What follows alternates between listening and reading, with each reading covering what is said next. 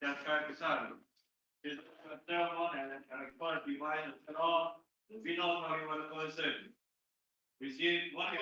morning.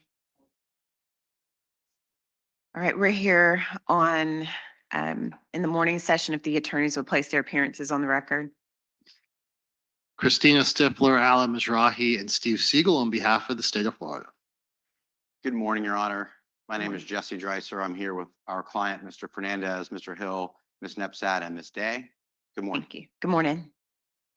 All right, is there anything we need to take up prior to bringing in the jury? Oh, ma'am. All right, thank you. Let's bring in the jury.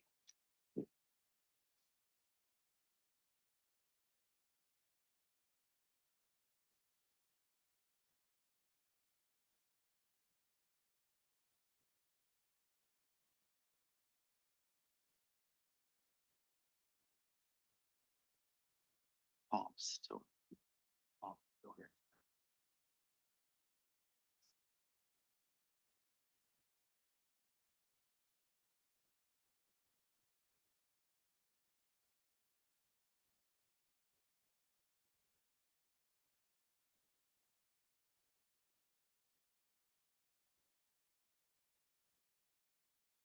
Is the witness close by?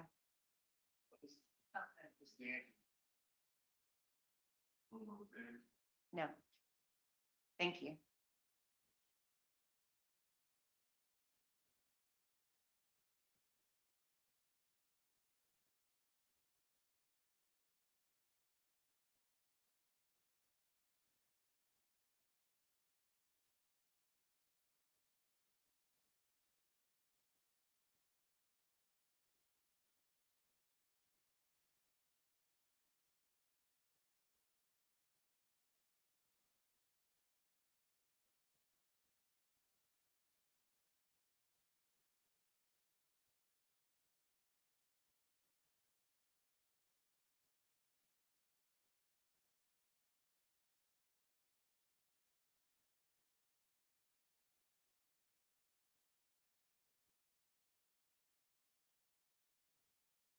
Yeah, probably.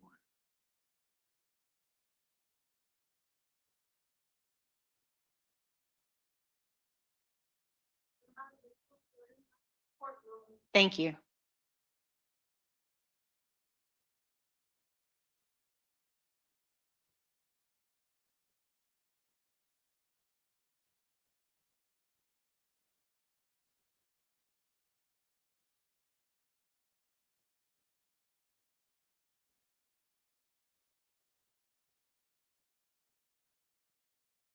All right, good morning, members of the jury. Welcome. And good morning. Everyone may be seated.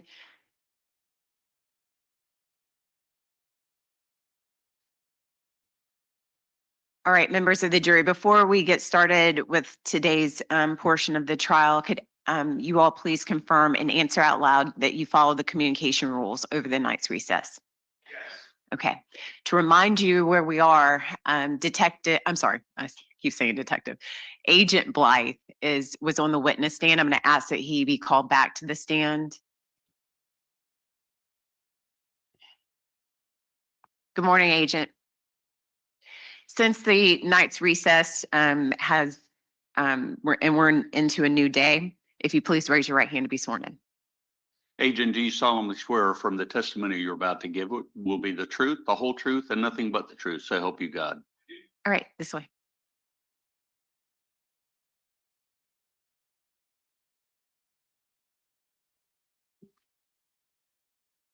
All right, Mr. Dreiser, you may proceed with cross-examination. Thank you. Good morning, Agent Blythe. How are you? Good morning. I'm well. You? I'm fine. Thank you for asking and thank you for being here, okay? Absolutely. Yesterday, we had a little bit of an opportunity to get to know you and your background. And of course, you are an agent with the FBI, right? Yes, sir. And you have a pretty impressive academic background. You have a degree in, I think, business. Yes, in accounting. Yeah. And then you have some experience in the real world and experience in law enforcement, combining all those skills, right? Yes, sir. And I think we can agree that well, let me say the one thing you don't have, and I'm not knocking on you, but you're not an engineer, correct? No, I'm not an engineer. And you don't work for T-Mobile, correct? No, I do not. And a lot of what we're talking about is the engineering of cellular networks.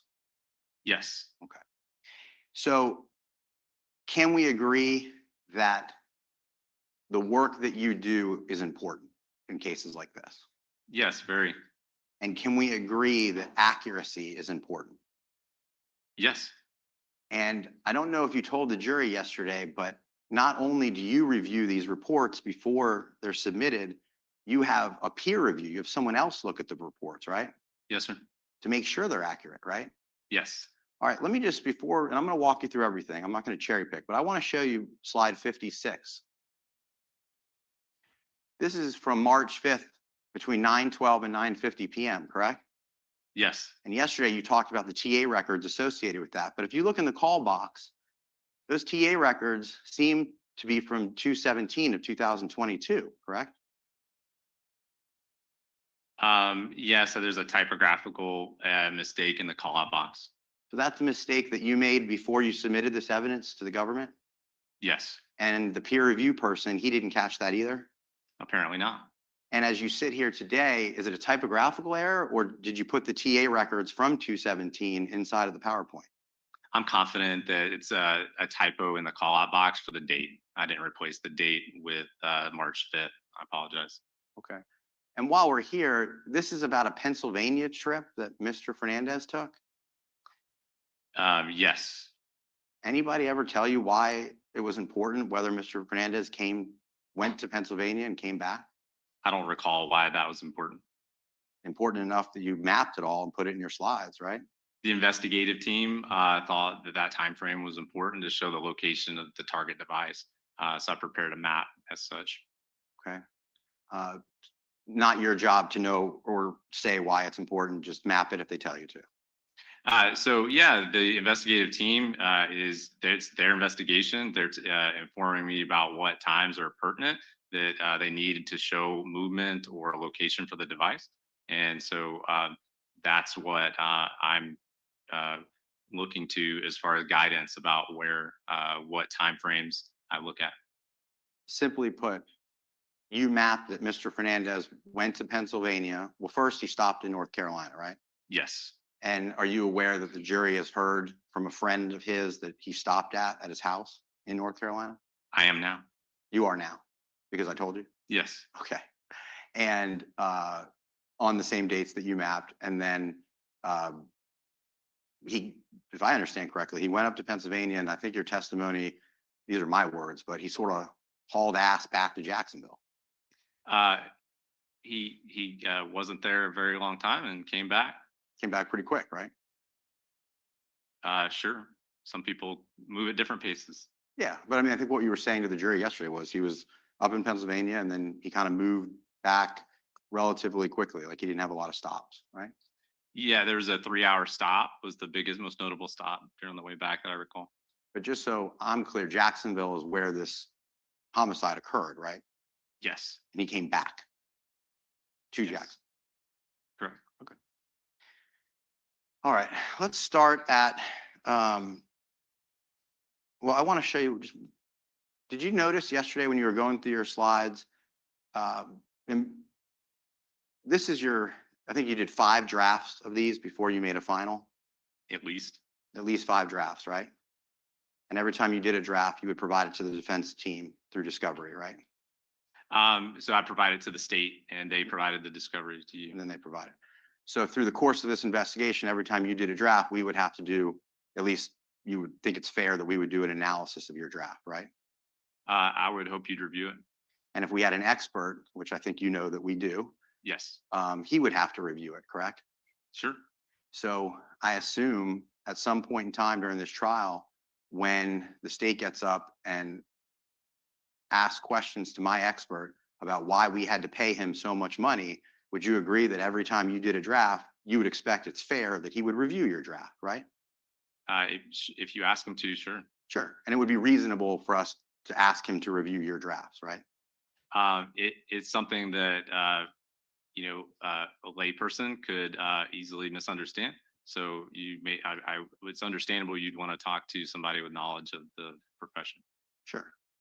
And can we also agree that going back to, you looking at these things and making sure that before it got submitted in evidence, it was up to speed. This is your final, correct? It is. Did you notice on about a third of the slides that are in evidence, they're still stamped draft? A third? Yeah, let's go to page 21.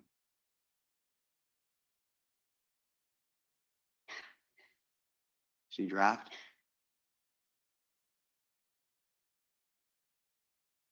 Can you see that, Agent? I do. Go to page 22. See that? Yes. 23? 24? I mean, I'll let the jury, it's in evidence, but significant portion of your final is still submitted draft. Is that another mistake that should have been taken out? In preparing over the past month or two, I noticed some things that wanted to modify somewhat. Didn't change the conclusions or the overall locations or anything like that. But I had somebody take a second look at them after I made some changes, and I forgot to take the draft stamp off. Okay.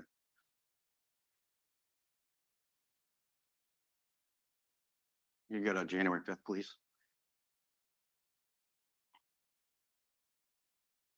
Start slide 8. This is January 5th. You would agree that this is at 10:56 to 11:51, and it shows that Mr. Fernandez is in the area of his house. Yes, same geographic area. Not unusual for a person to be in the same geographic area of their home, correct? No.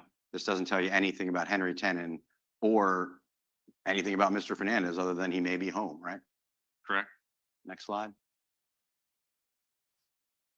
All right, now we jump hours later, right? This is like 5 hours later. Yes, 5:24 p.m. is when this starts. Okay, and this is Henry Tenon going to the area of Jack's Beach, correct? Yes. All right, so now you don't have any information as to where Mr. Fernandez is on January 5th, do you? No, not during this time frame. You have no idea whether Mr. Fernandez saw Mr. Tenon when he came near the Jack's Beach area, correct? I don't have any independent knowledge of that. Yeah, you have no communications between the two of them on January 5th, correct? Not that I've been made privy to. You can't tie Mr. Fernandez to Henry Tenon on January 5th in any way using technical data or records that you have obtained.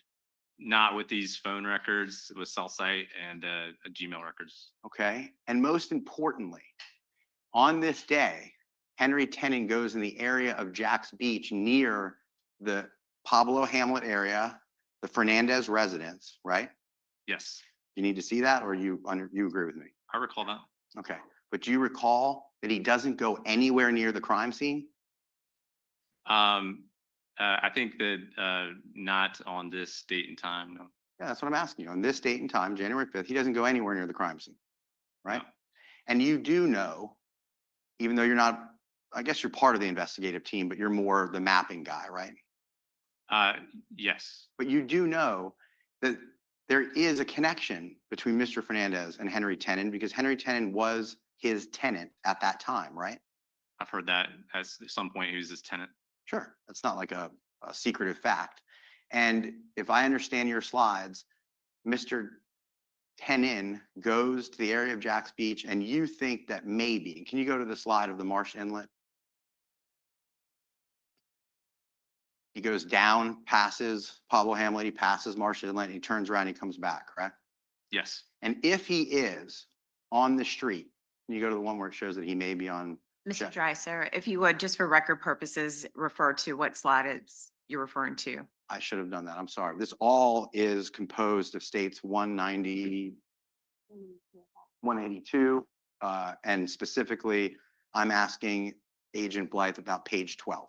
Thank you. Page 12, this is where, different than many of your other slides, you don't have any confidence level on any of these slides.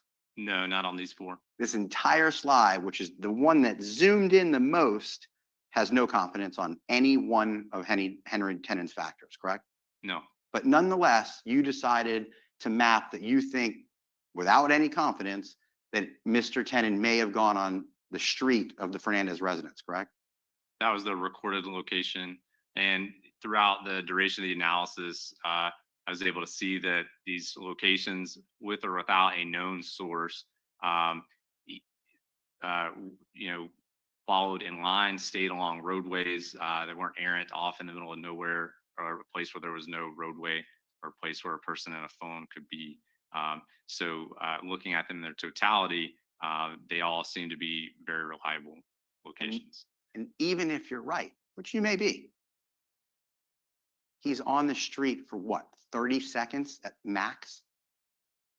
I mean, if you're exactly correct and your totality of the circumstances all added up, you can't put him on that street for more than 30 seconds. Correct. So, and you have no reason to believe that Mr. Fernandez was home. I don't know. You have no idea, right? No. And you don't know if Mr. Tenon was dropping off rent money in the mailbox. I don't know that. You don't know if Mr. Tenon was scouting the area because he planned to kill Jared Bridegan. You don't know that. No. You just know that he's in the area. And the one thing we do know is that the Marsh Inlet and the area of interest does have evidentiary value in this case, correct? That area has interest, right? Sure. Mario, and we're going to talk a little bit about this, Mario Fernandez's home is close to Marsh Inlet, correct? Yes. And I'm sorry, I did not say that correctly. Mario Fernandez's home is close to Pablo Hamlet, correct? Yes. Okay. And it's so close that it's hard to make any sort of data location because it's so close. It goes within the area of the bands that make it to where the technology just isn't that precise, correct? That's fair. Okay, and we'll talk about that later. Let's keep going. Let's go to the next day.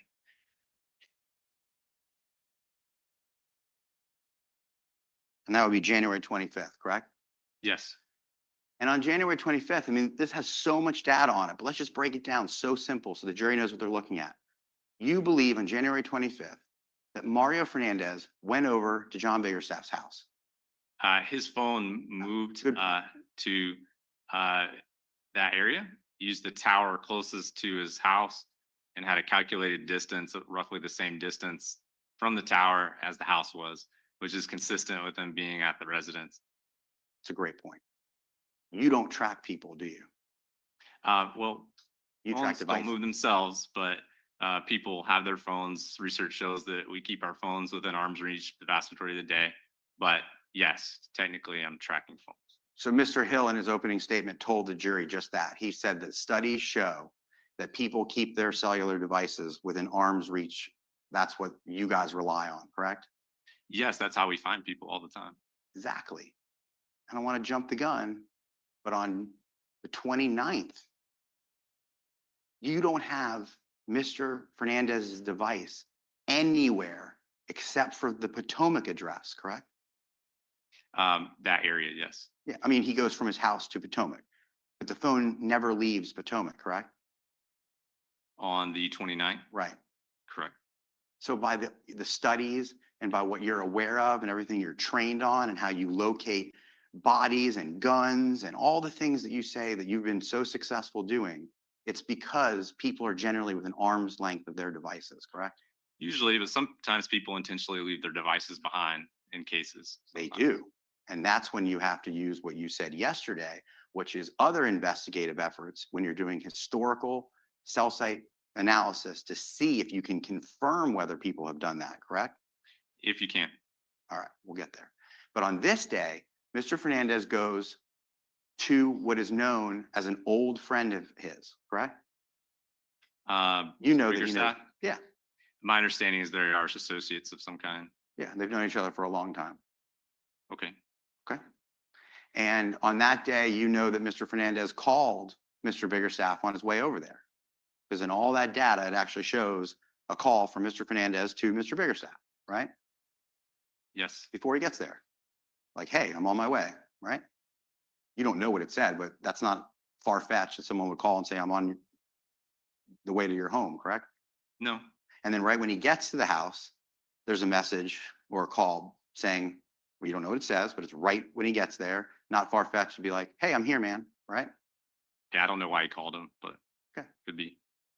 All right, so he's there for like an hour or so and then he leaves, right? I don't remember how long he's there. I think that to be the next slide. Yes. This is slide 16, Your Honor. Thank you. And you don't know why he was there. No. You have no evidence what he was doing there. No, sir. Someone just asked you to map whether Mario Fernandez was going to a guy's house that he knows for a long time. He left. That's what you know. That's what all of this information tells you, correct? Yes. All right. Let's go to January 29th.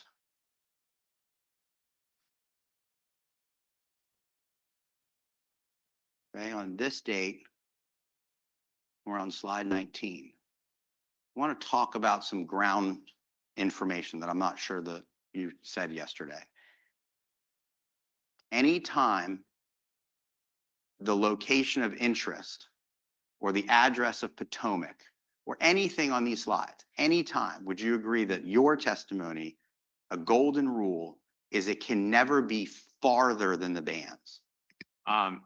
Very rarely. And if it is, we're talking less than 2% of the time, it's usually explainable because, for example, if you had a huge building like this courthouse and the antennas for the cell site are on different corners of this rooftop, it's huge. So if the latitude, longitude for the tower is dead center in the middle of the building, the antennas are on different corners of the building, that timing advance band could look a little farther away than it really is, or closer, depending on that layout. So usually you can reconcile that if you actually find a phone outside of the band that was displayed. So maybe not a golden rule, but a pretty good rule of thumb that it's never outside the bands, correct? yeah, it's very rare.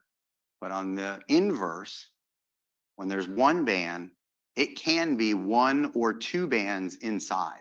Yes, that's possible. Of course, that's not only possible, you know that to be the case, right? Yes. If I say that the Mario Fernandez residence is right on the border of a band in some of these slides, Yes. you'll agree with me every single time that it's in the parameter of one or two bands, so it's in the timing advance bands. Yes. Okay.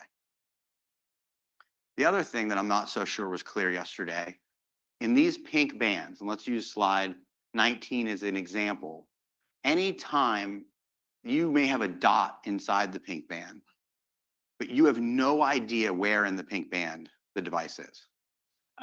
So are we talking about these dots are from Henry Tenon 53. These aren't timing advance estimated locations. Glad you pointed that out. I want the jury to be very clear. I'm not talking, and I didn't say this, so thank you. For these golden rules and concepts I'm trying to iron out, I'm not talking about the GPS stuff. That's different than timing advance, right? Right. These are two different people's devices on this slide. And two different technologies, right? Yes. So because you don't have any GPS for Mr. Fernandez, let me make it clear. When Mr. Fernandez's devices are in any of these pink bands, you have no idea where in the pink band it is. Yeah. So when Mr. Tenon's device is inside that band, it doesn't, just because it's inside the same band where Mario Fernandez's phone is, that they could be together. They may not be together. It's potential co-location. Is that what you're asking me? I really wasn't. I'm not asking Sorry. you anything about Mr. Tenon at the moment. I'm asking you for Mr. Fernandez. In all of these records, you're using TA analysis because you don't have GPS for Mr. Fernandez, correct? Yes. So what I'm trying to do is just get some global ground rules so the jury understands this. That device can be anywhere in a pink band, like at the very, very bottom of slide 19, where the pink bands end, or the very, very top. You don't know. The technology isn't that good. Yes. In isolation, the phone could be anywhere in that band, from one side of the sector to the other, to answer your question. However, if you have an intersecting timing advance, that's not the case here. But when you do, if it's close in time, you would look at that area of intersection to narrow that area. For example, in this one, most of the slides, it can be anywhere in the pink band. Yes. Right. And the other thing that I want to make sure is crystal clear, that if Mr. Fernandez's device is in his pocket, okay? And Mr. Fernandez is in his driveway and he's sweeping. You have no idea the movement of the device within the pink bands, correct? No. If Mr. He walks from the kitchen to the end of the driveway to throw a bucket of water out, you cannot do, this technology doesn't work like that, correct? Yes, no, it doesn't. It's not that precise. It's good enough to help us find people many times, but it's at those bands are 78 meters wide. So when, So that's the confidence of it. so when you're showing all this information from January 29th, and it's just like TA, TA, TA, TA, it's not like you know that the device is stationary and not moving. You can't tell that. So when maybe I say stationary, it's staying in the same area, a Band. defined area that we can define by those bands. It doesn't necessarily mean it's sitting still, perfectly still on one exact location. That's exactly what I'm Makes asking. sense. You can't do that, right? Right. Now, we'll get to some precise stuff in a question. The other thing that I just don't think I heard this word come out of your mouth one time yesterday, and you correct me if I'm wrong. Did you ever say the words Wi-Fi yesterday? Yes. You did? Okay, thank you.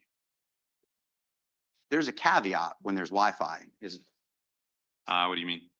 meaning that if a phone is connected to Wi-Fi, then there can be calls and texts that this wouldn't catch. So the calls generally make their way to the call detail records if they're over Wi-Fi. But if a phone can also use data over Wi-Fi, and that could, carry the data sessions rather than the cellular network. Right, so it's possible that a person could be making calls or text messages or doing video gaming, and you wouldn't have a record of it if they're connected to Wi-Fi. So the data sessions would therefore be carried by the Wi-Fi, the internet service provider. Sure. And it wouldn't show data throughput with the cellular network. If they made calls or received calls, those would make their way to the records. They may make the way to the records. They don't always make the way to They usually do, but Usually. it's possible. it's possible that they don't, right? Sure. Okay. And and we don't have to guess, even though we have photos, I'll show you in a second, that there is Wi-Fi at the Potomac address. Maybe there is. Most people have home-based Wi-Fi. Well, we don't have to say maybe, because you did the tracking of Henry Tenon's devices, and the data that you used at 2 o'clock for the geolocation of Mr. Tenon, and if you need your records to look, I'll be glad to, you used Wi-Fi. That was the source of the GPS at 2 o'clock. I guess all I'm saying is I don't know if it connected to Mario Fernandez's Wi-Fi, but there's enough Wi-Fi access points around there that the phone was able to generate a Wi-Fi based location. All right, let me pause you for a moment. Members of the jury, I need you to go into the jury room, please.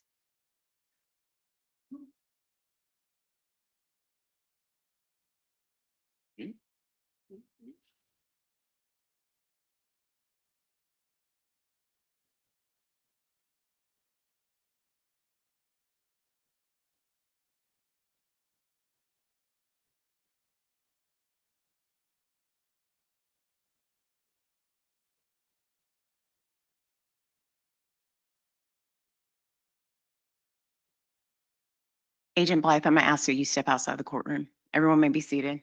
Yes, ma'am. Mr. Fernandez needs to go in the back.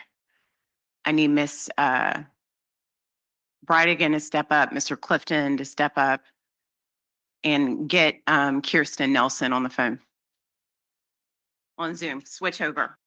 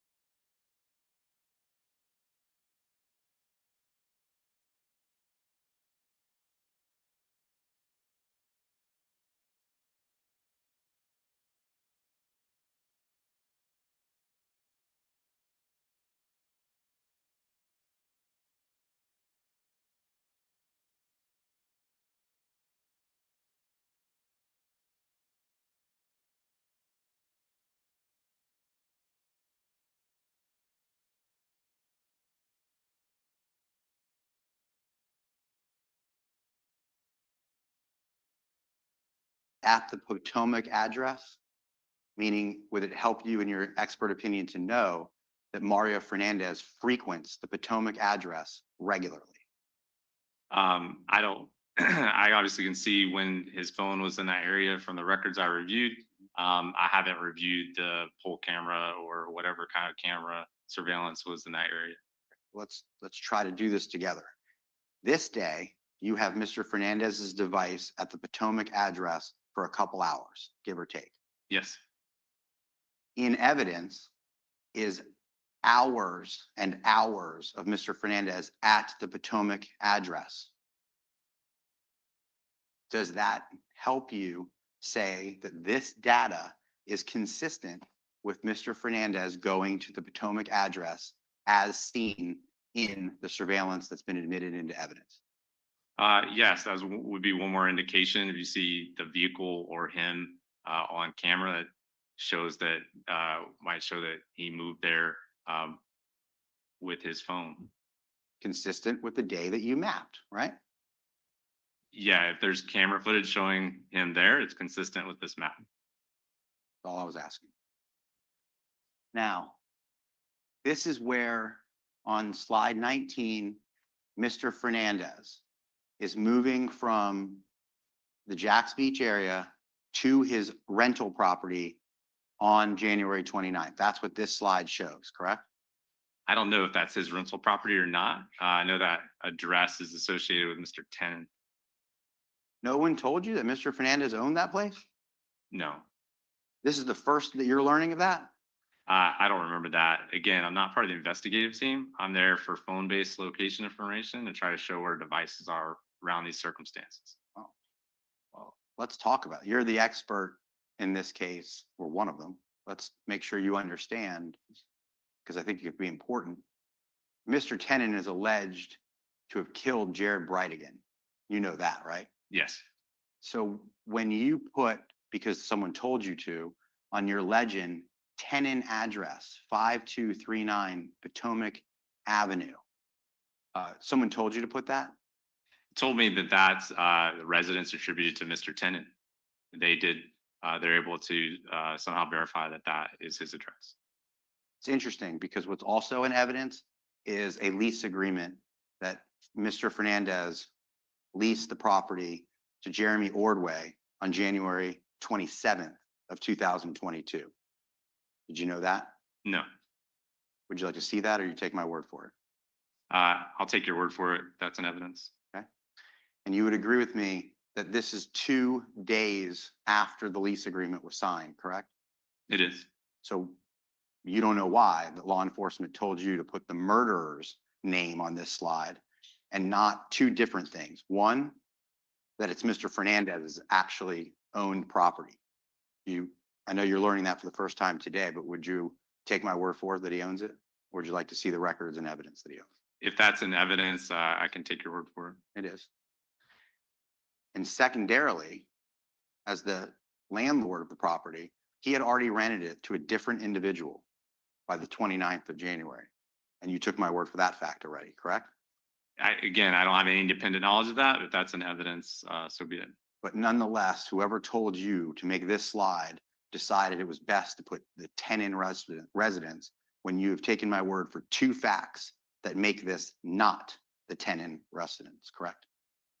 I don't know all those factors. If Mr. Tenon still had access to it, or what the dynamic there was. So the investigative team felt that it was a residence attributed to Mr. Tenon, and I took their word for that. Sure enough. Because that's all you can do is plug in the data that someone gives you, right? It's more than that, but okay. Let's talk about the movement of Mr. Fernandez's phone. You know that at 2 o'clock on 129, still looking at page 19 of your slides, at 2 o'clock and 5 seconds, Mr. Fernandez is not at Potomac, correct? What time? 2 o'clock and 5 seconds PM. Not yet. All right. Can you show the jury so my question's more clear? When I say that he could be anywhere in the band, Using that band as an example, can you show the jury where he could be? Yeah, so this event in this phone could be anywhere in this shaded area of this band. Mr. Dreiser. I'm going to ask would you help me change the color? Is that what you were going to ask, Judge? Yes. Sorry, I interrupted you, but No. I knew what was coming. And I say just Wait a second, sorry. Agent. Let's It's do- red right now and you maybe can't blue? see it. See what blue looks like. Can you try doing that again? Sure.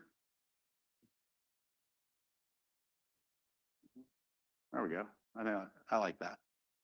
And just to clarify, when you show movement of a device and you see these timing advanced bands, yes, in isolation, the phone could be anywhere in the shaded area of that band. But if a phone is moving in a vehicle, the phone's going to be on a roadway. So you're going to look to where the roadways are as part of that overall route in that movement to see where that phone would have been during that time. I agree with Just you. to clarify. There's one road and a swamp on both sides. It's likely on the road, right? Yes. People can't drive through a swamp. I think we all get that. Right. In this case, there's a lot of roads though, right? There are several. Yes. You don't know what road he's on, right? Not exactly. No. So he could be pretty much anywhere in the band as long as it's not somewhere off the road. I mean, based on the timing, I think it's most likely somewhere along Old Kings Road or an adjacent road, but there are several roads around it. Okay. But we agree, under no circumstances, according to your expert opinion, is he at Potomac? At 2:02, the phone is I'm asking you very on its specifically, way. at 2:05, he is not at Potomac. I don't think so yet. No. Okay.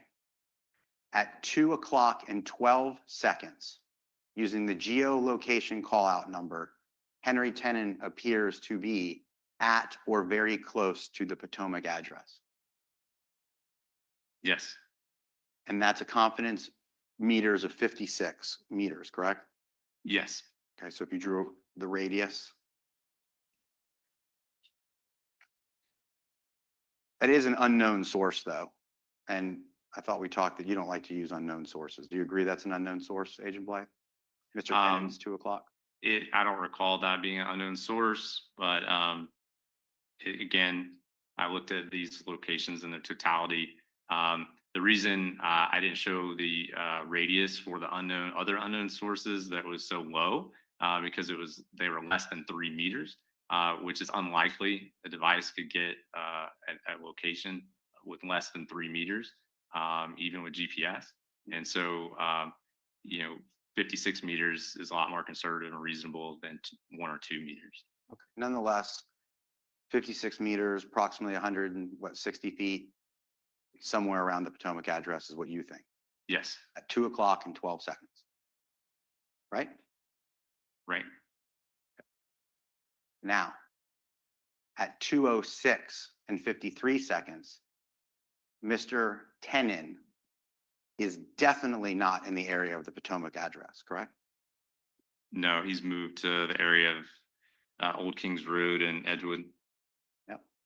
And we know he's on the move because he hits another tower at 2:08, and then he has geolocation at 2:10.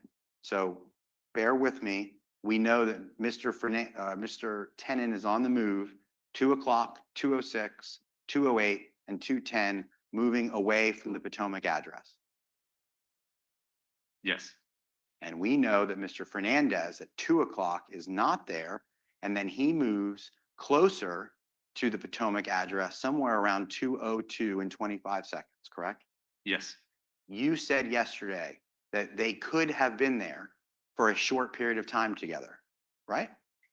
Potentially. But potentially they were not there at the same time together, correct? I'm sorry. Potentially they were not there at the same time together.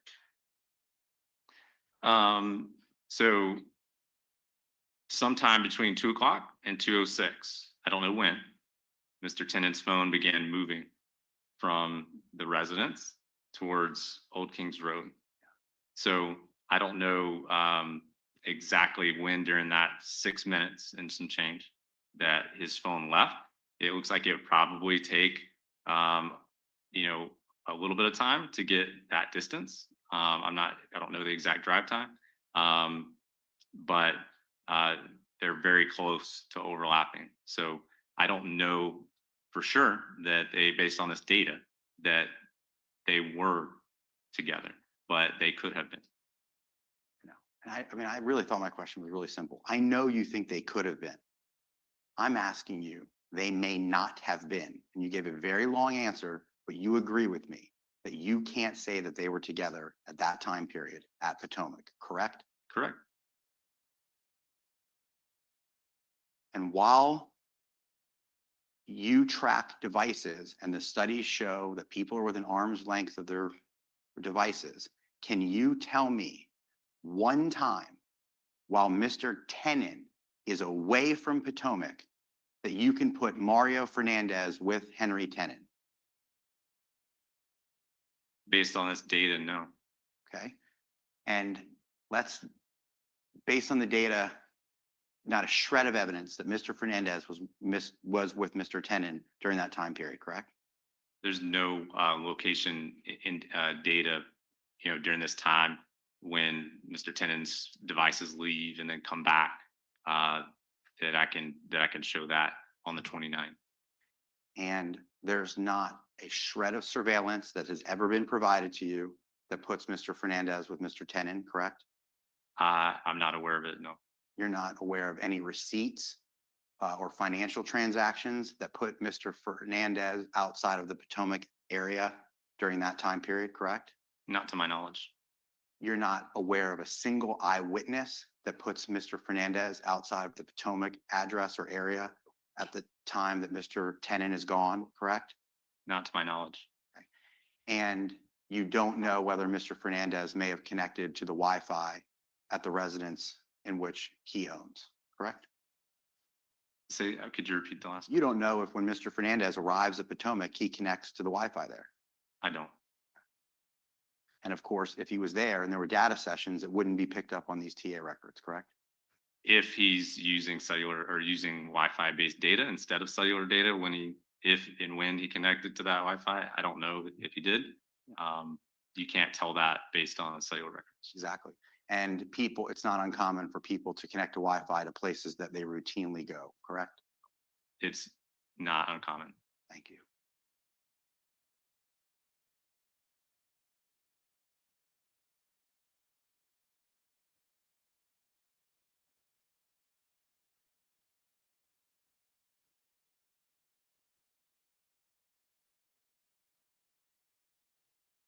You have a bunch of slides that reflect that Mr. Tenon went near the crime scene during that time period on January 29th, correct?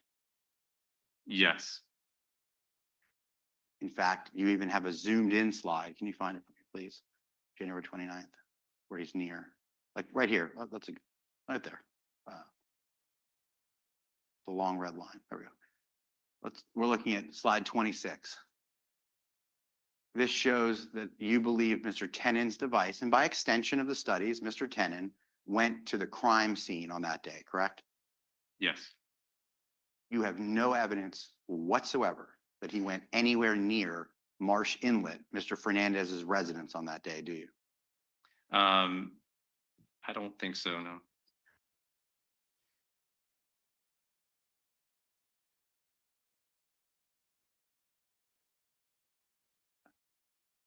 February 15th?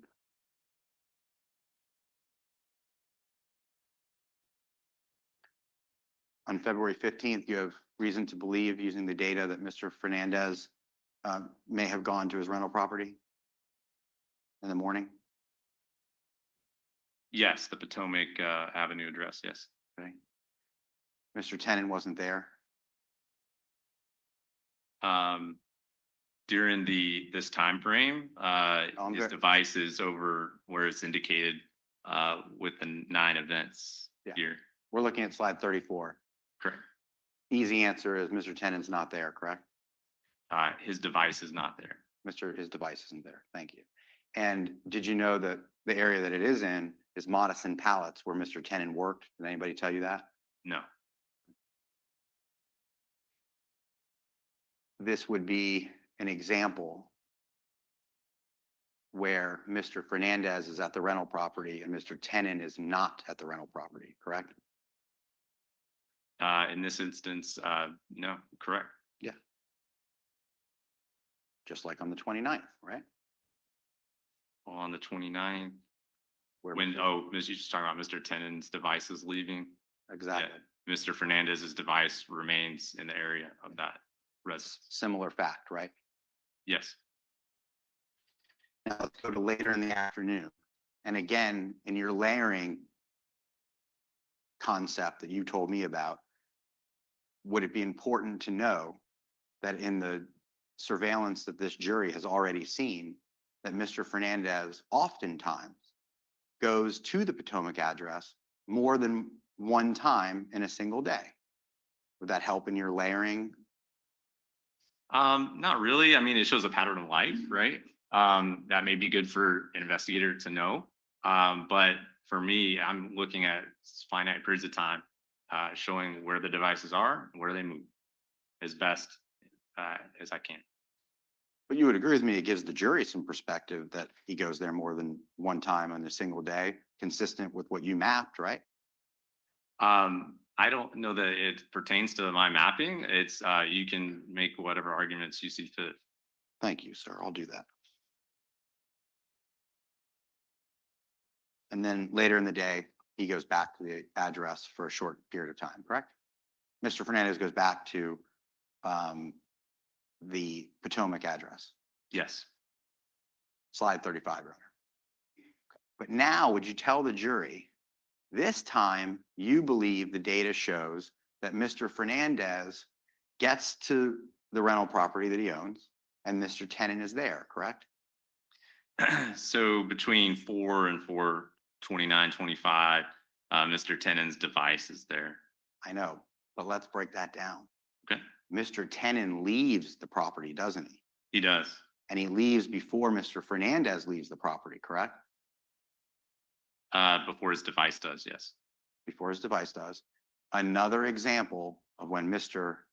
Fernandez is at the Potomac address and Mr. Tenon is not at the Potomac address, correct? I would replace their names with their phones, but yes. You would, the devices, because you maintain people are with their devices, right? Usually, Usually. but Okay. we talked about this earlier, yes. Yeah. All right.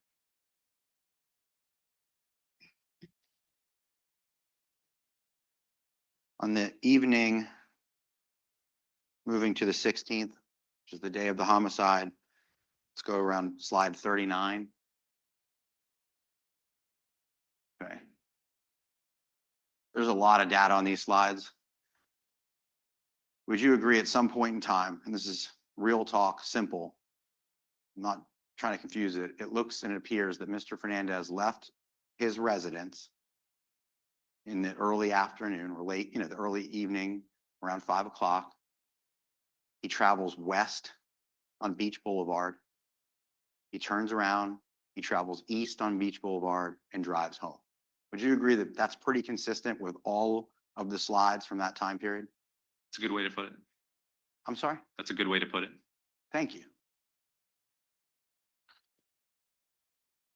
And now, again, no one's ever provided you any evidence that Mr. Fernandez left his home on the evening of the homicide, correct?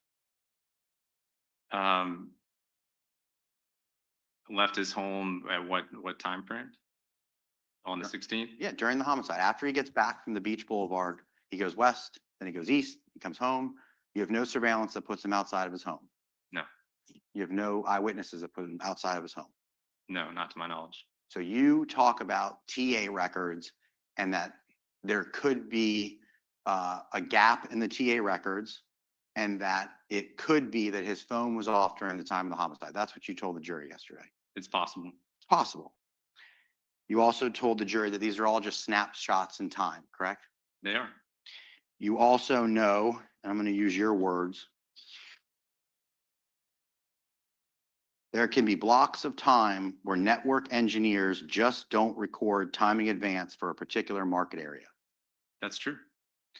And you also know that when you got all the records that you've used to compile this data, it came with a warning, correct? Yes.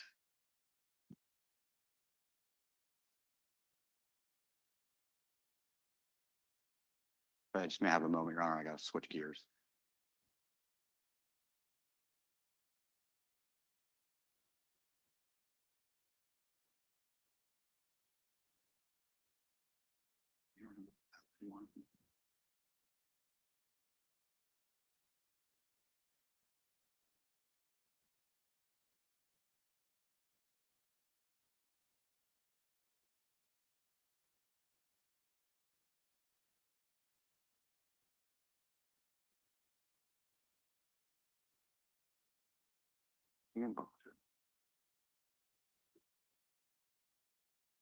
This is the warning that you received from T-Mobile?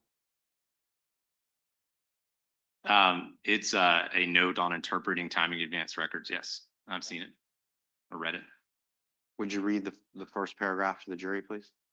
Your response includes timing advance records. TA records are not call records. TA records are specialized historical location records. They are based on tower registrations and are not dependent on a voice call, text message, or data session. TA records are stored by market as defined by T-Mobile Engineering. TA records are retained for 0 to 90 days. Retention varies by market. Timing advance data may not be available in every market, portion of a market, or for every IMSI, which is an account specific number for a user on their network. And even if call records are found, there may be times when no timing advance records are available. Please exercise caution in using these records for investigative or prosecutorial purposes. You are in fact using these for prosecutorial purposes. Absolutely. And what they mean there is you need to know, Respectfully, I didn't understand them, and they're gracious enough to come and provide training directly from their network engineers to FBI CAST and other units. And in their training, because you've already testified to it, you tell the juries that there are times where, I'm going to use your words, there are blocks of times where the network engineers just don't record timing advance for a particular market area. Those are your words. Yes. And this is what we're talking about. One of those times between approximately 7:10 and 8:20 p.m., right? It could be, but I don't know that for sure. Of course. So now let's go to the slide where it sort of shows the desolate time period that the prosecutor talked about at great length yesterday evening.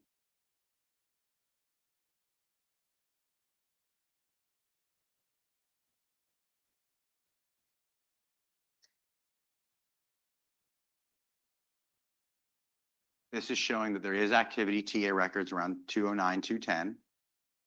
709, 710. Yeah, I'm sorry. 2 being the month, 709 to 710, and then there's a gap. Yes. Between 820. That's what you were talking about. That's what T-Mobile's talking about, right? Could be, possibly. Okay, so now let's go. And this is it. This is the slide they showed you yesterday, where it just slide number 42, where it just shows like no pink. And it looks like nothing happened, right? This is a representative that there's no TA records during 7:11 to 8:19 p.m. That's the slide that you developed, correct? As well as the note shows there's no outgoing or incoming text messages during the timeframes noted. Okay.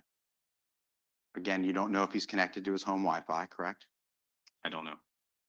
And let's go down to the slide that shows a bunch of TA records on the night of the homicide.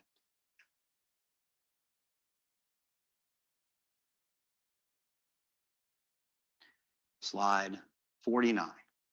So on this exhibit that you put together, different than the desolate one where it just shows nothing, you put all these TA records on the right-hand side, correct?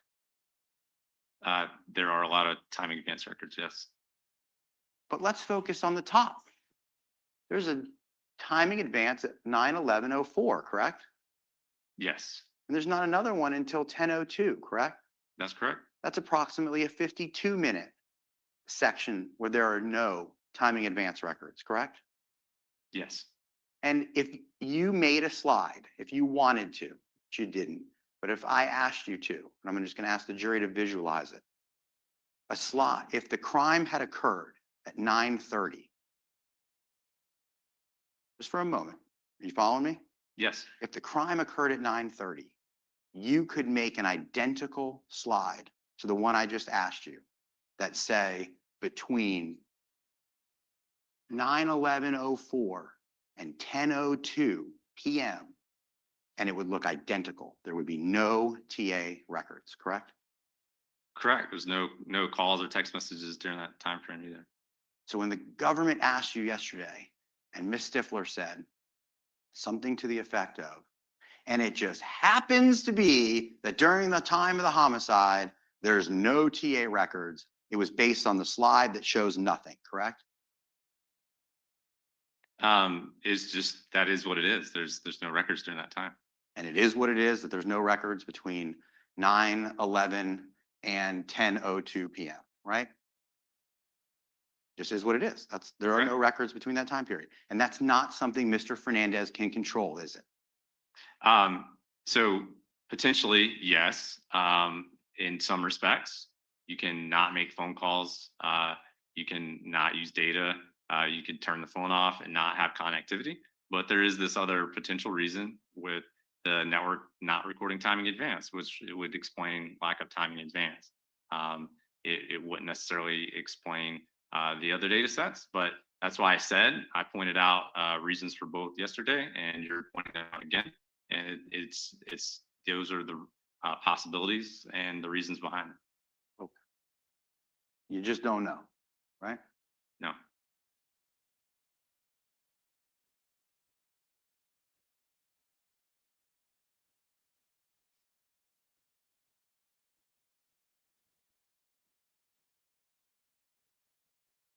May I just have a moment here? Yes.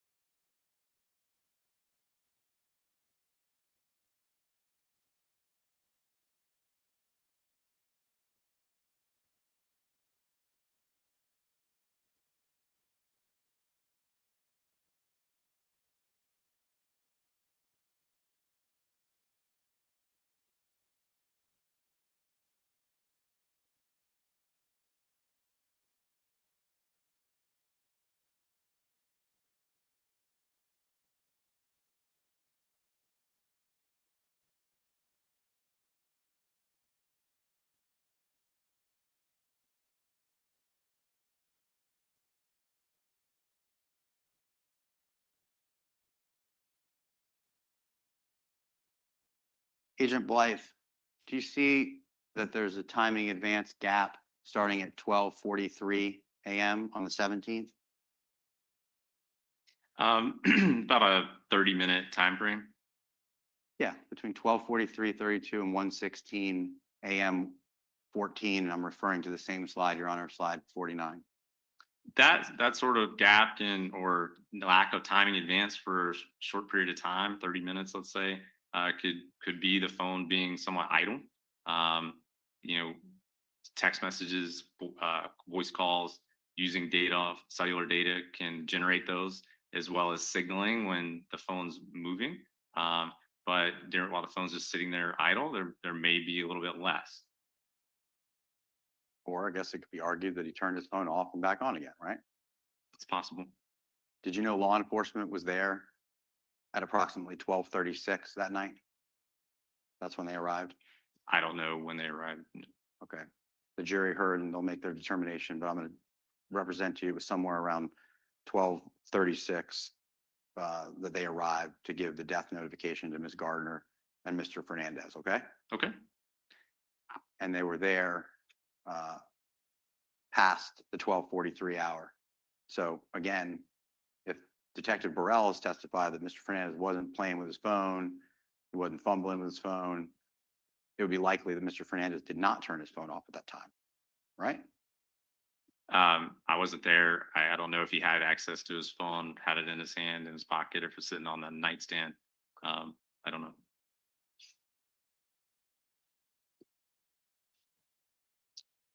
All right, and then we talked about Pennsylvania, and so I'm going to move on.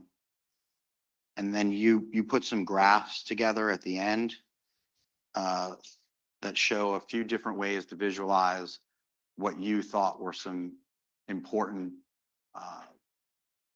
historical pieces of information about when he uses his phone and when he doesn't. Is that a fair description? It's just pattern of life. It's showing in a benign way just when the device is used more, by frequency, when the device is in use, based on the call detail records. That's what I was going to ask you about, based off call detail records, right? Yes. None of these charts factor in Wi-Fi whatsoever. No. So, Well, yeah. So text messages are indicated in the records. Calls go in the records even if they're over Wi-Fi.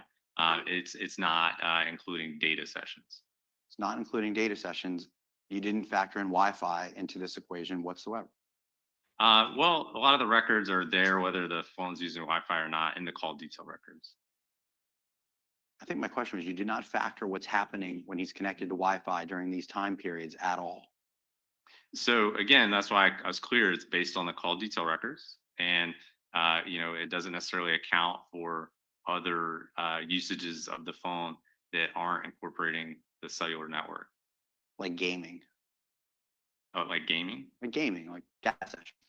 Correct. The jury's learned that Mr. Fernandez was a big gamer. Did you know that? No.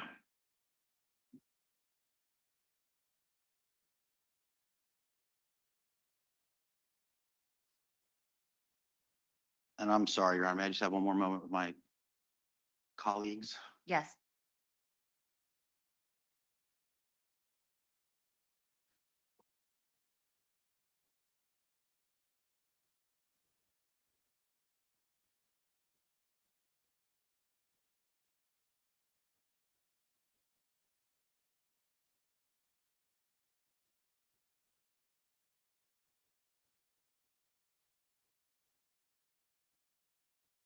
I have no further questions for the witness at this time, but I just need a minute to clean up my mess. Sure.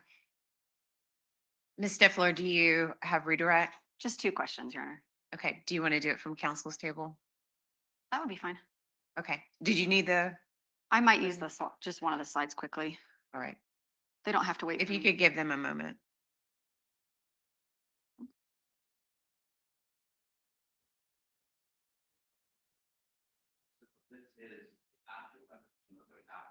I'll just use the Elmo. Thank you. Yes, ma'am. I won't.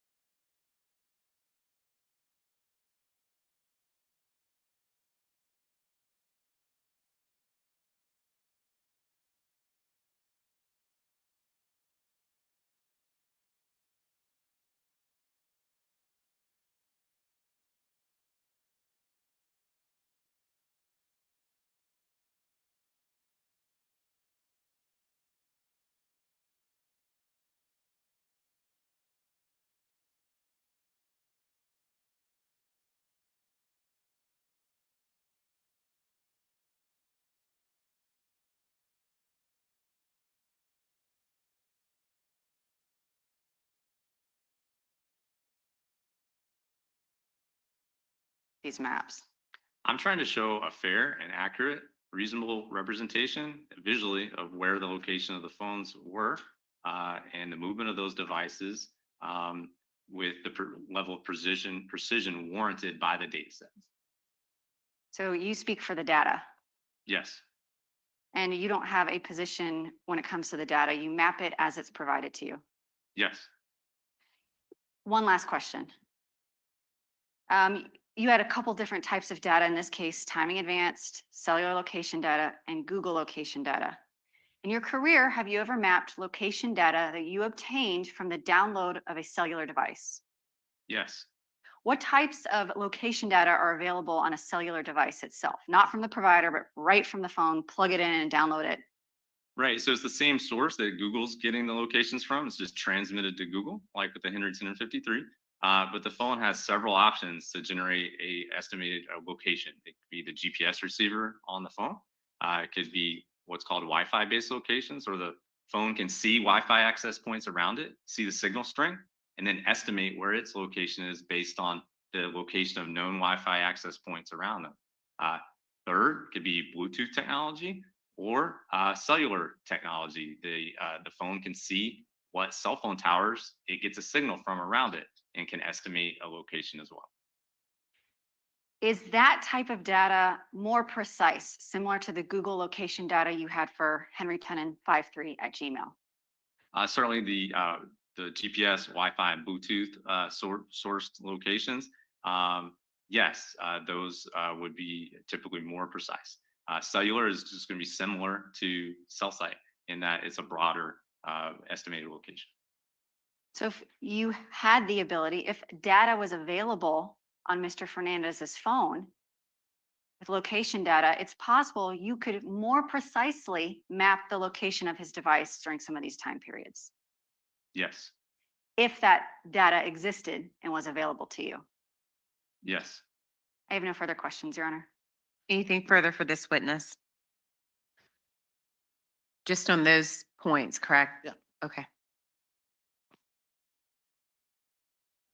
Do you know if on the night of the homicide, when they gave a death notification, they asked for Mr. Fernandez's phone?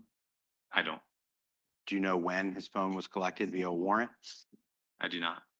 Certainly law enforcement can get warrants. They can stop people and they can collect their device, correct? Yes, And generally, the suspect doesn't know when that's going to happen, correct? Now, this is directly to her asking questions about other people's phones and other investigations, what information he could use if he All had right, it. stop. I'll overrule the objection. You can ask. Thank you, Your Honor. People don't generally know when their devices are going to get seized. no. And in this particular case, a warrant was issued approximately 11 months after the homicide for Mr. Fernandez's phone. Did you know that? I did not know that. And that's when they got it, 11 months later, right? If that's true, that's when you would have had that ability to look at that phone when law enforcement seizes it, right?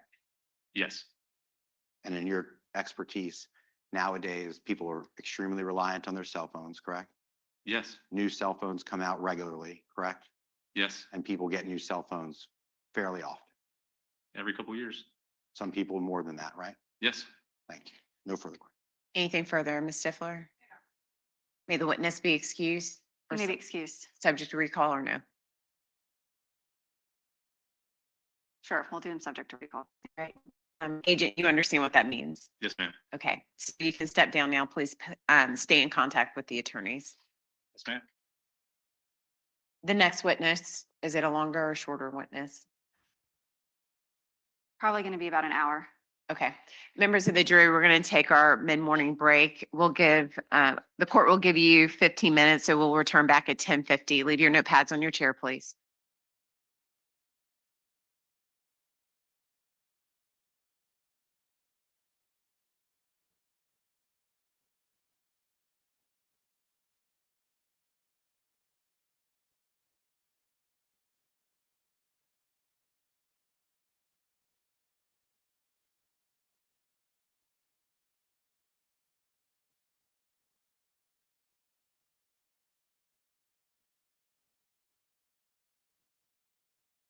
All right, please let the record reflect that the jury has left the courtroom. It's actually like 10:40, so we're going to go closer. We'll just start at 11 o'clock, okay? All right, let the jurors know, Ms. Gordon, then I'm going to come back at 11. All right, enjoy your recess.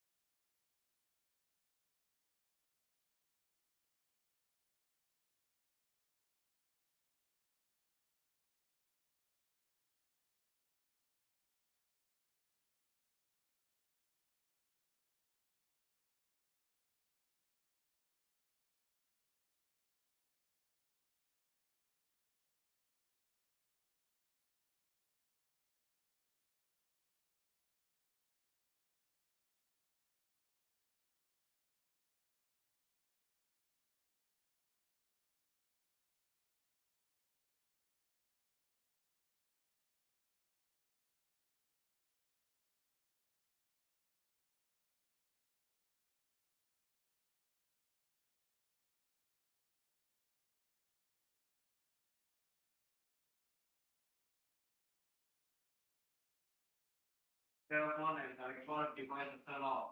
Do not hang up the consent. Thank you. Good. Receive. All right, are both sides ready to proceed?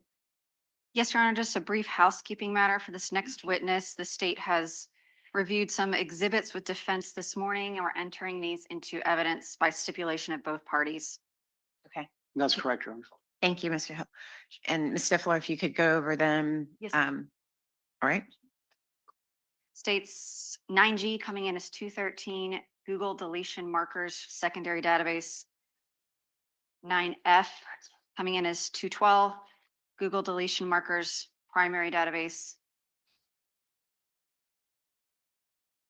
States I coming in as 215, Google deletion data by process data bar graph. And 9H coming in as 214, CDR mediations, Mario Fernandez-Saldana with highlights. all right, thank you. Are both sides ready?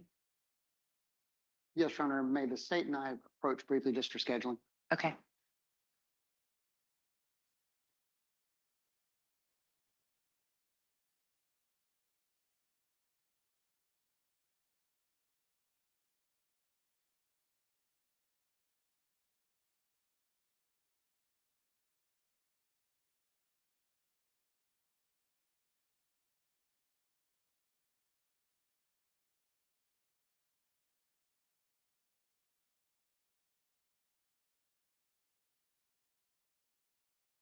Right, let's bring in the jury, Ms. Gordon.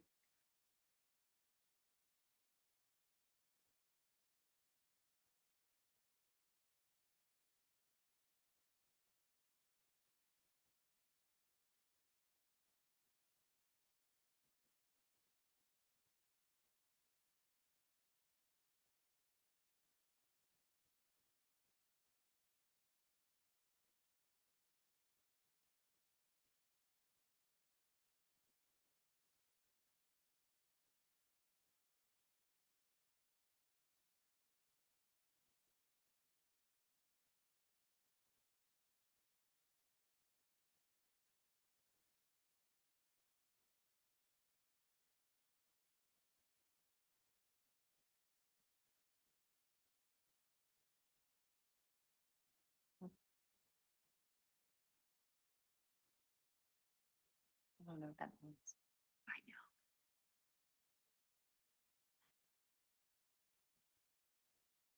How to get a hold of AJ.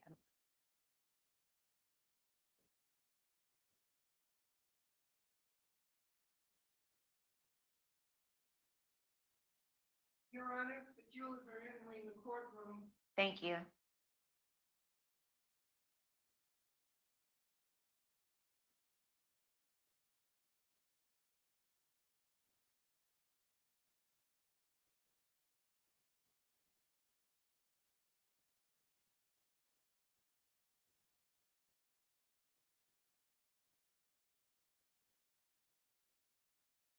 Welcome back in. Everyone may be seated. Ms. Stifler, the state will call its next witness. Your Honor, the state calls Lindsay Butler. Lindsay Butler, please.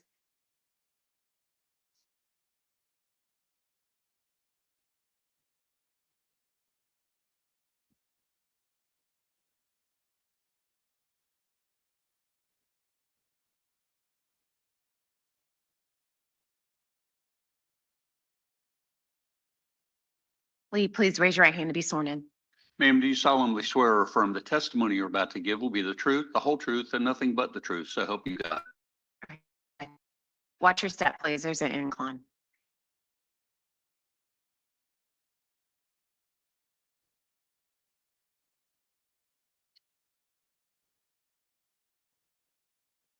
Can you get rid of that cup, Ms. Gordon?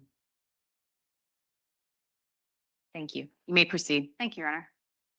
Good morning, Ms. Butler. Could you please introduce yourself to our jurors? Good morning. My name is Lindsay Butler. And Ms. Butler, what is your occupation? I'm currently a physical security analyst for the North American Electric Reliability Corporation. And who was your previous employer? I was previously employed by the Bureau of Alcohol, Tobacco, Firearms, and Explosives, or the ATF. And could you speak up just a little bit? You're a little soft-spoken. I want to make sure we can hear you okay. Yes. How many years were you with the ATF? I was with the ATF for approximately 5 years. And what was your position there? I was an intelligence research specialist. Can you describe for the jury what an intelligence research specialist does? Sure. So we receive data, we interpret the data, we analyze the data, and we assist investigators who are investigating a variety of crimes, both state and federal. Was your position with ATF a civilian position? Yes, it was. You're not sworn law enforcement. Correct. And can you give the jurors a brief outline of your educational background? I have a bachelor's in criminal justice from Virginia Commonwealth University and a master's in criminal justice from the University of Cincinnati. And can you describe for the jurors, today you'll be testifying about your analysis in this case involving cell phones, Google data, and toll records. Can you give the jurors an idea of the training and the training and education you've had in those types of data, the analysis of that type of data?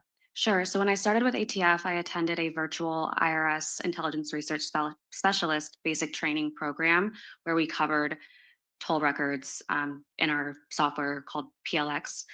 I also attended an advanced IRS techniques course in August of 2021. I attended a PLX advanced course, which covered the analysis and review of toll records in December of 2021. In August of 2022, I attended a 4-week in-person academy, Intelligence Research Specialist Academy. And then I also attended the FBI's CAST cell phone analysis training in the summer of 2023. You're trained in CAST and PLX and utilizing Cellbrite and other applications to review different types of data. Yes. I want to talk about your involvement in this case. Back in 2022, were you employed as, and I'm going to call it IRS for short, as an IRS with the ATF? Yes, I was. And were you assigned to the Jacksonville office in 2022? Yes, I was. How did you become involved in the homicide investigation into the murder of Jared Bridegan? I was notified by an ATF special agent that the homicide had occurred, and I was asked to assist in the investigation. Can you describe for the jury what your role as an IRS is in an investigation like a homicide? Sure. So I would review various types of records, assist investigators with interpreting those records, provide investigative leads, things of that nature. And in this case, you did some preliminary cell site and timing advanced mapping to assist the investigators. Yes. And then later coordinated with Agent Blythe with the FBI regarding that mapping and data. Correct. Do you participate in investigation to the extent of a sworn law enforcement officer, like going out in the field, interviewing witnesses, collecting evidence? No, I do not interview witnesses or directly collect evidence. And you don't write any reports about your work? Correct. You mentioned something called toll records, which is a big portion of what your testimony is going to be today. Can you tell the jury what toll records are? Sure. So toll records are essentially kind of like the call log that you all have on your phones. It's records that we receive directly from the cell phone provider, and it provides information such as date, time, the number that the phone is communicating with, the duration, the direction, things of that nature. And in this case, where you provided toll records for several different individuals to include Henry Tenon, Mario Fernandez-Saldana, Shanna Gardner, John Biggerstaff, among others, but mainly the focus of what we're going to talk about here today. Yes, I was. Where you also provided Google data returns for Henry Tenon, Mario Fernandez, and John Biggerstaff in this case. Yes, I was. Let me pull up my PowerPoint for everyone. I'm starting with what's been marked and entered into evidence as State's Exhibit 214. Can you tell the jury what we're looking at here on your screen? And it's really hard to read. Don't worry, we'll explain what it is. This is a Excel spreadsheet containing the toll records for the telephone number 904-566-2633 for the time frame January 1st, 2022 to August 23rd, 2022. Those dates and times were pulled in UTC times. So that's why there's a little bit of a difference when you get down into the data. So this is a spreadsheet. You did some conversions for UTC time. I did.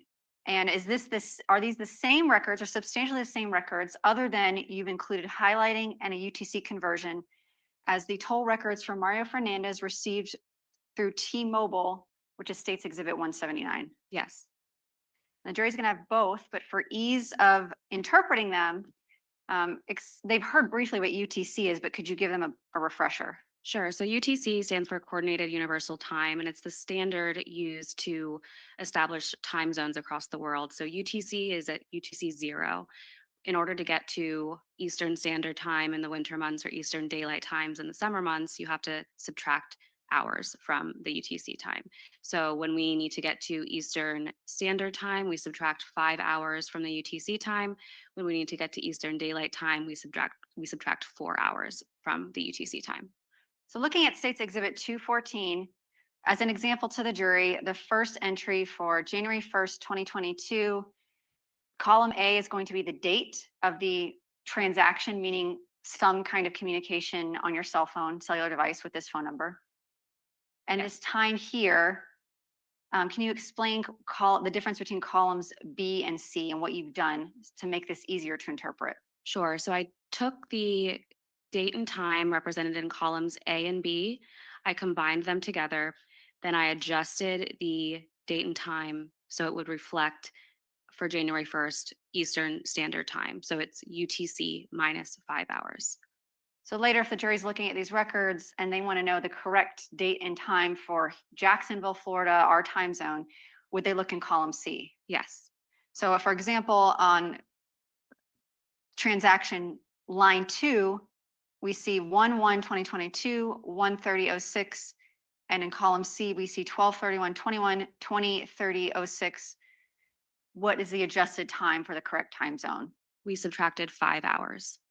And we ended up with 20/30/06, which is going to be 8:30 p.m. Right, on December 31st. And those are in military time, so hopefully someone knows how to subtract 12 in that jury room. Call type, what is column E going to show us? The call type shows the type of communication represented in that row. So SMS would be an SMS message. There will be calls represented as well. MTC is a mobile terminating call. So that's a call that's coming into the device that we're looking at. MOC is a mobile originating call. That's a call that's going from the device that's we're looking at. And there's also RCS messages, which is rich content messages, which is kind of just more of a modern text service. So when we look in the column E, we see MOC and MTC are going to be calls, incoming and outgoing. SMSC and that rich messaging, I can find one. Here we go. RCS, IM chat. Are these just different ways to indicate a chat or text feature like you use when you're texting? Yes. And then there's also a column here, column D, for duration. For our calls, not text messages, there will be indicated in seconds the length of a phone connection. Yes. Column F, what is this going to indicate? That indicates the direction of the voice call.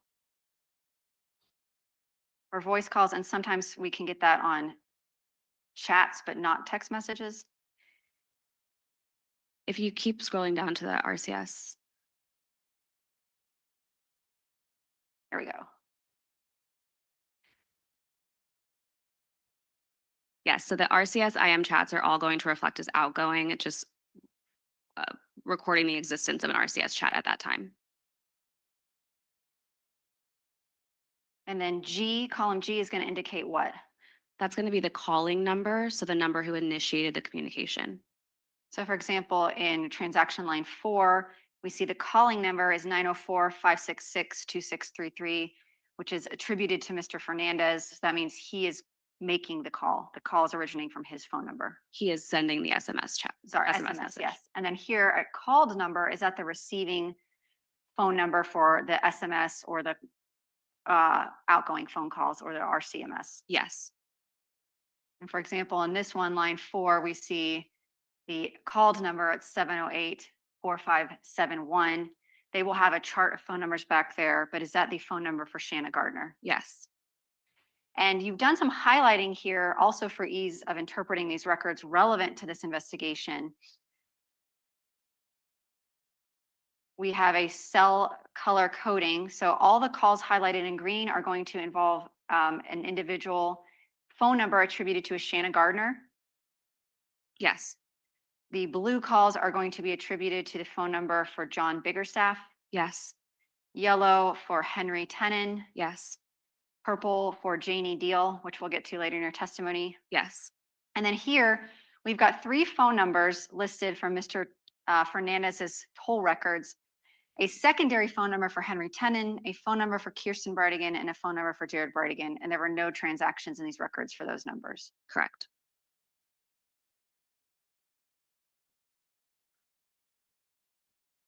Okay, so I want to talk about some specific dates of interest within his toll records. Beginning with January 29th, 2022.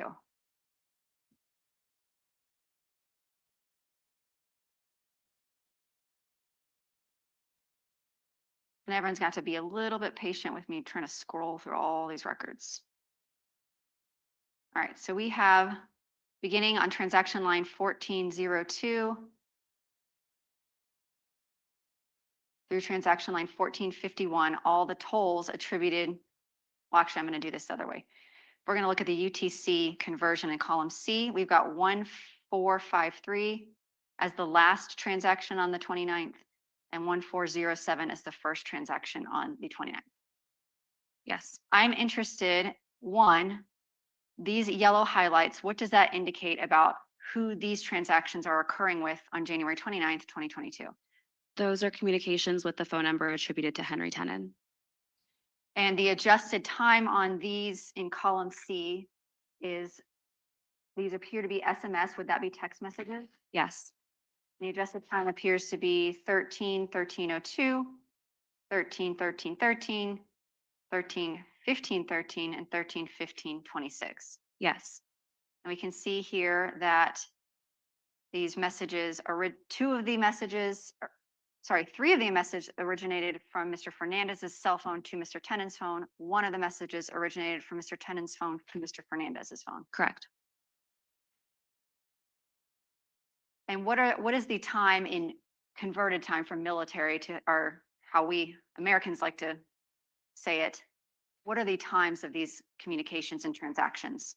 1:13 and 2 seconds PM, 1:13 and 13 seconds PM, 1:15 and 13 seconds PM, and 1:15 and 26 seconds PM. And we see here that there is some activity initiated by this phone number, meaning presumably initiated by Mr. Fernandez to send text messages. Correct. I'm going to call that active usage by the phone holder or the phone subscriber.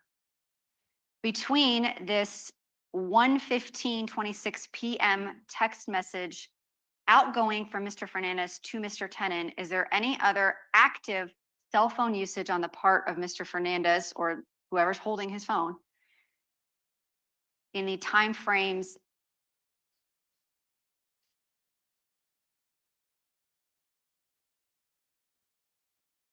between 2 PM and 4 PM? No.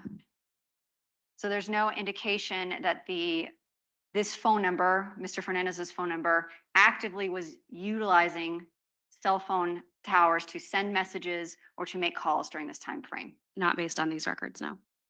And here we see at 15:43:16, 17:10:14, and 18:38:22 on lines 1444, 1445, and 1446. Incoming text messages from a 2300 number.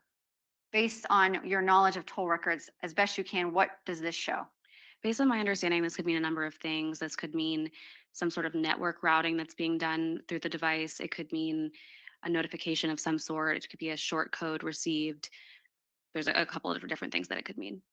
Does it indicate any active use or activity by the cell phone belonging to Mario Fernandez to somebody else? Not based on my understanding, no. And then the next contact after these texts with Mr. Tenon and these unknown notifications, we have a text message coming into Mr. Fernandez's phone at 18:41 on the 29th, which would be 6:41 PM. Yes. And who is that text message from? Ms. Gardner. So on the 29th, just to recap, there is no active cellular usage by this phone number during the time frame between 2 p.m. Well, actually, the last active we have would be what? 1:15 p.m. And then the next outgoing text from Mr. Fernandez is going to be 6:55 p.m. That's correct. I want to move ahead to February 16th of 2022. And by the way, here, as I'm scrolling, did you notate every single transaction that you observed between Mario Fernandez and a phone number ending in 7612 belonging to Henry Tenon in yellow? Yes, I did. So as we scroll through, we'll see, and I'll get to that in a minute, but did you observe transaction and communication activity between Mario Fernandez and Henry Tenon in January, February, March, and April of 2022? Yes, I did.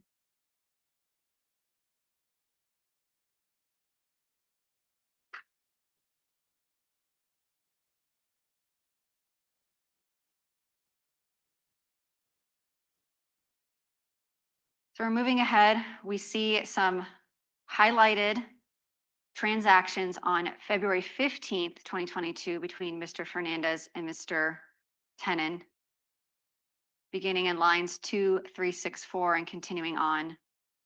And on that same date, we see highlighted in blue a number of transactions and whose phone is indicated by the blue highlights. That's the number attributed to John Biggerstaff. So on February 15th, we have communications with Mr. Tenon and then communications with Mr. Biggerstaff. Correct. Moving to the 16th, I want to talk about a time frame.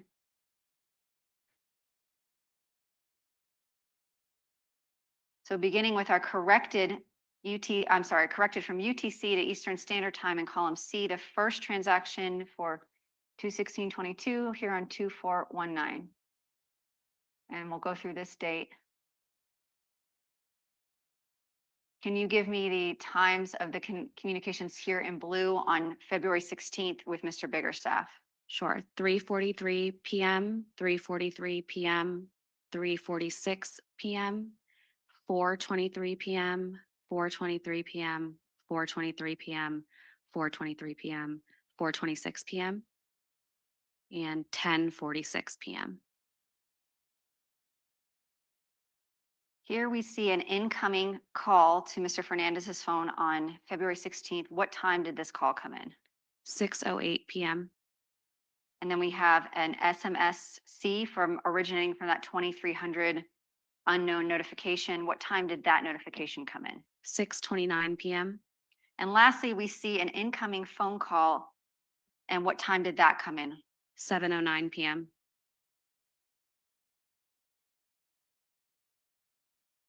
Ms. Butler, you had mapped data previously. Have you had the opportunity to review Agent Bobby Blythe's slides regarding timing advanced data mapping from Mr. Fernandez's phone on February 16th? Yes. And we have here on States Exhibit 182, slide 41. Have you seen this slide previously? I have. And it shows here a timing advanced transaction at 7:09:53 p.m. And does that generally correspond with the last cellular activity on his phone during this time frame here in line 2441? Yes. Is there any cellular transactions between 7:09 and actually, I'll just ask you this. When is the next cellular transaction in the records after that 7:09 p.m. on February 16th?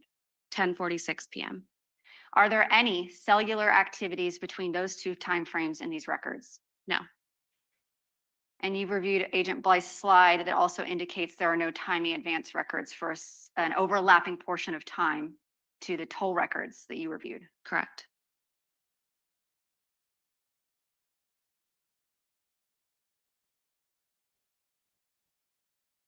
I want to talk about, I'm showing you a chart that you made for demonstrative purposes for today's testimony. Can you explain to me what we are seeing here in this chart?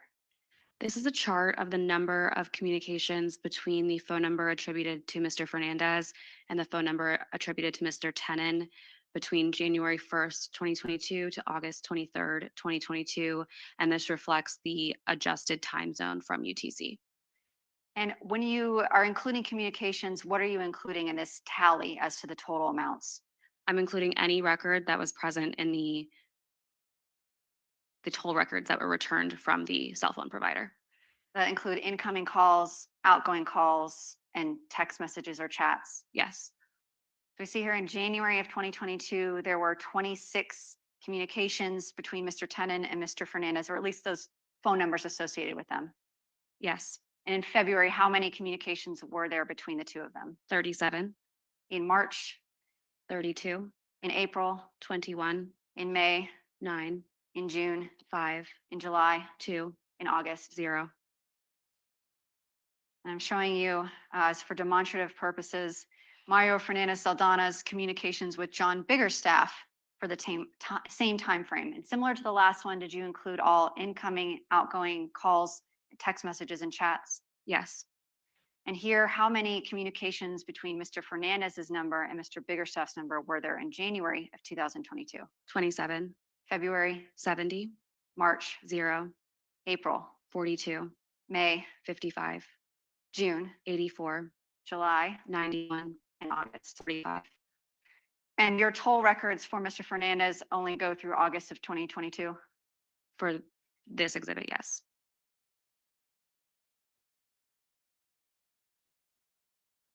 I want to ask about one more date in these records. Actually, two more dates.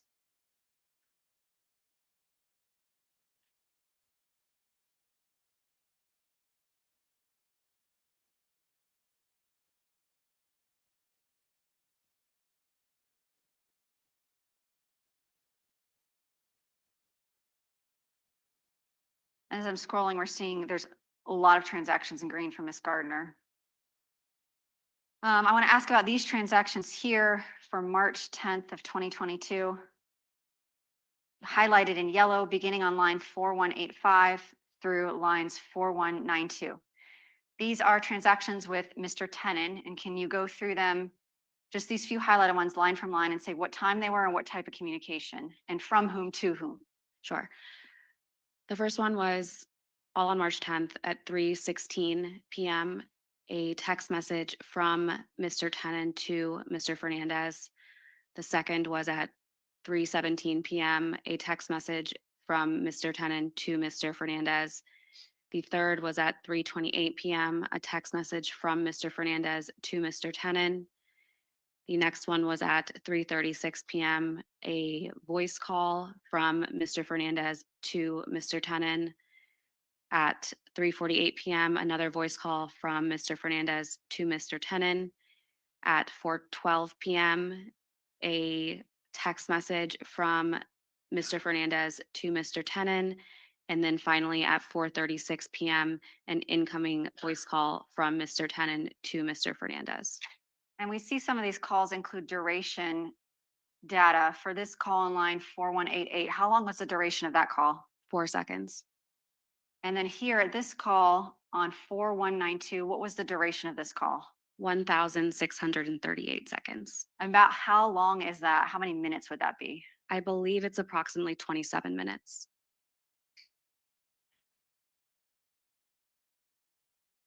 And I ask about that date specifically because as part of your investigation, did you pull those records and provide them to detectives based on a specific date being of interest to you all? Yes, I did. And what was the date of interest to you when you looked at these records and pulled those March 10th phone calls? Based on my understanding, on March 9th, the Jacksonville Beach Police Department released images of the suspect vehicle, the blue Ford F-150, to the media. Do you know the total duration of minutes total from these records between Mr. Fernandez and Mr. Tenon for these transactions from January through July of 2022? How many minutes total did they speak over this 7-month time period? It was over 10,000 seconds, approximately 176 minutes, which is approximately 3 hours.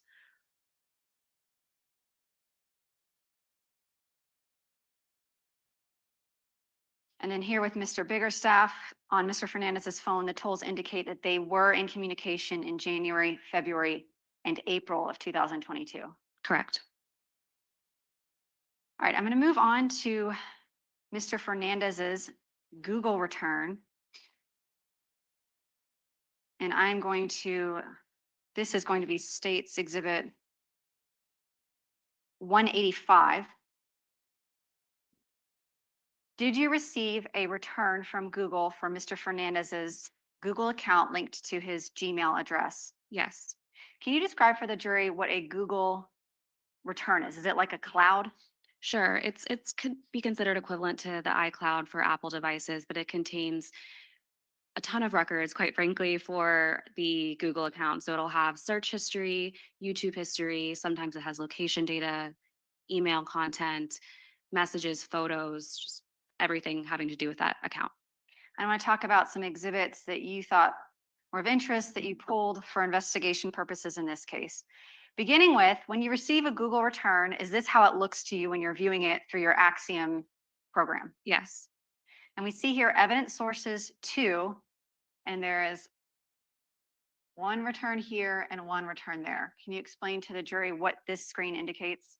Sure. So the return on the left was the first return received, and it covered the time period from January 1st, 2022 to April 15th, 2022. The return on the right is the second Google return that was received, and that covers the time period from November 1st, 2021 to March 27th, 2023. Do you remember when investigators, first of all, do you have to obtain these by a search warrant? Yes. Do you remember when these returns were returned from Google? I don't know the exact date, but it would have been after the end date listed in the return. Was there a time gap between law enforcement's receipt of the return number 1 to return number 2? Yes. I'm starting with the first return you received in States 185. When you were reviewing it, did you look in the contacts to see if Henry Tenon was a listed contact in Mr. Fernandez's Google Cloud? I did. And here we see, is this how you search? This is a screenshot. Is this how you search and find those contacts in that Axiom report? Yes. And there's a highlight there, and it says Henry at Potomac. And over here, we see the artifact information. Whose phone number is that so that we can attribute it to whoever Henry at Potomac is? That's Henry Tenon's phone number. And he has him listed there as Henry at Potomac. Moving on to the return number 2, law enforcement received this return after the first one. Did you also review to see if Mr. Tenon was a contact in the second Google Cloud return for Mr. Fernandez? I did. And here is the contact list. Was Mr. Tenon a contact in Mr. Fernandez's Google return in the second return law enforcement received? No, he was not.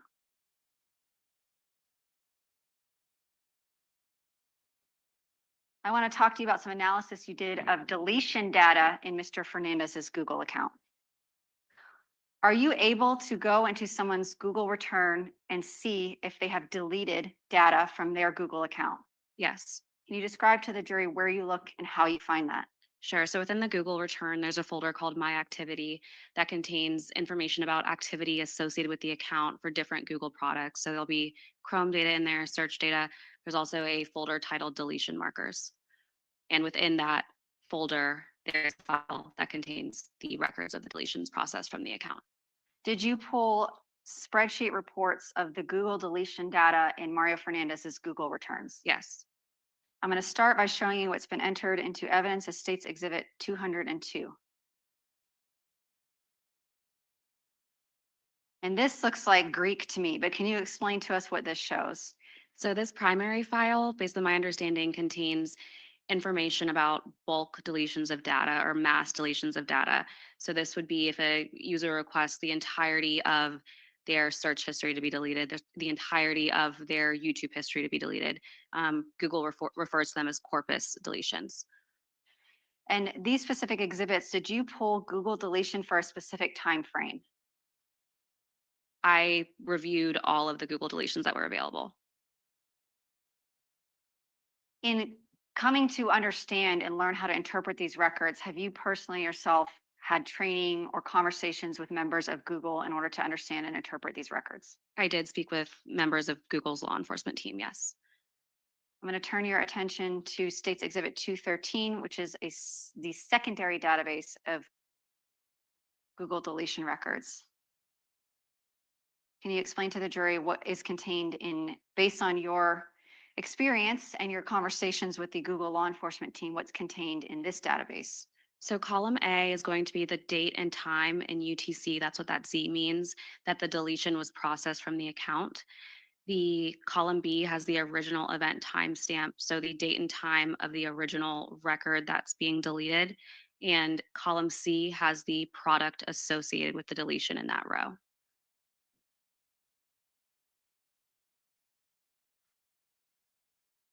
And here in the secondary database, we see that there was a total of 11,511, well, 510 if we take out the top deletion markers. But I want to ask you about specific time frame. Did you look at deletion markers for a specific time frame in this case? I mapped all of the deletions, and when I did that, it allowed me to focus in on a more specific time frame. Was there a statistical, I won't say outlier, but something of statistical significance to you when you mapped the deletion of the Google records? Yes. And have you prepared a chart showing that deletion rate over time? Yes. And does that chart fairly and accurately show the data when it's mapped out in terms of the volume? Yes. I'm showing you what's been entered into evidence as States Exhibit 215. This is a Google deletion data by processed date chart. And can you explain to the jury what we're seeing here? Sure. So this is using the secondary database that we just viewed, or the secondary spreadsheet that we just viewed. And it is breaking down the number of processed deletions by date for the entire time period that we had records for. And as a data analyst looking at this chart, what stood out to you as being of potentially evidentiary value? March 1st of 2022. And why did that date stand out to you? Because there were over 5,000 processed deletions on that date. And was the date, did you look at the time and date range of these deletions? I did. When they started and when they ended? And can you give the jury idea of when they began? Sure. So for the March 1st date specifically, the deletions started early in the morning, approximately 06:11 hours. And I'm not sure exactly when they ended, but the bulk of the deletions on that day were at 06:11. And during your work on this case, was there something significant in the investigation that occurred on March 1st of 2022? Yes. What was that? That was the date that Mr. Fernandez and Ms. Gardner were interviewed by Jacksonville Beach Police for the first time. And to your knowledge, Mr. Fernandez spoke to Jacksonville Beach Police on February 28th to arrange to come in on March 1st for his interview. I believe that the contact was made through Ms. Gardner, who then contacted Mr. Fernandez. And are these deletions prior to when he would have arrived at the Jacksonville Beach Police Department for his interview? Yes.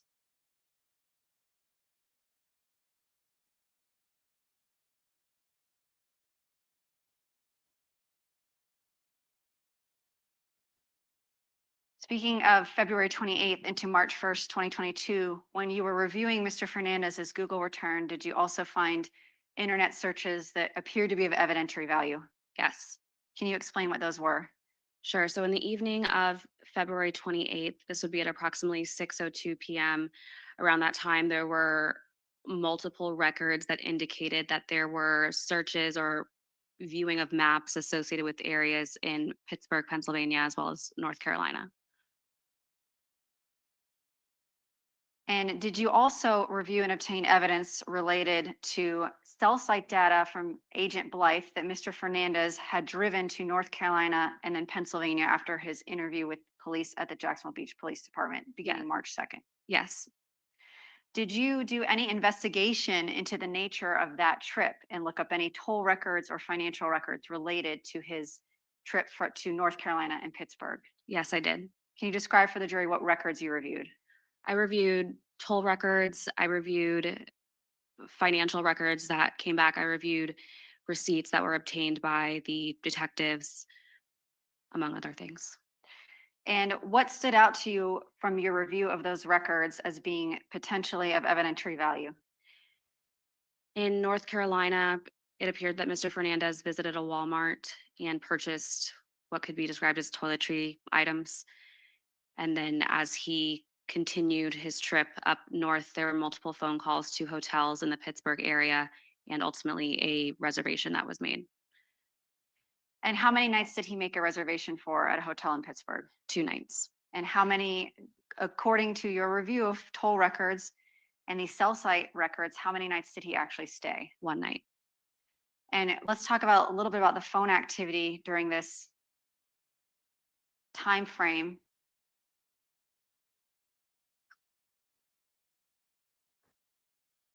From March 2nd to March 6th.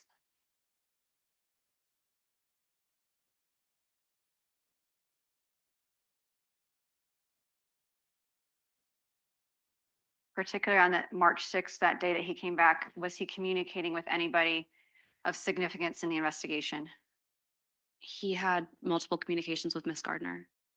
Was there anyone else's phone number that stood out to you as being potentially of interest to you in reviewing his toll records during that trip? Mr. Fernandez communicated with Miss Gardner's father, Sterling Gardner, as well as Miss Gardner's sister.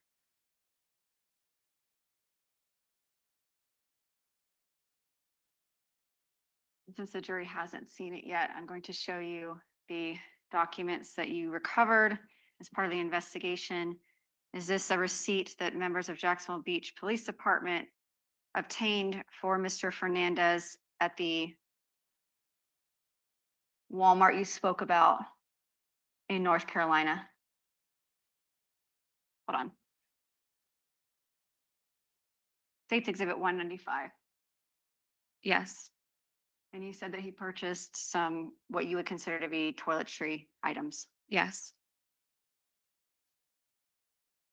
Why were these records, the toll records, the financial transactions, the searches, and the cell site data, why was that significant to you? It seemed that the trip might not have been planned very far in advance, and it also coincided with the CPT interviews that were being conducted of the 2 juvenile children in this case. I want to talk to you next about the Google return you received for John Biggerstaff. And this is going to be contained in States Exhibit 187. Did you receive a Google Cloud return for John Biggerstaff similar to the one you received for Mr. Fernandez? Yes, And was that received by a search warrant? yes. So here on States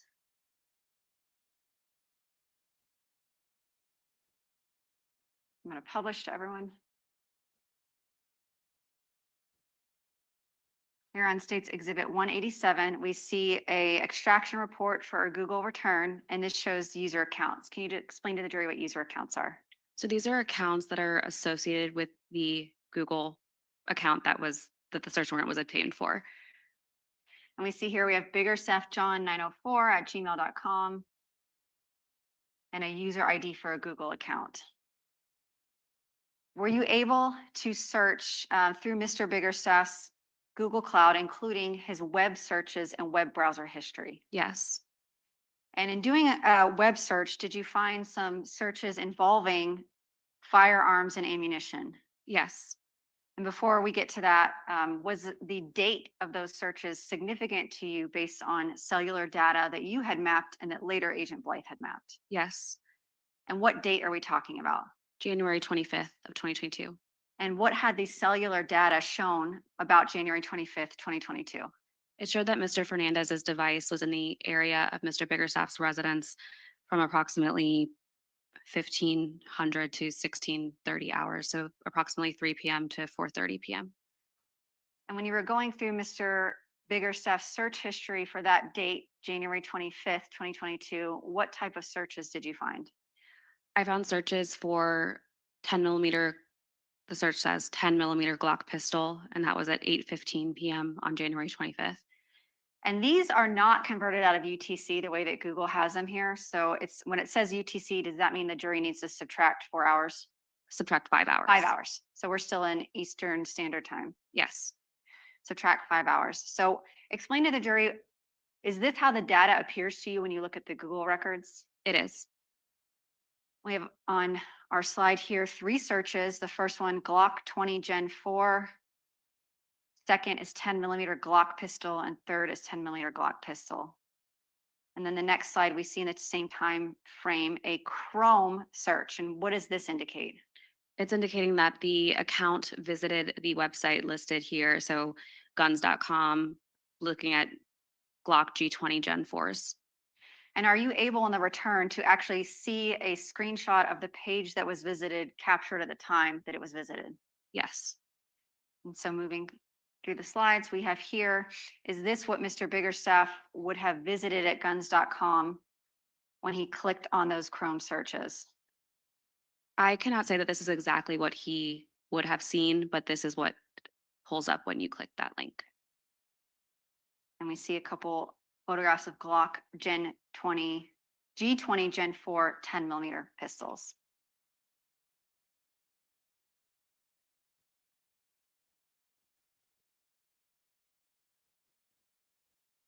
What else did Mr.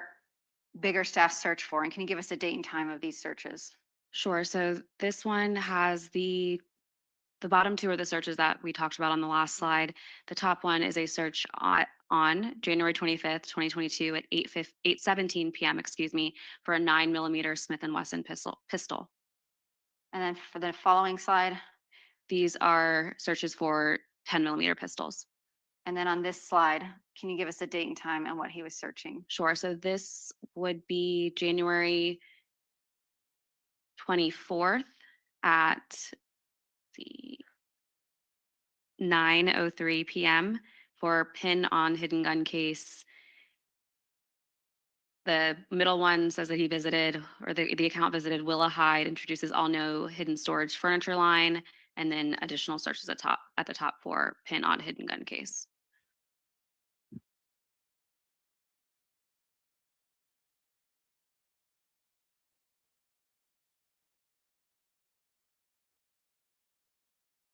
Okay, the last date I want to ask you about of being of some significance is August 18th, 2022. Was that a significant date in the investigation? Yes, And why was that a significant date? that was the date that Henry Tenon was initially arrested for driving related charges.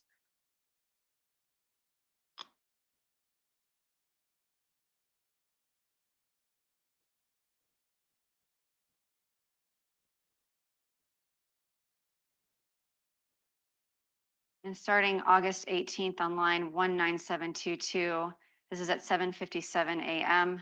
That's the first contact that day. At the next line, 19723, can you tell us what time and date this call was? That was August 18th at 8:33 a.m. And was Mr. Tenon already in custody at that point? Yes, he was. And this is indicated in purple as an outgoing phone call from Mr. Fernandez to this phone number, duration 7 seconds. Whose phone number is this in purple? That phone number has been attributed to Janie Deal. And who is Janie Deal? She is Henry Tenon's girlfriend. Was this the first, last, and only phone call to Ms. Deal and Mr. Tenon's toll records for this time period from January 1st to August 23rd, 2022? Yes, it was.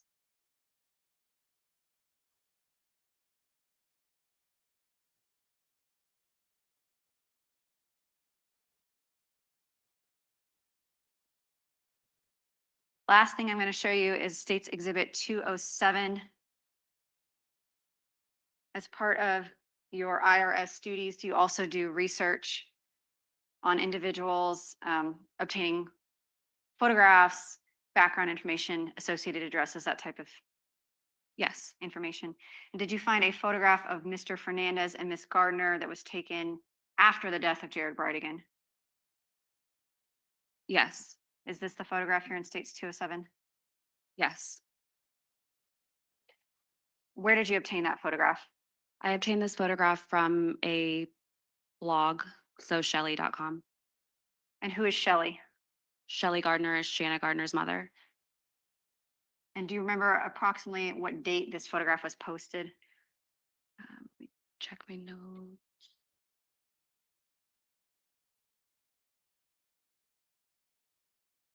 I believe this was posted in March of 2022. Thank you, Ms. Butler. I have no further questions, Your Honor.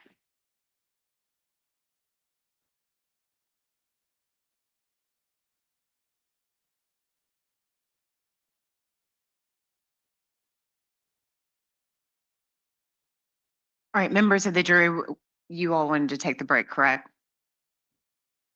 Is that right? Yes, That's correct. okay. Members of the jury, we're going to take our lunch recess at this time. We will return back in session at 1 p.m. Thank you. Court's in recess.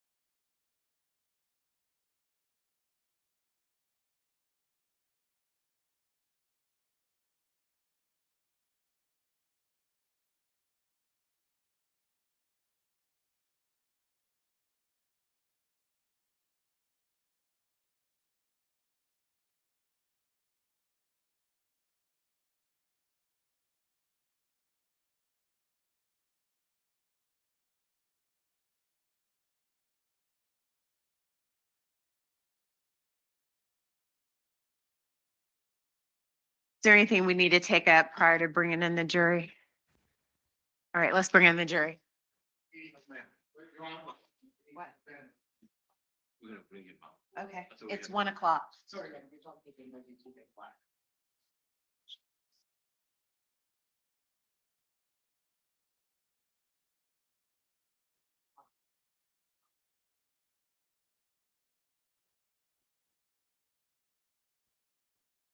I'll let the jurors know that we'll be with them in like 3 minutes.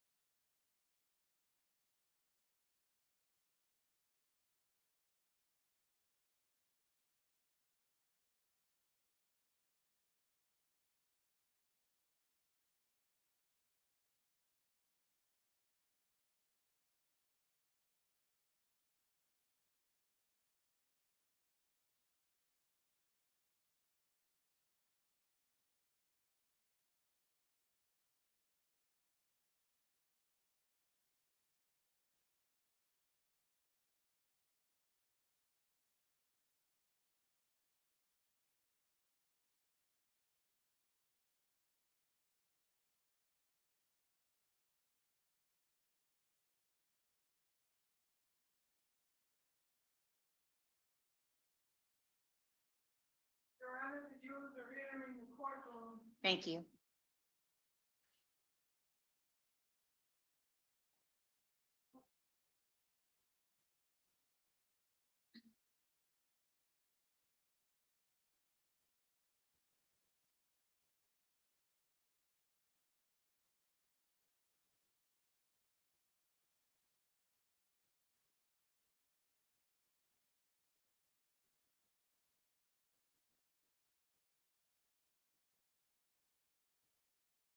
Welcome back, members of the jury. Everyone may be seated.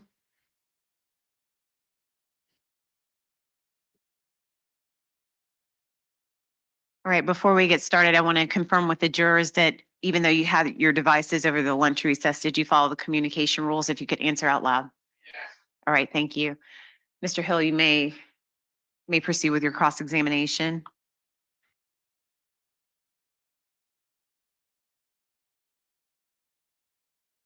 Good afternoon, Ms. Butler. Good afternoon. My name is James Hill. I didn't get to meet you during your deposition. It's nice to meet you this afternoon. Nice to meet you as well.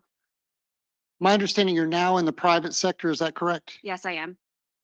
In this particular case, you specialize, I believe that it was IRS, Yes, was that's the the acronym? abbreviation for my position. and that was your primary and only duty in this case? Yes, You reviewed thousands of records, countless hours working, in essence, to help the investigative team try to narrow down to specific suspects. Is that accurate? yes, And in that in particular, with regards to Mario Fernandez, is it your understanding that he was in essence a person of interest almost starting on day one? I can't classify what law enforcement classified him as, but I was told about Mr. Fernandez on February 17th. Yes, sir. So immediately after the homicide, you began to at least research into him. Yes, sir. This also included Shanna Gardner, Yes. John Biggerstaff, I didn't begin to research into Mr. Biggerstaff immediately, no. but ultimately John Biggerstaff and Henry Tenon, correct? Correct. Among other people. Yes. I know that the state presented a photograph to you of Mr. Fernandez and Miss Gardner. That was located on a blog by Miss Gardner's mother. The blog is run by Ms. Gardner's mother, yes. Did you also do investigation into Shelley and Sterling Gardner? I wouldn't say that I did an investigation into them. I became familiar with them through the course of my investigation. Was it only the blog that you were investigating?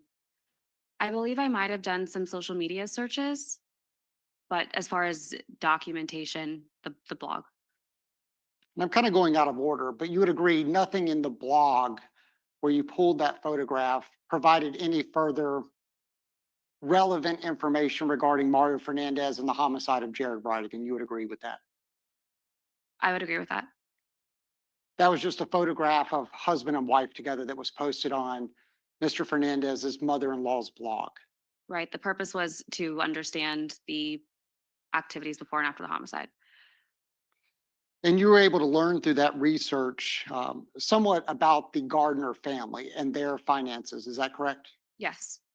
Specifically Sterling and Shelley Gardner, that they're wealthy individuals. Yes.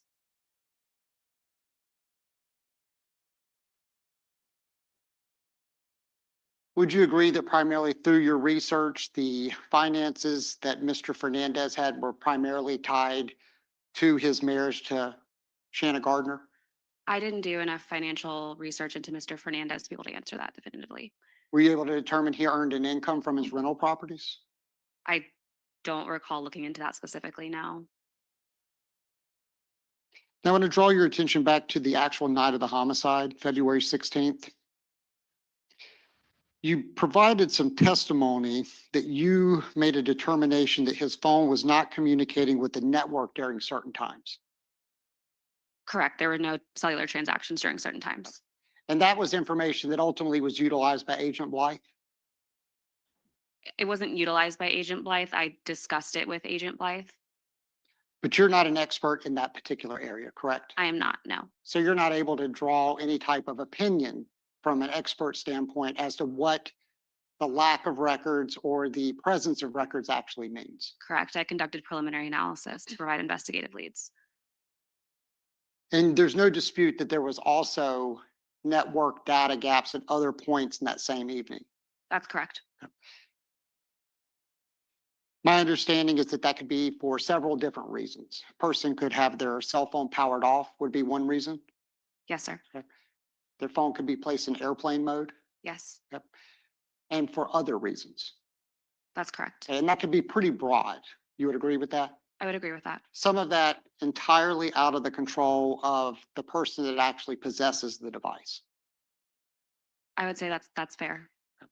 For instance, T-Mobile, as it applies to Mr. Fernandez, whatever T-Mobile may be doing from a network standpoint would be outside of the control of someone with a T-Mobile device. That's correct. So if there's no timing advance records for a particular time period, and it's not because the phone is off or in airplane mode, that would be outside of the control of the user. Would you agree with that? It could be. And you're not able to testify specifically as to that first gap, as to whether or not it's off, airplane mode, or other. Would you agree with that? That's correct.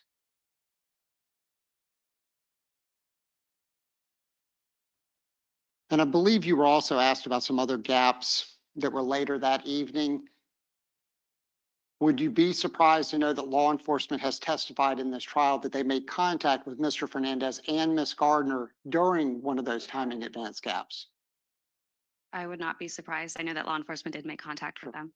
And further, that they made no observations of Mr. Fernandez fumbling with his phone, turning it off, turning it on, or otherwise. Sure.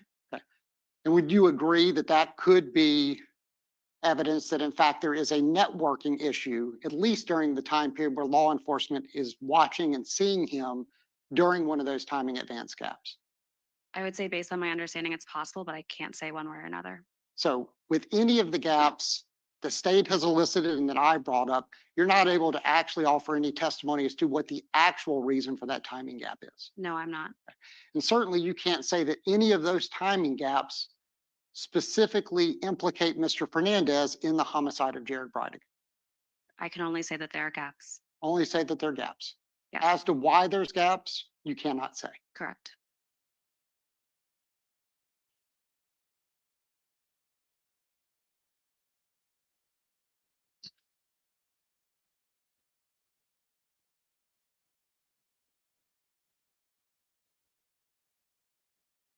Now, my understanding, you did further analysis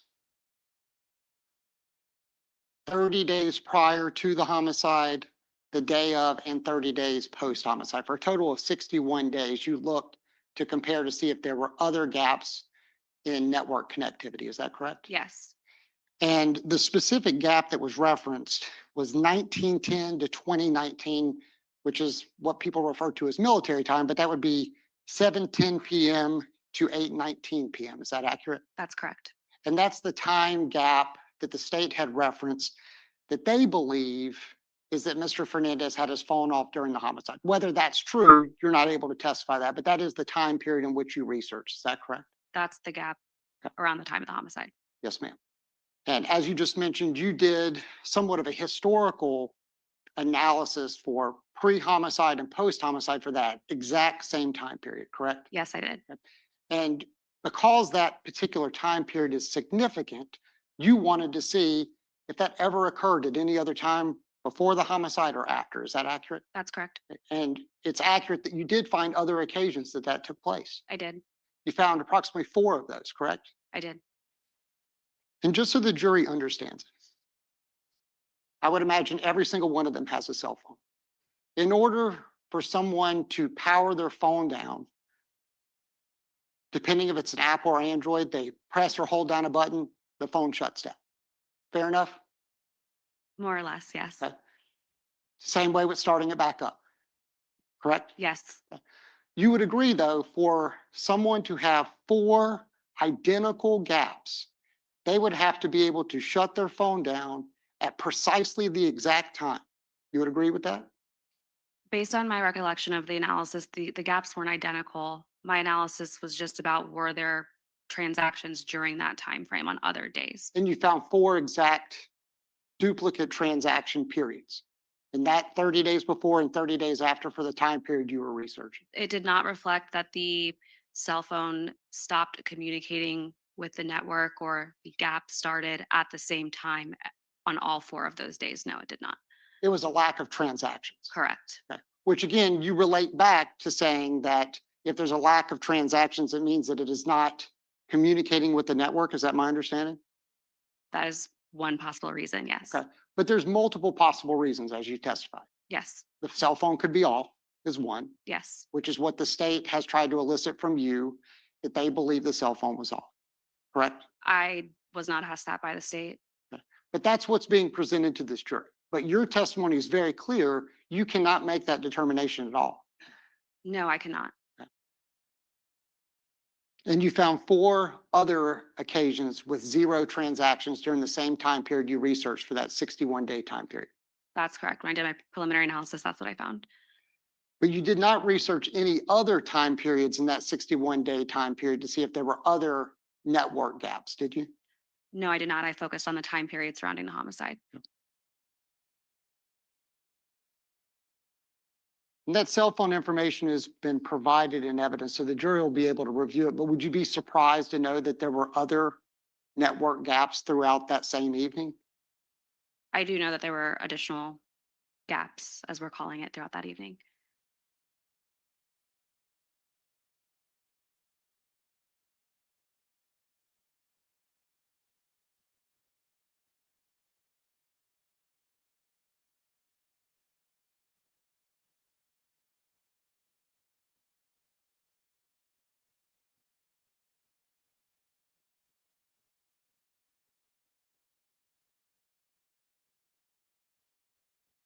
Other than me telling you this afternoon, did you know that law enforcement spoke to Mr. Fernandez during one of those particular network gaps? I may not be using the right terminology, but a gap in transactions. I knew that law enforcement spoke to him that night. I don't recall ever putting the two together that it was during one of the lack of transactions.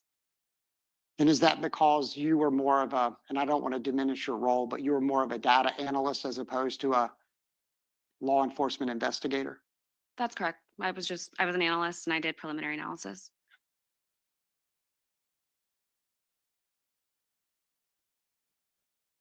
And with regards to Mr. Biggerstaff, I understand you did a similar analysis on his device. I did. And are you aware that there has been testimony that Mr. Biggerstaff was present at a location far away from Jacksonville Beach during the same time period? Yes. And he actually operates at the time an AT&T device. Is that your understanding? Yes. Could that be for the same reasons as a T-Mobile device as far as off, airplane mode, or other? Based on my understanding, yes. And certainly you wouldn't be able to offer any testimony as to which of those particular options it would have been to cause that lack of network transaction. That's correct.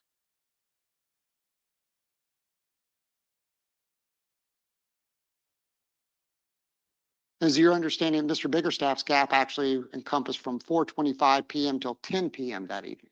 I don't have the exact numbers in front of me, but it was longer than Mr. Fernandez's gap. And it was different. Yes. You don't have any evidence that there was any direct communication that said, turn your cell phone off in a particular time period. I'm not aware of any evidence to that nature, no. In fact, you don't have any evidence at all that you've reviewed from your data analysis of Mr. Fernandez trying to communicate with other people to coordinate powering down phones, putting them in airplane mode or other. I just have records of communications. I'm not aware of what the contents of those communications were.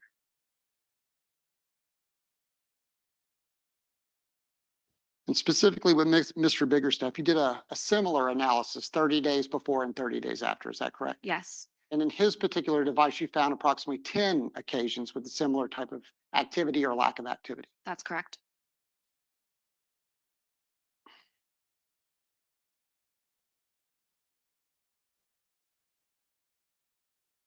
And since you've been involved in this case since, in essence, day one, you would agree with that? Yes. Yep.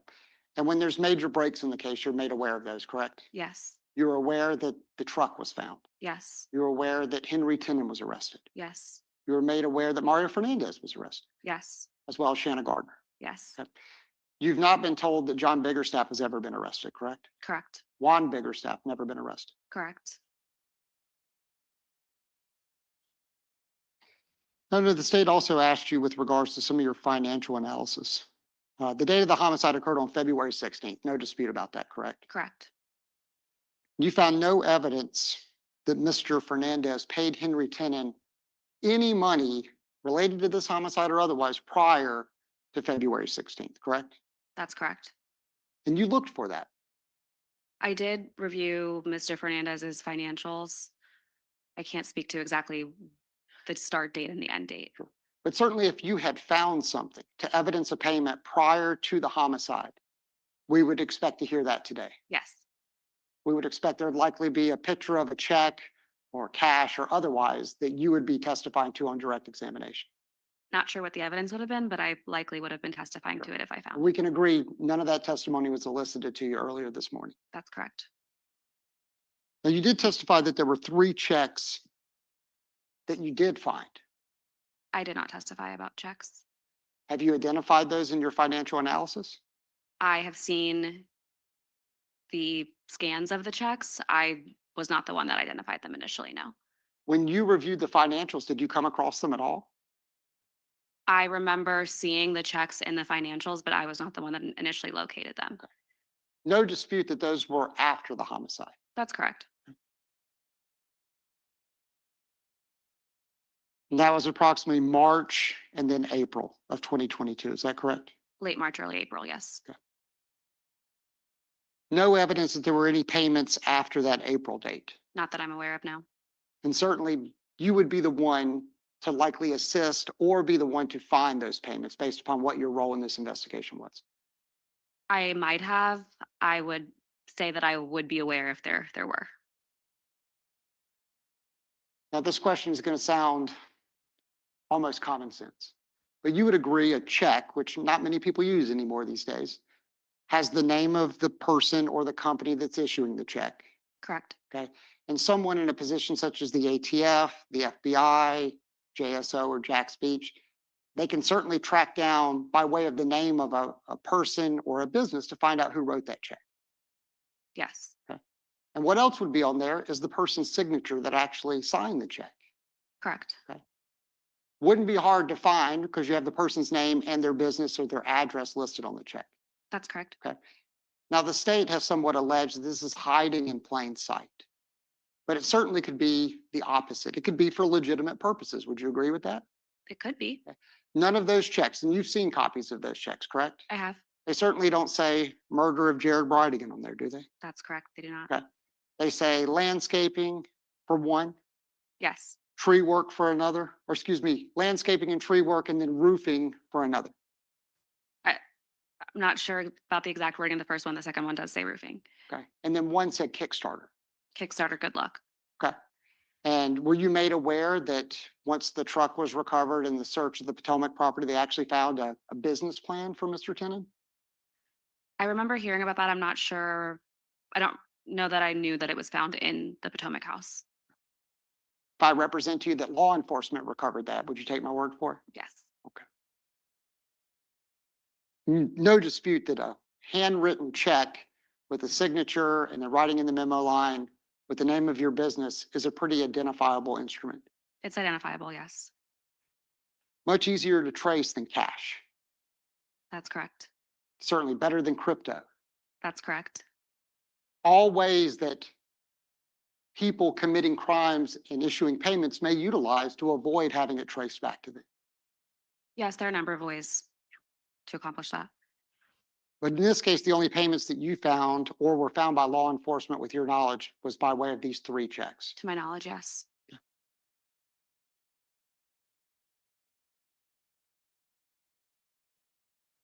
And you assisted in the location of the blue F-150? I did. And that was by way of your cellular data investigation? Yes. And that was specific to Henry Tenon, correct? We reviewed Henry Tenon's records, different types of records to find the blue truck. Yes. You didn't find any evidence that Mario Fernandez or his devices ever went to that particular location, correct? Not that I recall now. No connection to that location that you're aware of, correct? Not that I'm aware of now. And certainly, as you mentioned, you have knowledge of the major breaks in the case. Yes. Had there been a connection between the property where the F-150 was found, you would expect you would have known that. If it was determined, if there was a connection determined to exist, I believe I would have known that. Yes.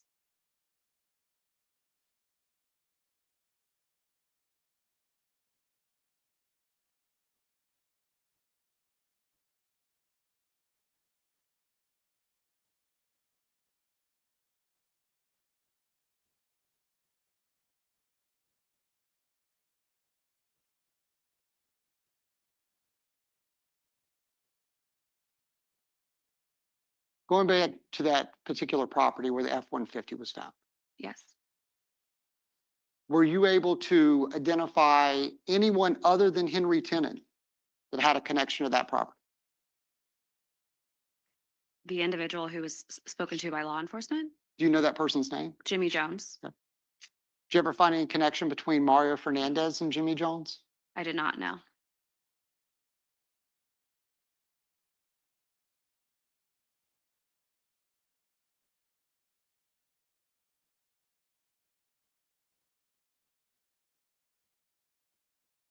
After those 3 checks, which was March and April, no disagreement that there was no evidence of payments in November of 2021 from Mario Fernandez to Henry Tenon. Not that I'm aware of, no. None for December of 2021. Not that I'm aware of, no. Nothing in January of 2022. Not that I'm aware of. And nothing in February of 2022 when the homicide occurred. That's correct. You would agree you found no evidence, Mr. Tenon, a text message between him and Mario Fernandez with regards to payments for a homicide. That's correct. You've never been made aware of a jail phone call from Henry Tenon to anyone complaining that he didn't get paid for this homicide. No. No other information related to Henry Tenon getting paid for this homicide other than the allegation that these 3 checks may have had some significance. I don't have information that I can speak to now that there was these 3 checks were anything other than what they said on the memo line, but I can't speak one way or the other. Certainly, you're not convinced, as you see here today, that those checks were for the homicide or for the work that's written in the memo line. I'm not sure that it's appropriate for me to speculate about that, You can't draw a conclusion either way. not with the information I have. Understood. Now, you referenced these data deletions. Yes, Now, these data deletions, the state brought those up on what has been marked as states 212. Can you tell me if that's displayed on your screen? yes, This is a big spreadsheet, all from what you received back from Google. Is that correct? what law enforcement received, yes. Some of these have more data than others, correct? That's correct. Now, the state didn't highlight this in their direct examination, but I'm going to start with item number 4.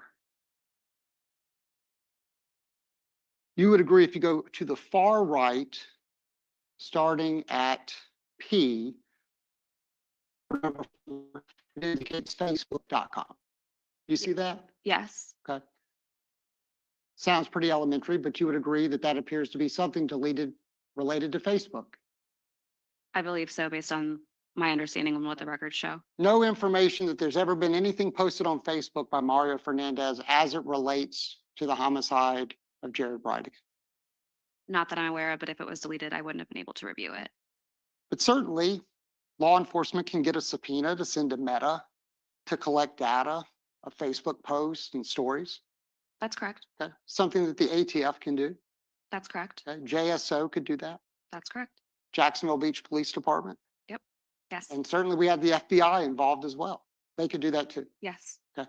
So if someone thought it was significant that Mario Fernandez deleted things from Facebook, there are mechanisms that law enforcement can employ to go and find out what it was. That's correct. But as you sit here today, you don't even know exactly what that Facebook deletion was. I do not.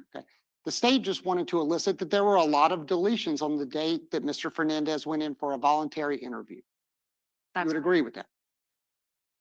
Yes.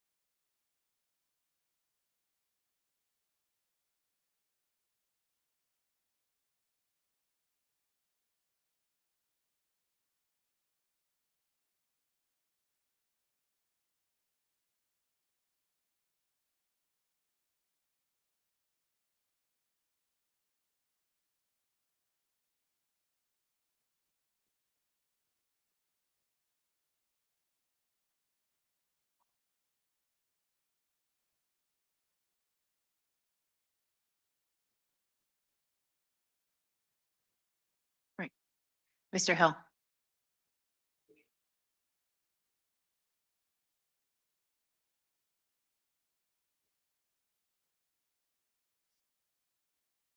And Ms. Butler, we were talking about some of those Google deletions. And I think we were talking about number 4 on the spreadsheet that's in front of you. Can I request that you expand it so I can see the timestamp? I believe the Google deletions were not on the date that we were talking about, or I'm sorry, the Facebook deletion was not on the date that we were talking about, but I can't see the timestamp. Can you let him know what column it is? Oh, I'm sorry, column A. So go up to the top in the middle. Yeah, there you go. Now, this is a spreadsheet that you produced, correct? This came from the Google return. I did not create this spreadsheet. But you offered it in testimony this morning, correct? That I reviewed it and it came from the Google return, yes. And I understand when you were testifying on direct examination for the state attorney's office, you didn't request to see the date of any of these deletions. We weren't referring to specific rows. It was just more of a general overview of what the spreadsheet contained, About the number of deletions for that particular day. not based on this spreadsheet. It appeared that it was represented by way of your testimony. When it was presented by Ms. Stifler, there was 5,000 some odd deletions on the date of Mr. Fernandez's first voluntary interview. That's correct. And this spreadsheet was produced by you in anticipation of your testimony. Is that correct? Yes, the spreadsheet is not the spreadsheet that details every single deletion made on a specific date.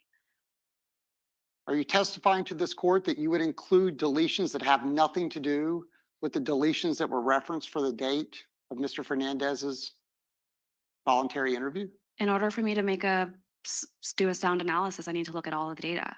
So that's what I did in this case. I understand that. Can you tell me why you didn't make that same statement to the state attorney's office on their direct examination showing you what's been marked as State's Exhibit 212? This spreadsheet, to my recollection of my direct examination, was brought up to show that there were 2 different spreadsheets. This spreadsheet contains records of bulk deletions of data, and I believe that I stated that the secondary spreadsheet, the spreadsheet titled secondary, contains the line-by-line records of everything that was deleted from the account. And we'll get to that one in just a moment. Okay, But since your testimony is you don't know, or if I recall, you're not aware of exactly what was deleted from many of these particular deletions. Is that accurate? that's correct. Leaving a jury with no information as to what possibly could be deleted. You would agree with that? I can tell you the Google product that was affected by the deletion. But you would agree on this particular spreadsheet that is the state's evidence that you testified to this morning. It includes whatever so they can see. Includes items such as Facebook. You would agree with that? It includes URLs. Okay. Yep, yes. But my question was Facebook. URLs for Facebook, yes. URLs for YouTube. Yes, You've not found any evidence related to the homicide as it relates to Mario Fernandez and YouTube, correct? I have not, no. Never found any searches of how to dispose of a firearm, correct? I did not, and I wouldn't be able to see them if they'd been deleted. But the answer is no. Correct. And we have iCloud photos. Yes, Found no evidence that Mr. Fernandez took any photographs that were related to the homicide of Jared Bridegan, correct? not to my knowledge. eRome.com, have no idea what that is. I do not. Okay. Just because my mother's probably watching this, I'm not going to read out loud what the next item is below that. But you would agree that that particular website doesn't appear to have anything to do with homicide, correct? Not that I'm aware of. Appears to be several entries for that particular website. That's correct. And you would agree there's numerous entries for Facebook, YouTube, and iCloud photos. Correct. And then there's a lot of data that doesn't have what the URL or what exactly was deleted. That's correct. So certainly you can't offer any testimony this afternoon or ever, as it stands today, that any of these deletions relate at all to the homicide of Jared Bridegan. I can testify that the deletions were processed on the same day that Mr. Fernandez had his interview. You would agree deletions could include Gmail accounts, like emails. They could, but that's not the case in this incident. It was Google Chrome. The upwards of 5,200 records the morning of March 1st were Google Chrome records. But no idea what those are. That's correct. They could be something as simple as websites, That would be what's contained in Google Chrome yeah, records. just like what we reviewed. Facebook, iCloud, pornographic websites, anything. They could be, yes. And by could be, meaning you're not convinced that any of those deletions are actually related to the homicide of Jared Bridegan. All I can say is that they were processed on the same date of the first interview.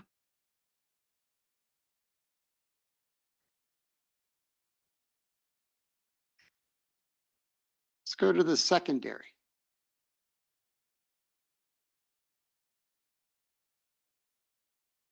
This is the one that you mentioned that was line itemed. Yes,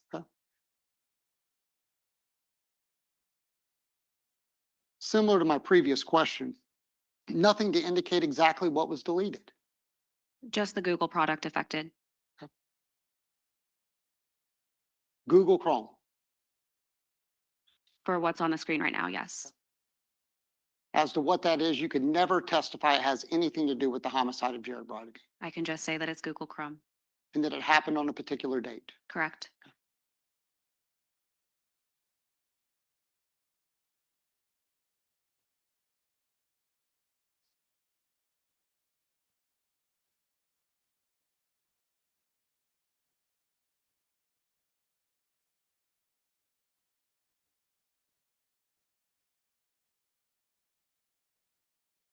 You made mention in your direct examination that there were some map searches on February 28th for Pittsburgh, Yes, and that's a location that Mario Fernandez went to, correct?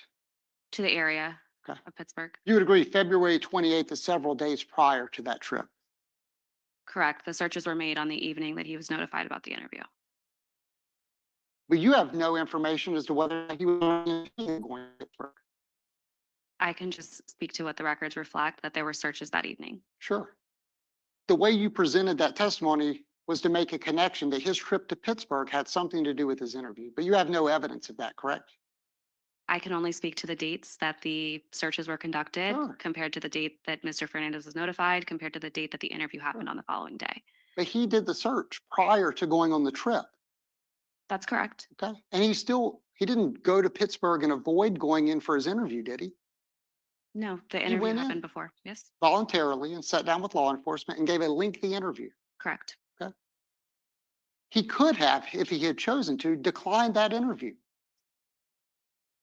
I believe he could have.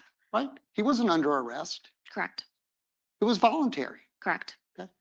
Everybody knows what that word means that he walked in under his own accord and sat down consensually with law enforcement. That's correct. But several days prior, he did a search in Pittsburgh. Yes. So you have no evidence one way or another has anything to do with the fact that he was going in for an interview. I can just say that it happened the day before his interview, and the trip ultimately coincided with the CPT interviews of the children. But again, whether one thing has to do with another, you have no evidence. I can only speak to the dates. You can only speculate. I can speak to the dates.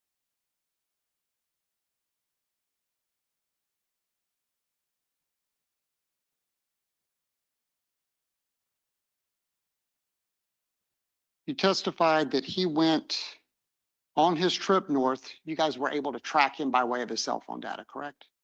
That's correct.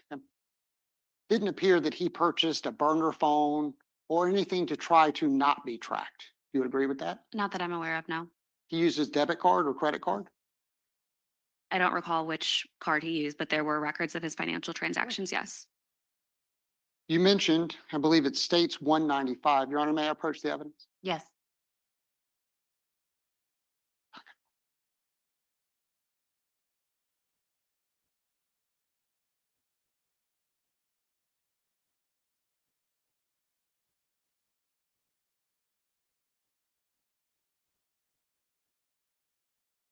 States 195. Bear with me 1 second, please.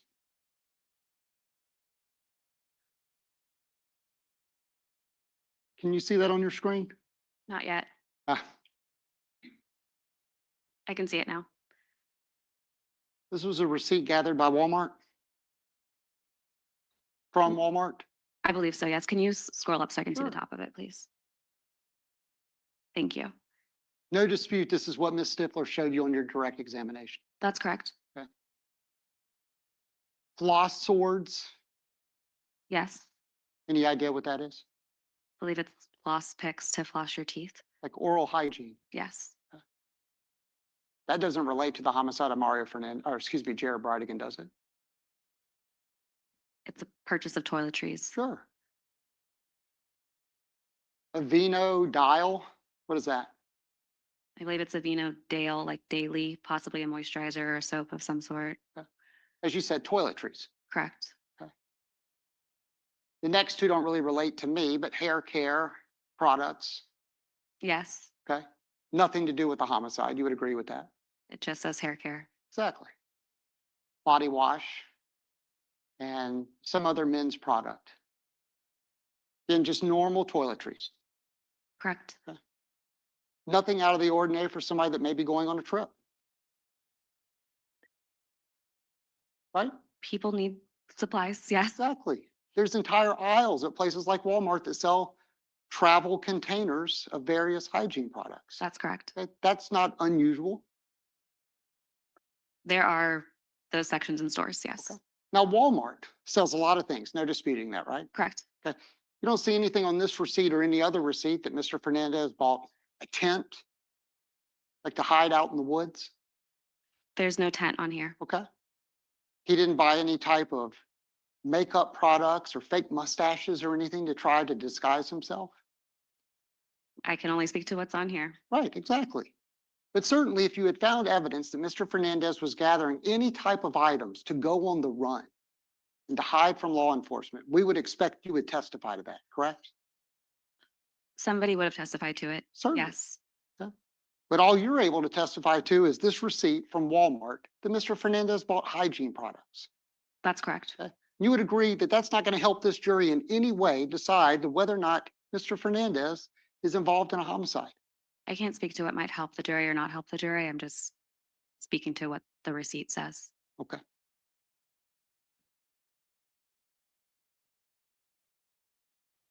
And on this particular receipt, it does say credit card approved. Were you able to determine that that was Mr. Fernandez's credit card?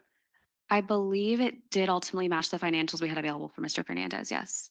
So again, there was no effort by way of financials for him to try to mask where he was going and what he was paying for. He used a credit card. Yes.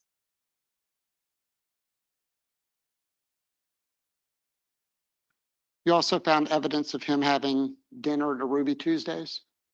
I believe the Jacksonville Beach Police Department found those records. But again, Ruby Tuesdays, you know what that is, right? Yes. Well-known little restaurant, Yes. nationwide chain. Yes. Law enforcement was able to determine that's where Mr. Fernandez went and had dinner with a friend. Yes. McDonald's. I'm not aware of a McDonald's Wouldn't purchase. surprise you though, would it? Food. Things people might do on a road trip. Correct. Go through a drive-through and pick up a Big Mac or something. Correct. Okay. You made mention of the hotel in Pennsylvania Yes. that he booked 2 nights but only stayed for 1. Correct. What time, from your own experience, is the normal checkout time at hotels? Approximately 11 a.m. Do you know what time, based upon the cell phone records, Mr. Fernandez actually left the Pittsburgh area? I believe it was later that evening. So if you wanted to extend your stay, you weren't ready to leave yet, you might have to purchase a second night. The 2 nights were booked at the same time. Sure. But if he decided, I'm going to leave later in the evening, I'm not actually going to stay the night, in order for him to stay in the room past that 11 a.m. checkout time, he would have to have it booked for 2 nights. You would agree with that? I can't say that he would have had to have it booked. I can say that he had 2 nights booked and he ultimately only stayed for 1. He stayed for 1.5 days. I can't speak to exactly when his cell site data shows that he left the hotel. But you understand he left later that evening from the Pittsburgh area. From the Pittsburgh area, yes. And you can't tell this jury that he didn't stay in the room later throughout the day and decided to leave that evening. I cannot right now based on my preliminary analysis that I did. certainly can't say whether he decided to leave earlier or later has anything to do with the homicide of Jared Bridegan. I again can only speak to the dates that it occurred. Exactly. You understood at the time Mr. Fernandez had access to a lot of money. I think that's fair to say. So it wasn't going to break the bank, so to speak, if he were to book a second night and not end up staying the entire night. He had financial resources. Again, it wasn't going to put him out on the street by having a second night that he didn't stay for. That's correct.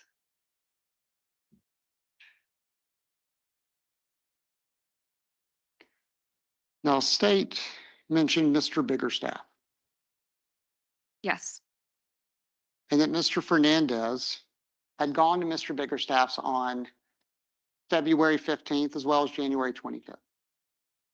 yes, On January 25th, you have no idea why Mr. Fernandez was at John Biggerstaff's. You would agree with that? yes, And you do know that they've had a long-term relationship for decades.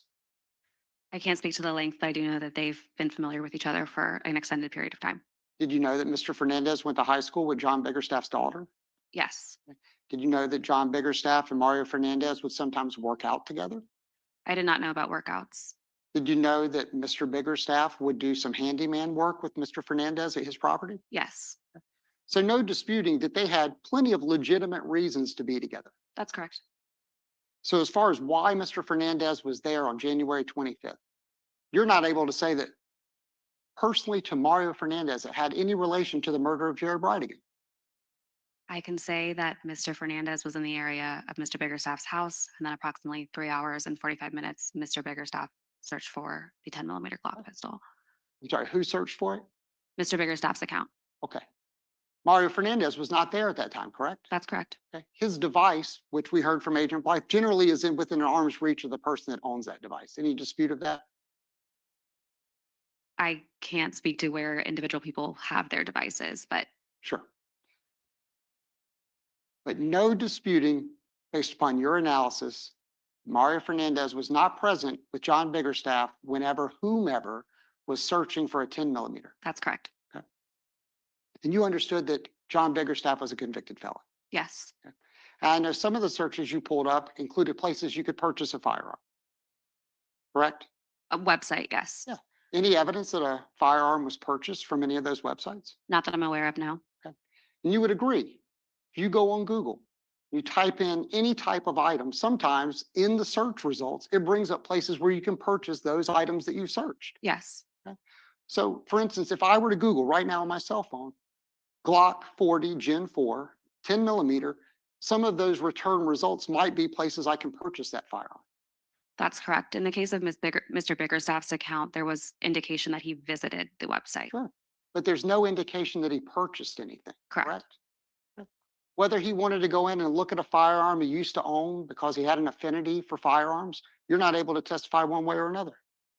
I believe it was a different firearm than the one that he owned, but you're right, I can't. Sure. You work for ATF. Are you aware that there's three different models of a 10mm? Of the Glock 10mm? Sure. I'm not, but I believe you when you say that. Okay. So whether or not he's clicking on the exact one he owned or a newer generation, you're not able to testify to that. I can testify that the one that he owned, based on my recollection, was a 10mm Glock 40 Gen 4, Mhm. and the one that he clicked on was a 10mm Glock 20 Gen 4. Okay. So now we have two different Glock 10mm Mhm. that have now been brought up in this case. You understand that? One that was owned by Mr. Biggerstaff. Sure. And what your testimony is that he actually clicked on a different model of that 10mm. Yes, And again, no evidence that anything was purchased. that's correct. Are you aware that the allegation is it was a Glock 10mm 40 that was used in this homicide? I'm aware. Okay. So you would agree a Glock of a different model is unrelated to this homicide? I will say that the search did not specify which was which. But you just testified that tell us again, which Glock did he click on? He clicked on the G20. You're right. Okay. And it's alleged that it is a 4D Gen 4. Correct. Okay. You would agree those are two different models. Those are of two the different same models. Caliber. Yes, And you would agree the one he clicked on is not what is alleged to be used in this homicide. that's correct. Did you review all the searches that Mr. Biggerstaff made, or at least were made on his device? I can't say that I went line by line through them, no. You brought up a 9mm Yes, Smith & Wesson, yes, not used in this homicide, correct? not to my knowledge. Would it surprise you that he searched various military bases in South Carolina? I don't recall that in his search history. Do you recall searching for a resort in South Carolina and a particular band that plays there? I don't recall those searches.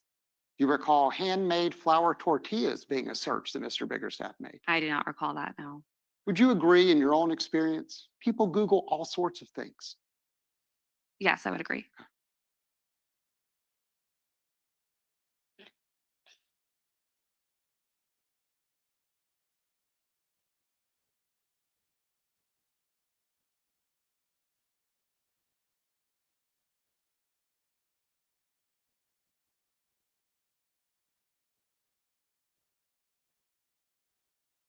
May I have just a moment, Your Honor? Yes.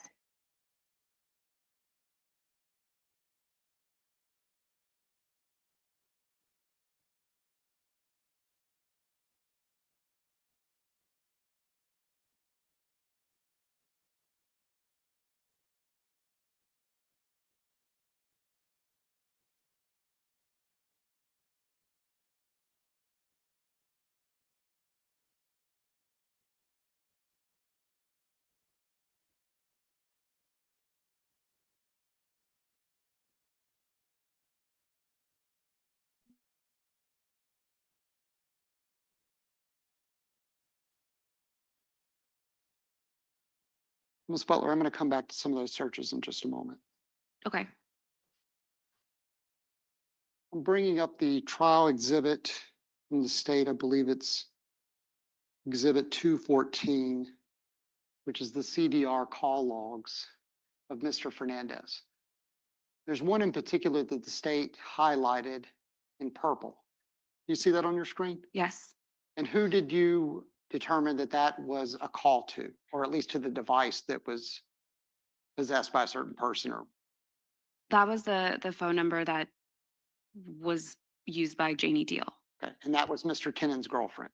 At the time, I believe so, yes. Okay. And this was the date of his arrest. Correct. Did you know that Mr. Tenon had like a black dog? Yes, Okay. And that it was actually in the vehicle with him when he was arrested? yes. Do you have any evidence as to whether or not Mr. Fernandez was calling to make sure Henry Tenon's girlfriend had his dog? I didn't listen to the call. I do know that there was a conversation about the dog with somebody else. Did you ever review any of the poll cameras in this particular case? I might have looked at them. I don't remember specifics about the poll cameras.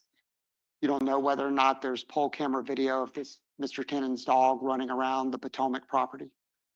I don't recall seeing a video like that. But as to the significance of that call, it's just that it occurred on the date of Mr. Tenon's arrest to Mr. Tenon's girlfriend. That's correct, and it was the only one. Whether it's for a dog or any other reason, you can't testify. Correct.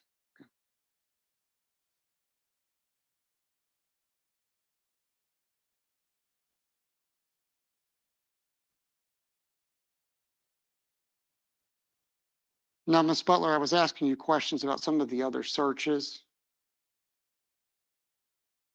by Mr. Biggerstaff on January 25th. And you didn't recall some of those that I mentioned. Your Honor, may I approach the witness? Yes. I'll approach.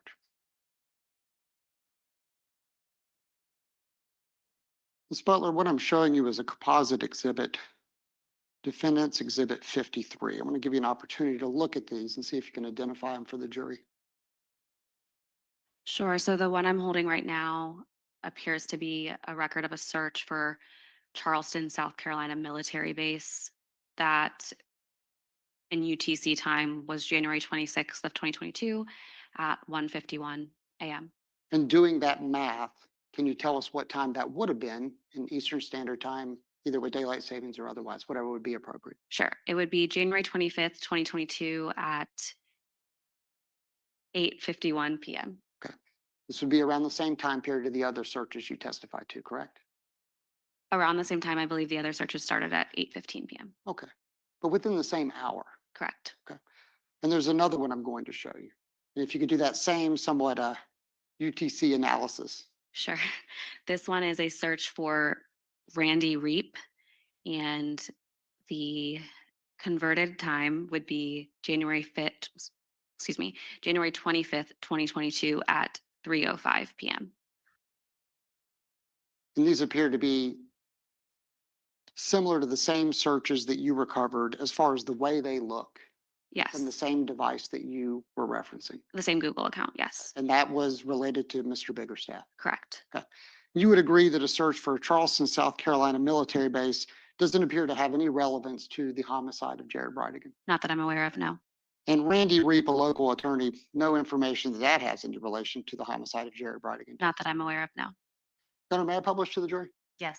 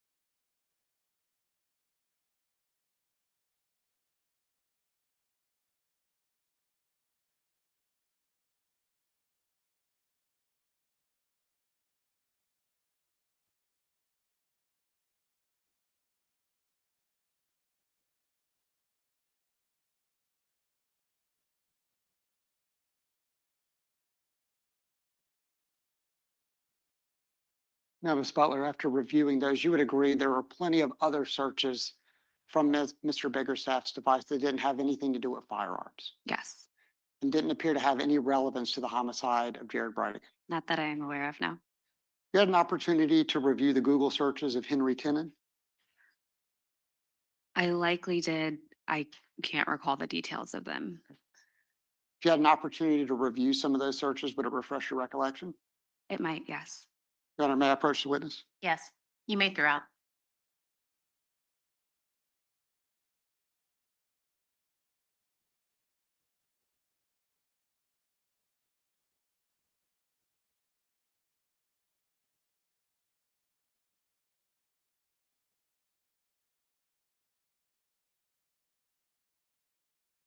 Is that something in evidence? Okay.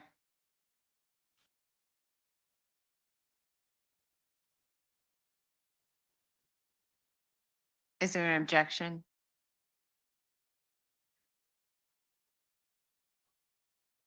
Okay.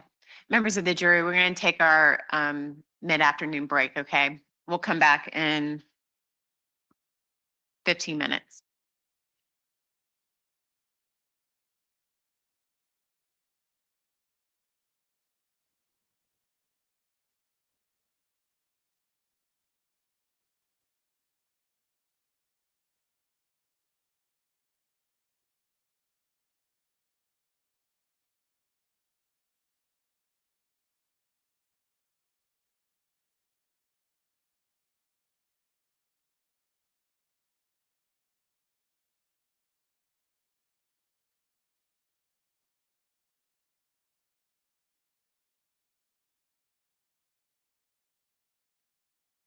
All right, Ms. Butler, everyone may be seated. Ms. Butler, you're still in the witness stand, so you can take the break. Just don't discuss your testimony with anyone, okay?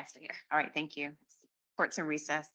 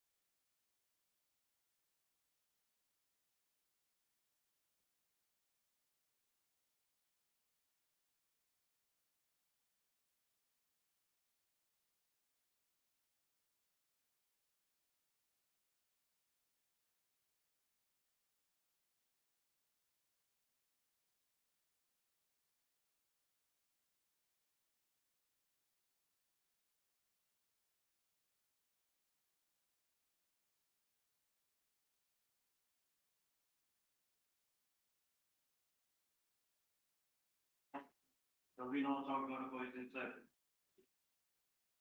Thank you. Let's bring in the jury.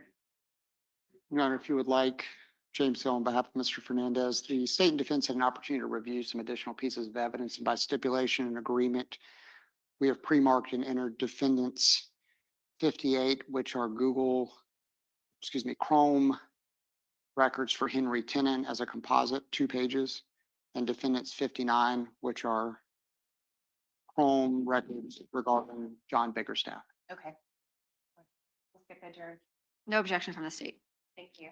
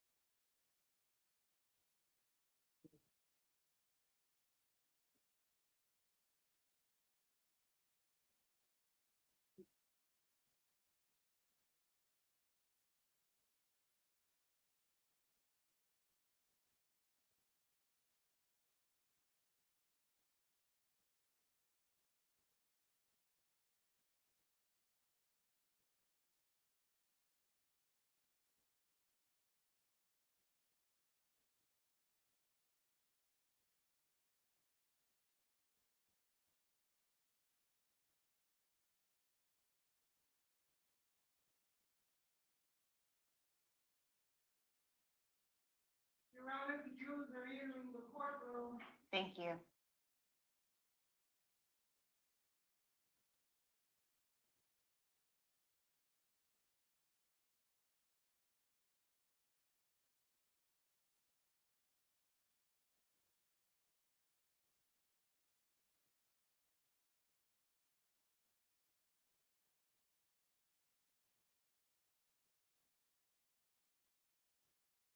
Thank you. Welcome back, members of the jury. Everyone may be seated. Mr. Hill, you can continue. Thank you, Your Honor. Ms. Butler, Yes. I'm going to use the technology this time. Okay. I'm going to show you what has been marked by agreement and entered as defendants 59.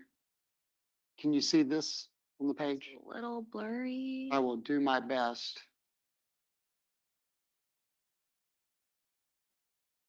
Is the autofocus on?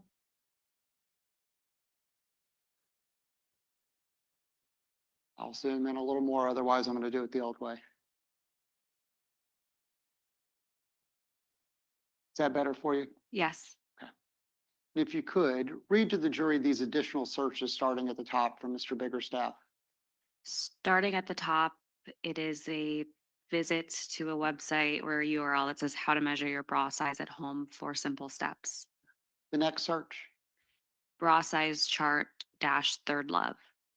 and the third search. How to measure bra size and bra size calculator, Victoria's Secret. I'd just like to clarify, these are Chrome, looks like these are Chrome records and not searches.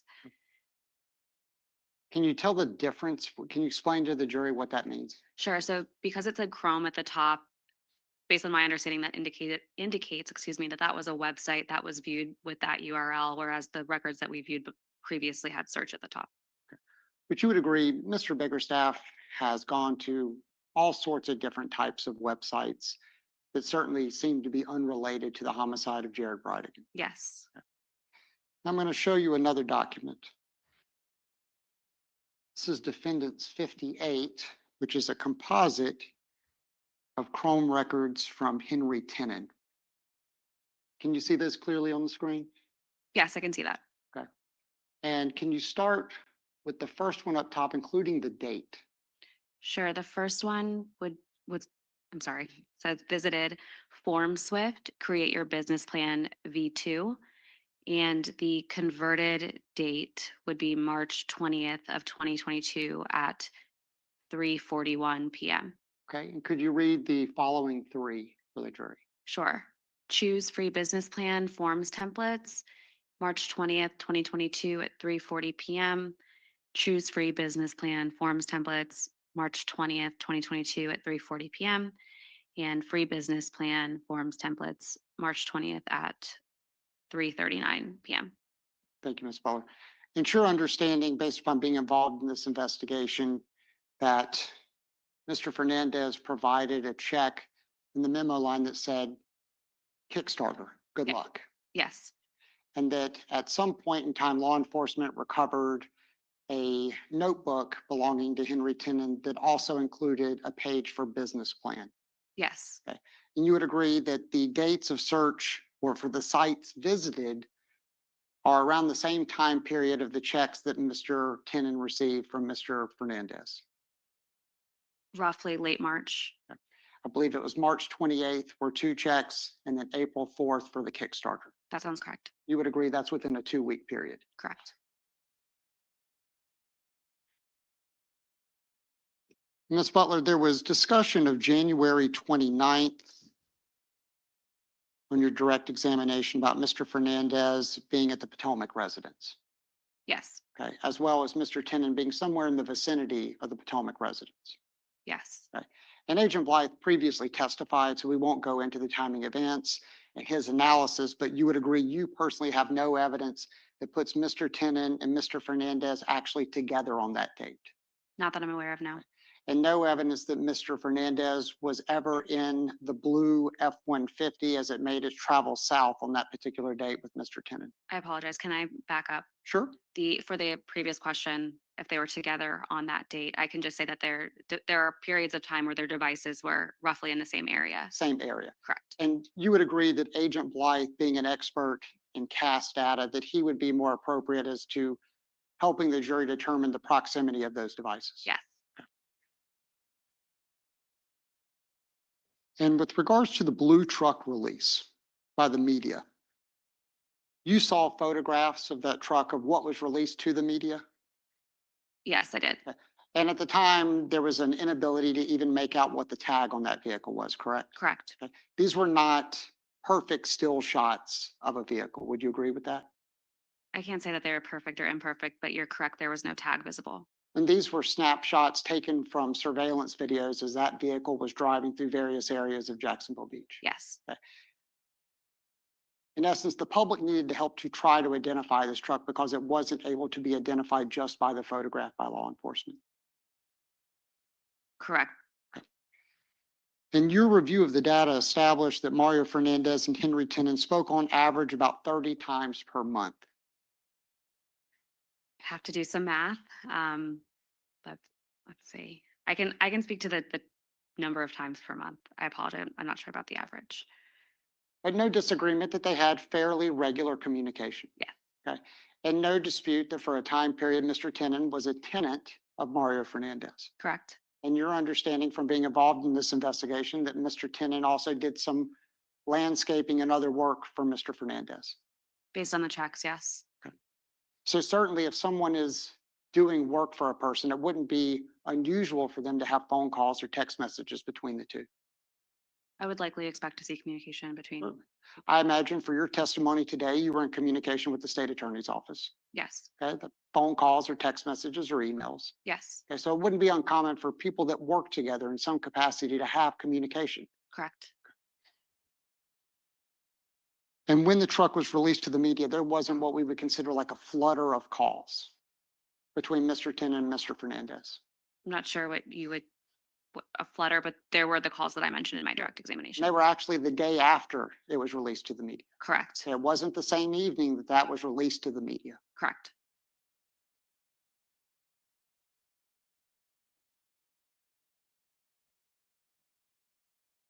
Your Honor, may I have one moment with counsel? Yes.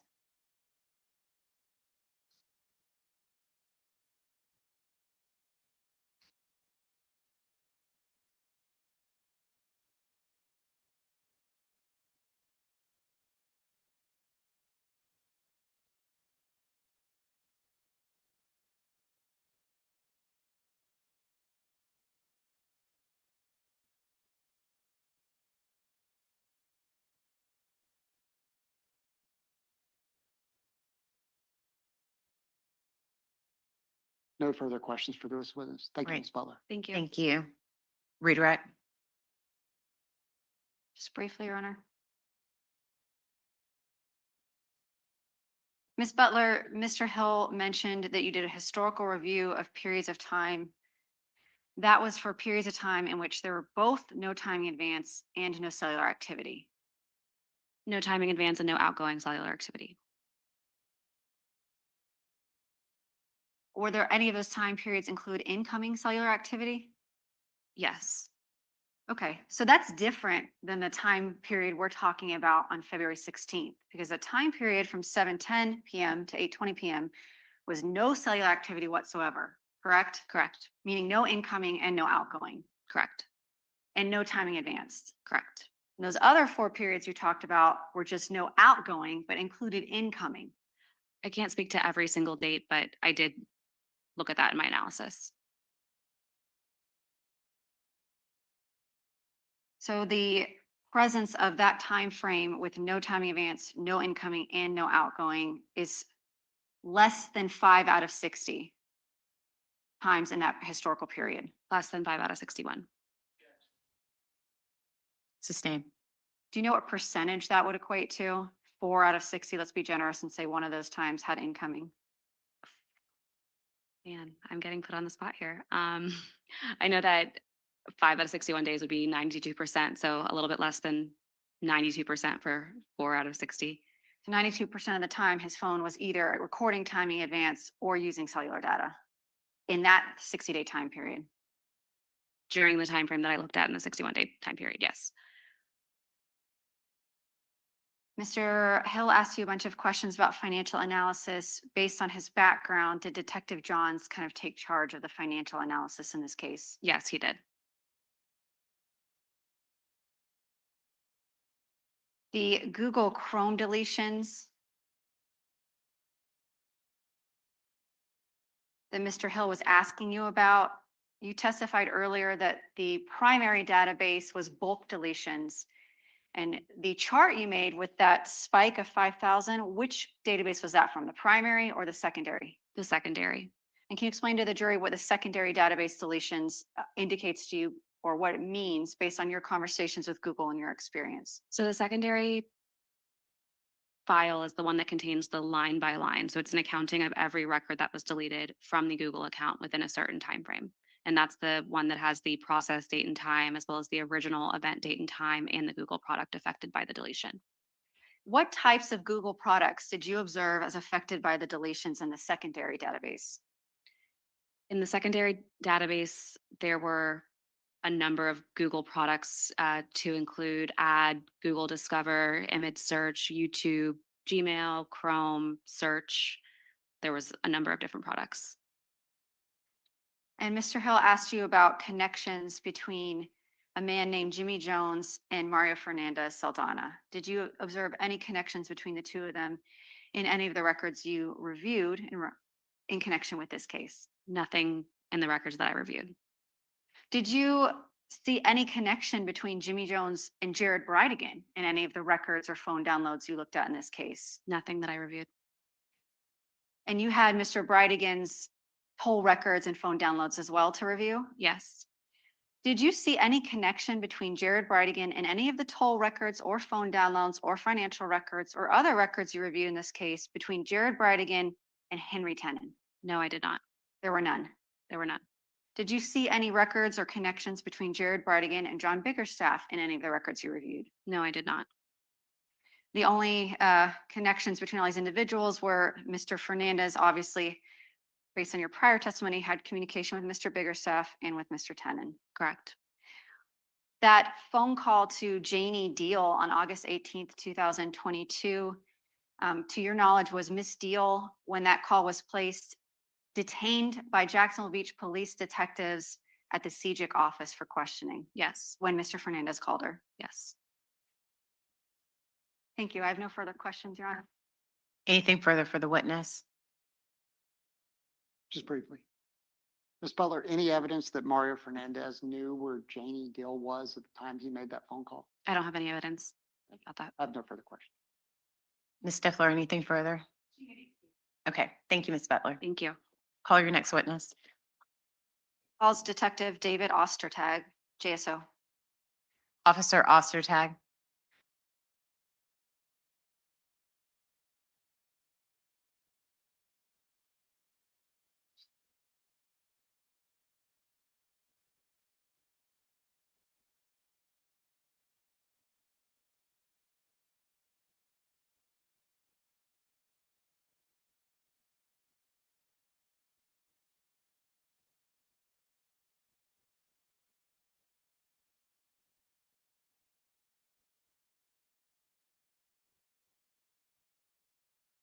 Good afternoon.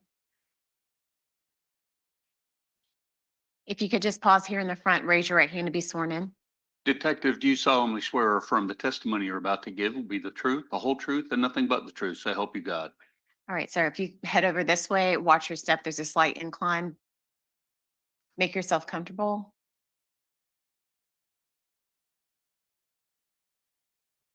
You may proceed. Thank you, Your Honor. Good afternoon, Detective. Good afternoon. Could you please introduce yourself to our jurors? My name is Detective David Ostertag. It's spelled Ostertag.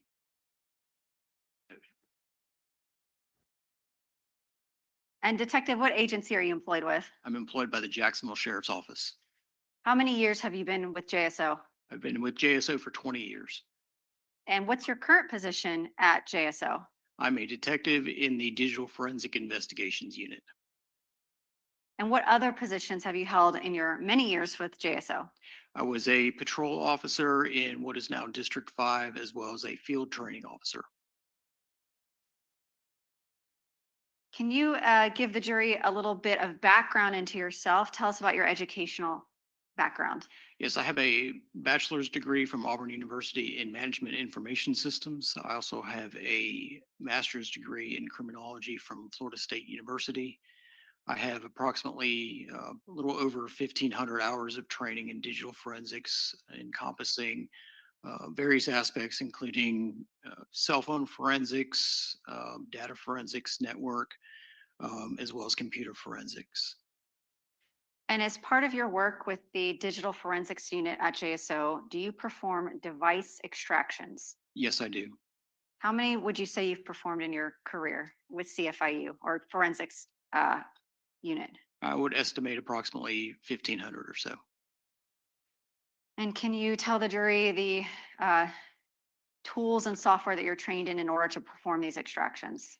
I've been trained in various softwares and tools, including those made by the Cellbrite Corporation that is for extraction and analysis of data, as well as the Axiom program, which is also a program for extraction and analysis, and then various computer forensic softwares such as X-Ways and Forensic Toolkit and those types of things.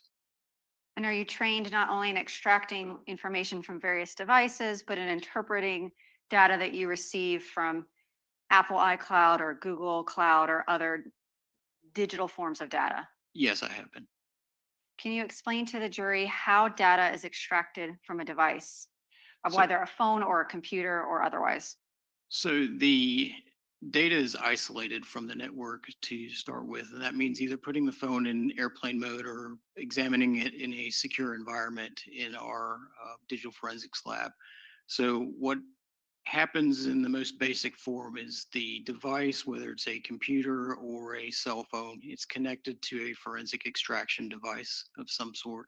And that extraction device acts as a go-between between the forensic computer and the device that's being examined. It also prevents any sort of overwriting of data or any writing to the device itself or any changes made to the device.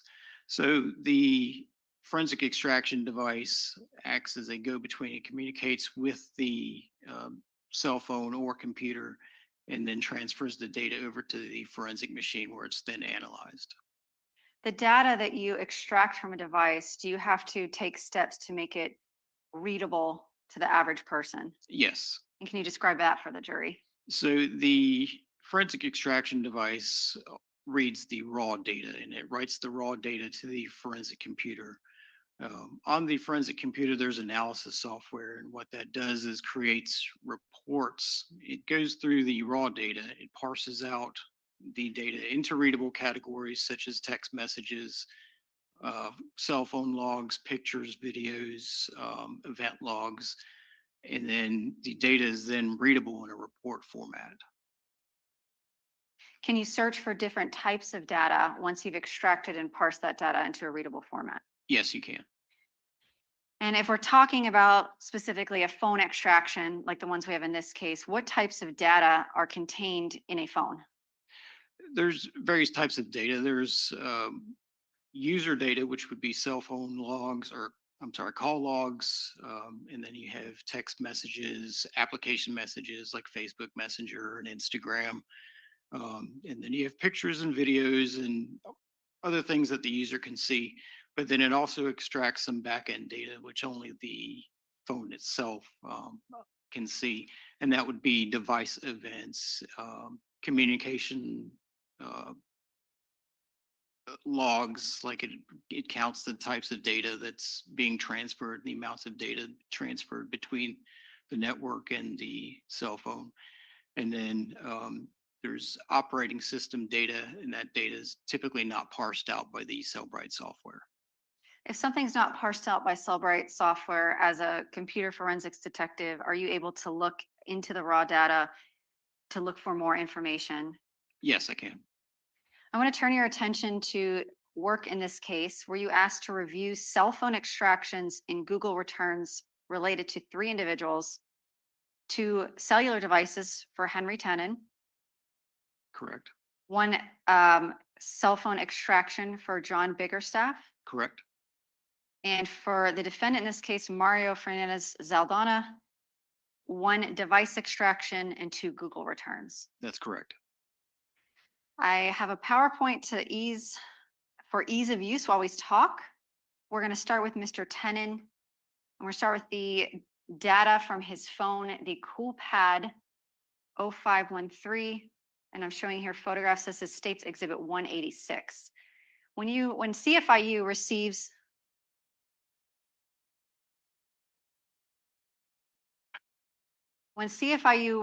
a cell phone, is this how it comes to you? Yes, it is.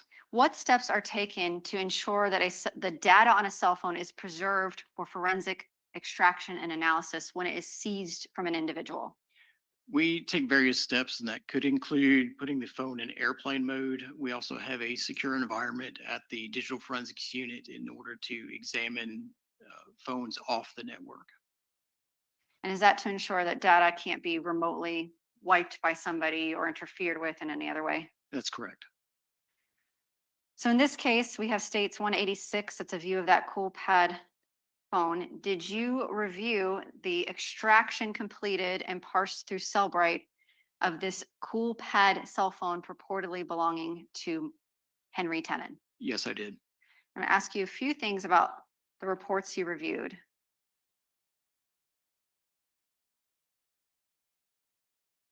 So I'm showing you part of States 186.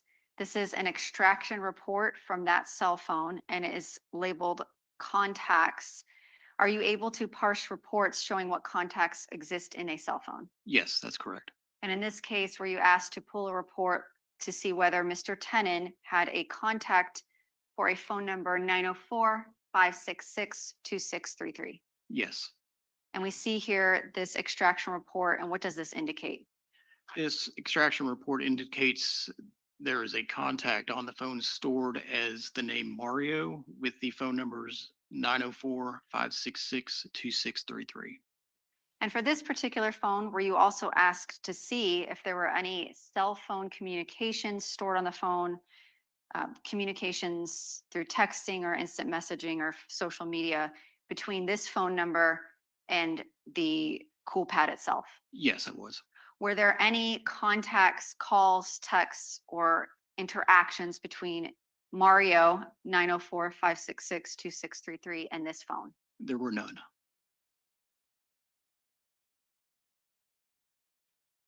I'm going to skip ahead a little bit to States still in State's Exhibit 186, were you given a second cell phone purportedly belonging to Henry Tenon, which was an LG phone? Yes, And in that phone, was it associated with a phone number ending in 7612? yes, it was. And here we see an extraction report where you asked to look for any communications, text messages, instant messages, otherwise between this cell phone number 7612 and Mario Fernandez 5662633. No, stored as Mario in this phone. Yes, I was. And were you able to find the presence of any messages in this phone? Yes, I was. And how many were there? 4. And here we see one of those messages. First of all, is this the report that you pulled? I split it up into 4 slides, but we're showing 4 messages. Yes, it is. The first message, did you convert these from UTC to daylight savings time? This is standard time. but Standard yes. time, I'm sorry. So that would be UTC -5. Correct. So see here, we have one message from from Mario 5662633. Correct. We have one message here heading your way from 5662633. And the date on this message, Yes, this one is January 4th, 2022. and 7:03:47 p.m. That would be the correct time converted from UTC. That is correct. And on the following slide, we see what appears to be the same chat thread. The owner of the phone, which would be 7612, Mr. Tenon, presumably replying, okay. Correct. And then this phone number belonging to Mario 5662633 saying, I'm here, brother. And this is 7:22:21 p.m. and 7:32:50 p.m. That's on correct. January 4th. Yes, ma'am, that's correct. Were there any other messages present in this cell phone between the number for Henry Tenon and Mario Fernandez? No, there were not. Only 4. Correct. I'm next going to draw your attention to some reports you pulled from a Samsung Galaxy Note 20, the phone number 5176322, purportedly belonging to John Biggerstaff, and that is State's Exhibit 187. Yes, ma'am. And here we see, are these photographs taken by CFIU when they receive the evidence? Yes, that's correct. In the second slide, we see, what are we seeing in this picture? This is the SIM card for the device. It acts as a go-between between the phone and the carrier just to identify it as a valid cell phone on their network. And was a full extraction completed for the evidence we're discussing today? Yes, there was. And can you tell the jury what a full extraction means? A full extraction just means every accessible file on the device is downloaded from the phone and then transferred over to the forensic computer. So does that mean the reports we're viewing contain what is on the phone and available? That is correct. There's nothing lost during that parsing or extraction process with a full extraction. Correct. And I'm showing you an extraction report from Mr. Biggerstaff's phone where you asked to pull the instant messages available on this phone between Mr. Biggerstaff and Mario Fernandez 5662633. Yes. And how many messages were available for extraction and parsing? 654 messages. And I'm showing you the first of these messages. When you reviewed them, are they first of all, are they time dated and in time order when you're looking at an extraction? Yes, they are.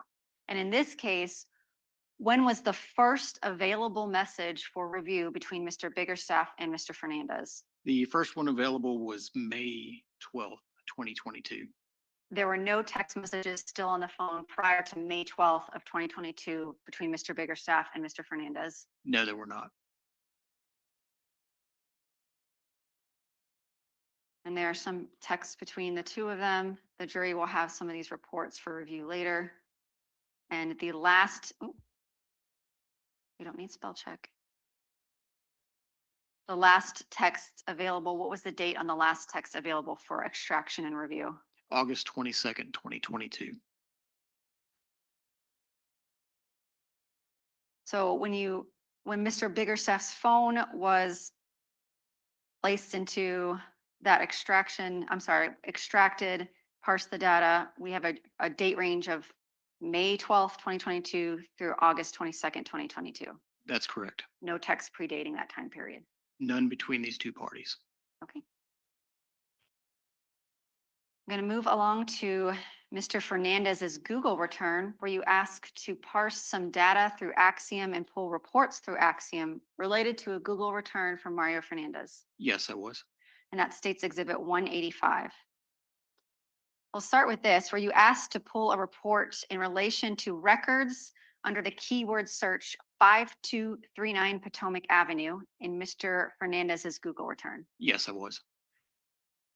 And the jury will have those reports. I just want to go through a few records. And when they're looking at records themselves, can you explain to them what they're reading and how to read it? So these records, this is a typical email record, and what it shows is who the email is to, who it's from, and then you have the times that they were submitted, which is when the user clicked send, and then delivered is the time that it took to go through the network, and then it was received on the other end. And then, of course, you see the subject here, the subject of the email, as well as the body of the email. And then I'll go back to where you see the submitted and delivered dates and times. It says UTC +0. That means that it hasn't been corrected to the current time zone. So during the winter, which this is February 24th, we're still on Eastern Standard Time. You would subtract 5 hours in order to get the submitted and delivered dates and times for those. For daylight time, it would be 4 hours difference. In this case, this email was sent actually on February 23rd, 2022 at 7:11 and 28 seconds PM, for example. And some of the records that you were asked to pull related to invoicing and the exchange of paperwork, invoices, and calendar invites between First Choice Home Rentals and a Bueller Air Conditioning under the keyword search 5239 Potomac Avenue. Yes, that's correct. And these show that Mr. Fernandez, or this email address stored in his Google account, was coordinating for some work to be done on the home. And in doing so, they were sending these are notifications, Correct. calendar invites, invoices, and acceptance of calendar invites Yes, that's correct. and acceptance letters. Correct. When you review the records, are you also able to see attachments to emails that are sent? Yes, I am. And here in this slide, this is slide 31. Is this an example of an attachment that was in the body of those emails that we discussed? Yes, it is. And this is showing a service plan where Mr. Fernandez apparently has gotten a service plan with Bueller Air Conditioning to run from September 1st, 2022 to September 1st, 2023. Yes, that's correct.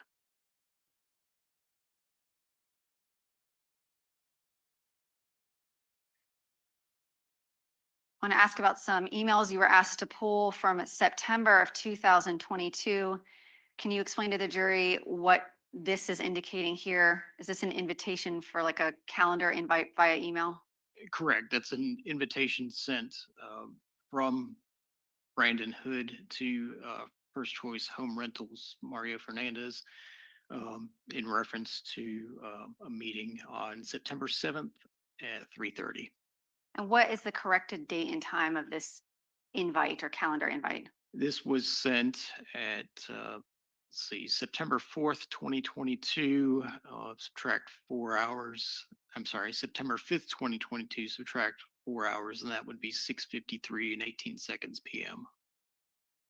And in review, we were asked to pull some of the records related to an email exchange between First Choice Home Rentals and Brandon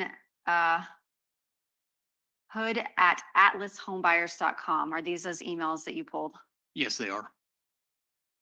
And this is just showing more calendar invites for a seller appointment with Mr. Fernandez. Correct. Is this showing another calendar invite with that same atlasHomebuyers.com Yes, that's correct. And what is the corrected date for this? This would be September 8th, 2022, and subtract 4 hours would be 3:52 and 23 seconds PM. And we see here, is this an attachment to one of these emails that includes a DocuSign document? Yes, it is. And what is the name of the document that's attached? The name of the document is pricereduction.pdf. And then we have an email here from a floridatitle.com. Correct?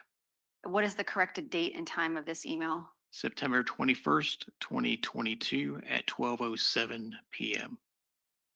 And we see here just an email talking about a contract to purchase Potomac Avenue for $90,000, hoping to close by October 12th and hoping to close remotely.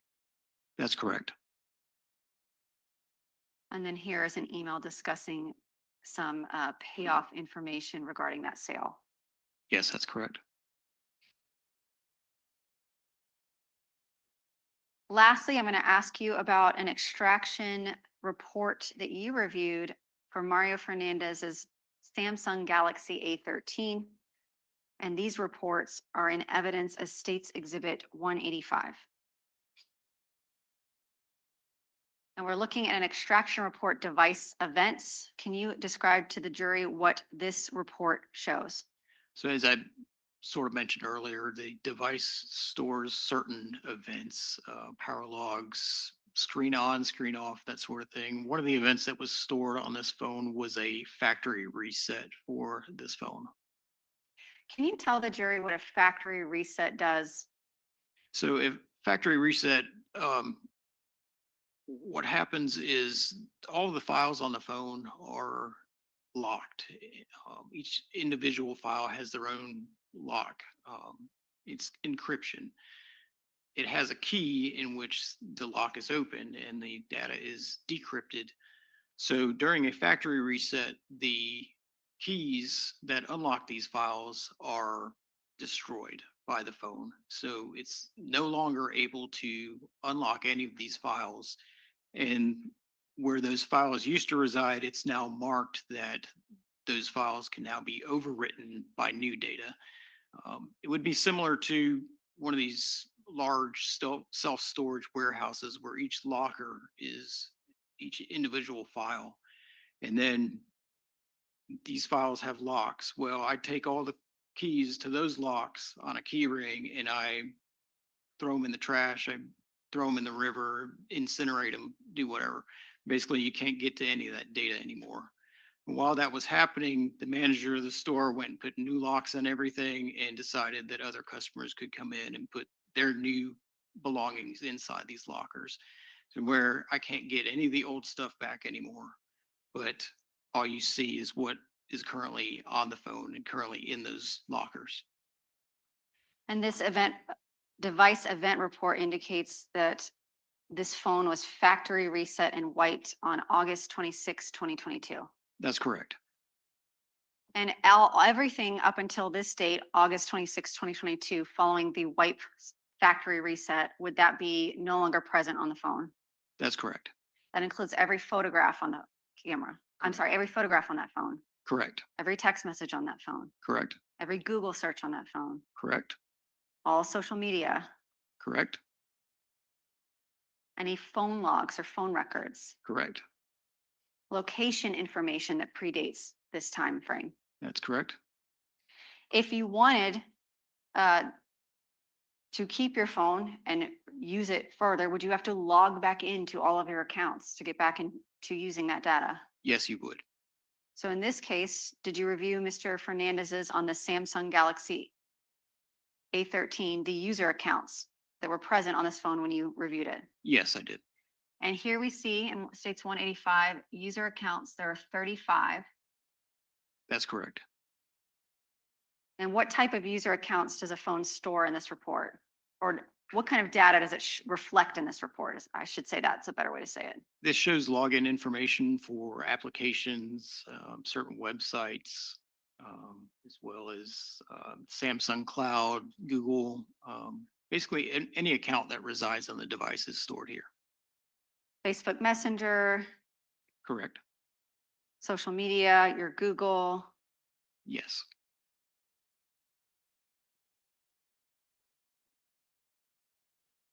a First Choice Home Rentals Google account, That's correct. WhatsApp, Correct.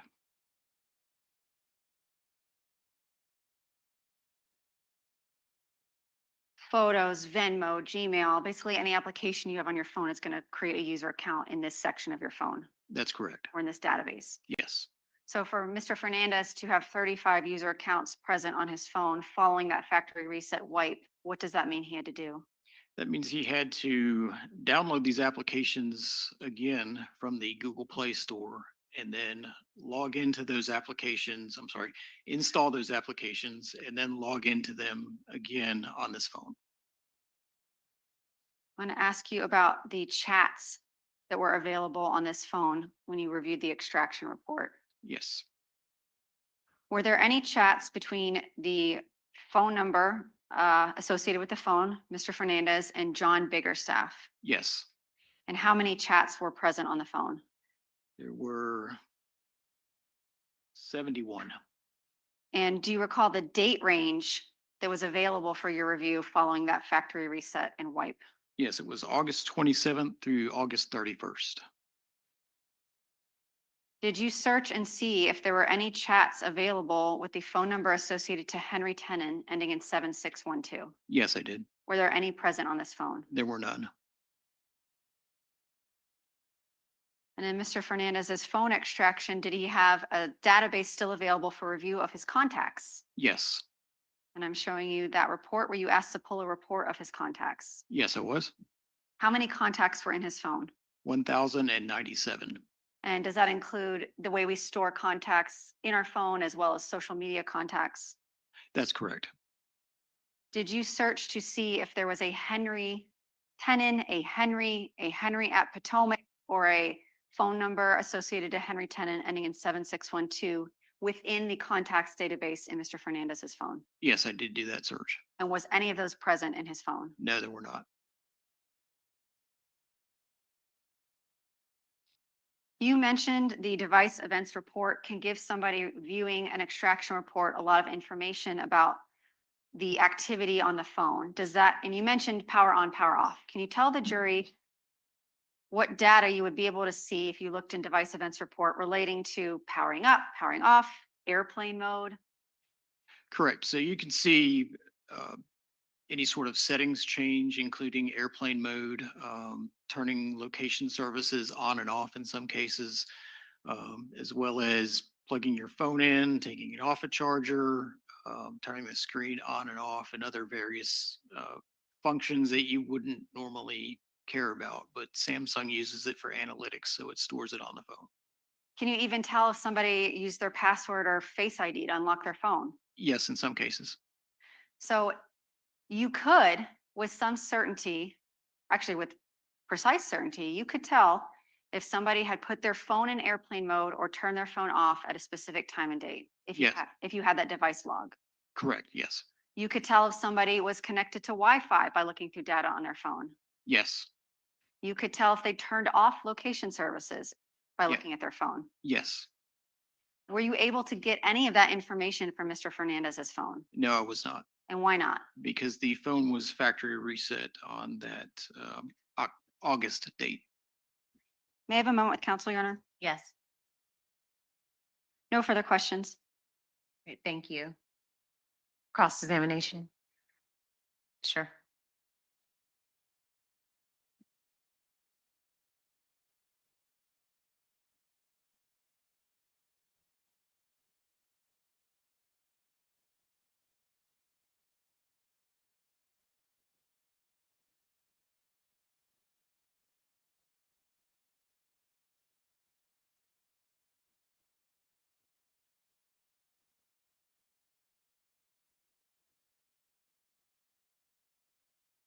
May I proceed, Your Honor?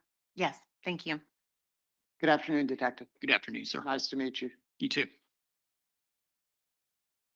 I just have a few questions for you. Okay. The state indicated that you found contact in Henry Tenon's phone for Mario Fernandez. Yes, that's correct. And you do understand that for a period of time, Henry Tenon was a tenant in one of the properties owned by Mario Fernandez. Yes, that's correct. So certainly it would be reasonable that a tenant would have the phone number for his landlord as a contact in his cell phone. Yes, sir. Nothing necessarily nefarious about that contact. No, sir. There were messages from the defendant, Mr. Fernandez, to Henry Tenon on January 4th, I believe was your testimony. Yes, sir. But you saw no messages on January 5th, correct? That's correct. And if I believe from your testimony, you mentioned there were 644 messages between John Biggerstaff and Mario Fernandez. Yes, sir. That sound about right? That sounds about right. You didn't recover or review any messages related to a 10mm firearm, did you? No, sir. No messages related to the homicide of Jared Bridegan, did you? No, sir. But you did find messages consistent with work that Mr. Biggerstaff was completing with Mr. Fernandez. Yes, sir. Okay, and you found other personal messages between the two men. Yes, sir. That's correct. Now, there's mention of this factory reset on August 26th. Yes, sir. Okay. And when an individual purchases a new cell phone, okay, Yes, sir. you're buying a new cell phone, so you're no longer going to use the old cell phone. Correct. Your understanding from own personal experience is sometimes the old cell phone is either disposed of or turned over as a trade-in to the provider. Yes, that's correct. That's not an uncommon situation. Correct. Certainly, if you were going to turn in your cell phone back to T-Mobile in this particular circumstance, you would do a factory reset of your phone so that somebody else would not have access to your data. Yes, sir. Okay, that's not unreasonable. Correct. And certainly that would log you out of all those different applications, Facebook, Gmail, Instagram, WhatsApp, whatever it may be. Yes, sir. Are you familiar with what IMEI stands for? Yes, I am. Can you tell the jury what that is? The IMEI basically stands for the international, well, it's basically a unique identifier for the phone itself. It's a 15-digit number, and it uniquely identifies a phone on the network. International Mobile Equipment Identity. Does that Yes. sound to be what that stands for? Yes, sir. Maybe a simpler way of putting it is it's a digital fingerprint for a particular device. Digital identifier. Yes, sir. And each device would be different than the other. Correct. So if you have one cell phone, it will have an IMEI number. But if you had a different device, because you bought a new phone, it would have a different IMEI identifier. Yes, sir. That's correct. And that's something that when you do these forensic downloads, that would be contained in those records. Yes. So that's going to go back with the jury, and they would be able to see for themselves if on August 26th of 2022, if there are two different IMEI numbers, they would understand that as representing two different devices. Not necessarily two different devices, because on newer phones, they will have two IMEI numbers assigned to them. There's one for the physical SIM card, which is that chip that we saw in the picture. And then there's an electronic SIM, which is embedded into the phone itself.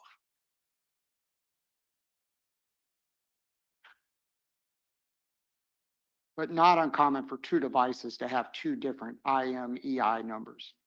Correct. And certainly that could help to provide an explanation as to why there would be a factory reset of one device, is that it could be because a second device was purchased. It could. Yes, sir. Certainly, if any member of the jury in their own personal experience had taken a device in to get the newer version, or they broke their phone, they may do a factory reset in order to get a new phone. Correct.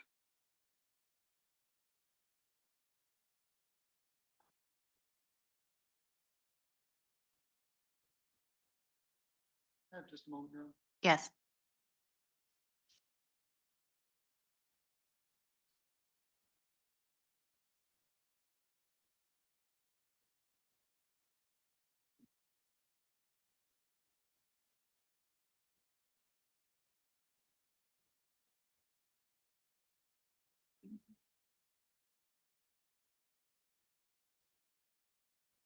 Mr. Ostertag or Detective?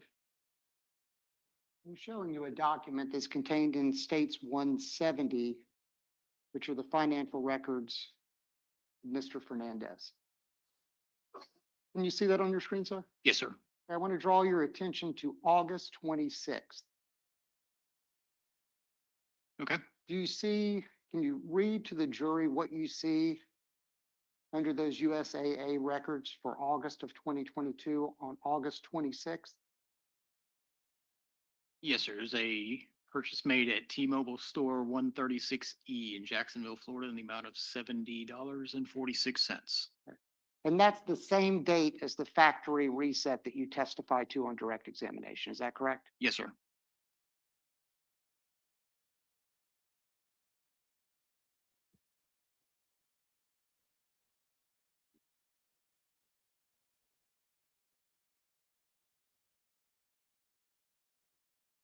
Just a moment, Your Honor. Yes.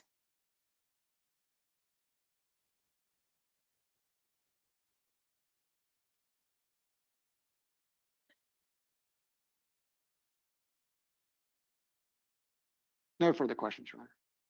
Thank you. Any further questions by the state? Detective Ostertag, the cell phone extraction was performed on a cell phone seized from the person of Mr. Fernandez in March of 2020, or sorry, February 2023. That's correct. And if he bought another phone, he still continued to use this one because he reactivated all of his user accounts, correct? That's correct. And often, I know Mr. Hill asked you about people resetting their phone when they are going to trade it in. When you factory reset your phone to sell it or trade it in, you don't generally retain possession of it and continue to use it, do you? No, you don't. Thank you, Detective. Anything further? No, he can be excused. Nothing further, Your Honor. Not subject to recall? No, Your Honor. Okay. Thank you, Detective. Thank you, Your Honor. Let me see the lawyers at sidebar for schedule.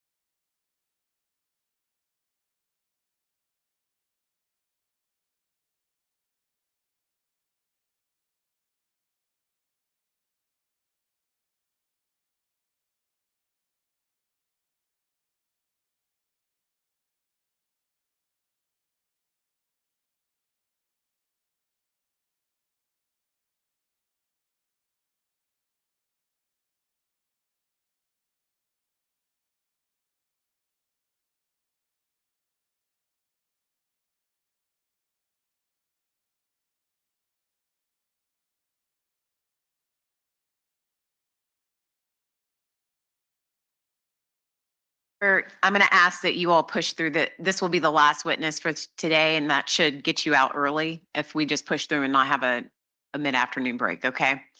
All right, if the state will call its next witness. The state calls Daniel Hausdorff. Daniel Hausdorff.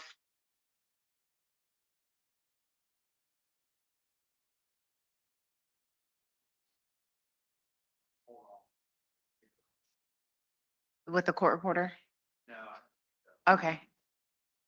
Pause the witness.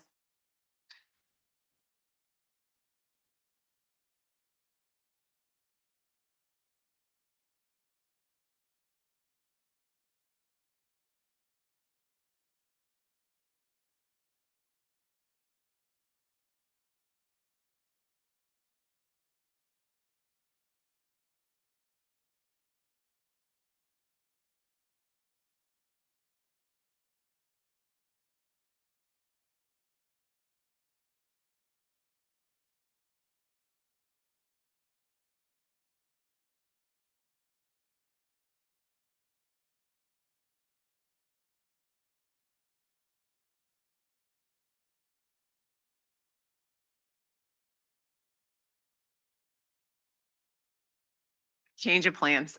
So I'm going to give you a break, 10 minutes. We'll come back. So shorter than 15, but 10. Okay. Leave your notepads on your chair.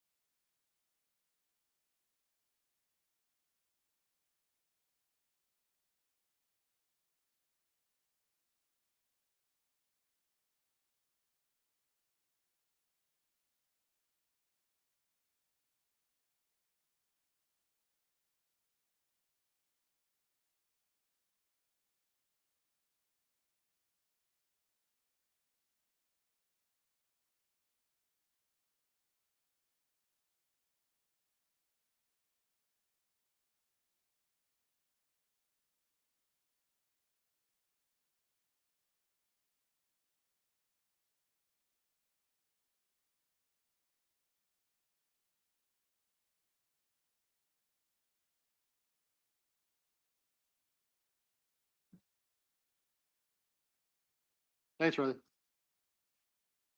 Defense is ready, Your Honor. Just prior to the jury coming in, as we mentioned, there were some additional materials we received earlier this week, and by agreement of the parties, we will have a one-page AFTE General Rifling Characteristics Database document marked as Defense 60. They'll No be relevant. objection. Okay. It'll be so honored. Anything else? That's all. Okay, let's bring in the jury.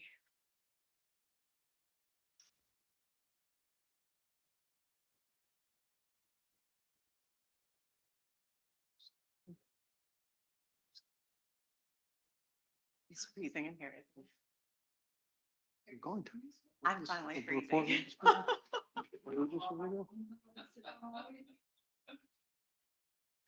I'm finally cold, not me. They did it.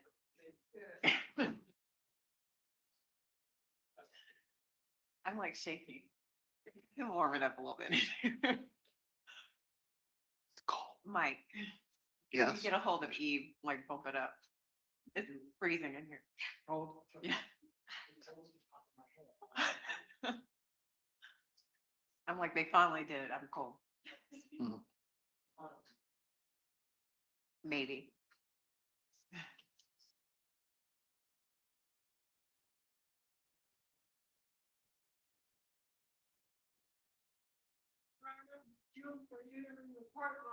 Thank you.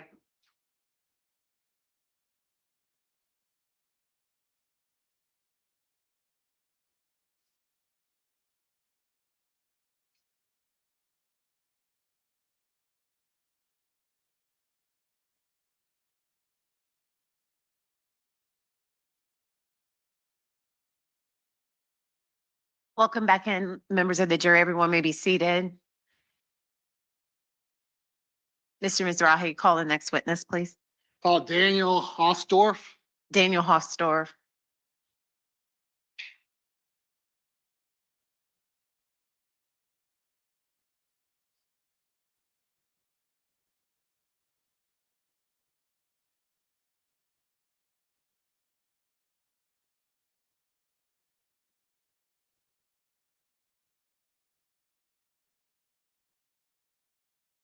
Good afternoon.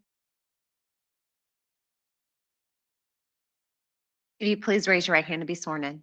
Sir, do you solemnly swear or affirm the testimony you're about to give will be the truth, the whole truth, and nothing but the truth? So help you God. All right, this way, please. Watch your step. Good afternoon. You may proceed. Please, the court, please introduce yourself to the jury. My name is Daniel Hausdorf. My last name is spelled Hausdorf.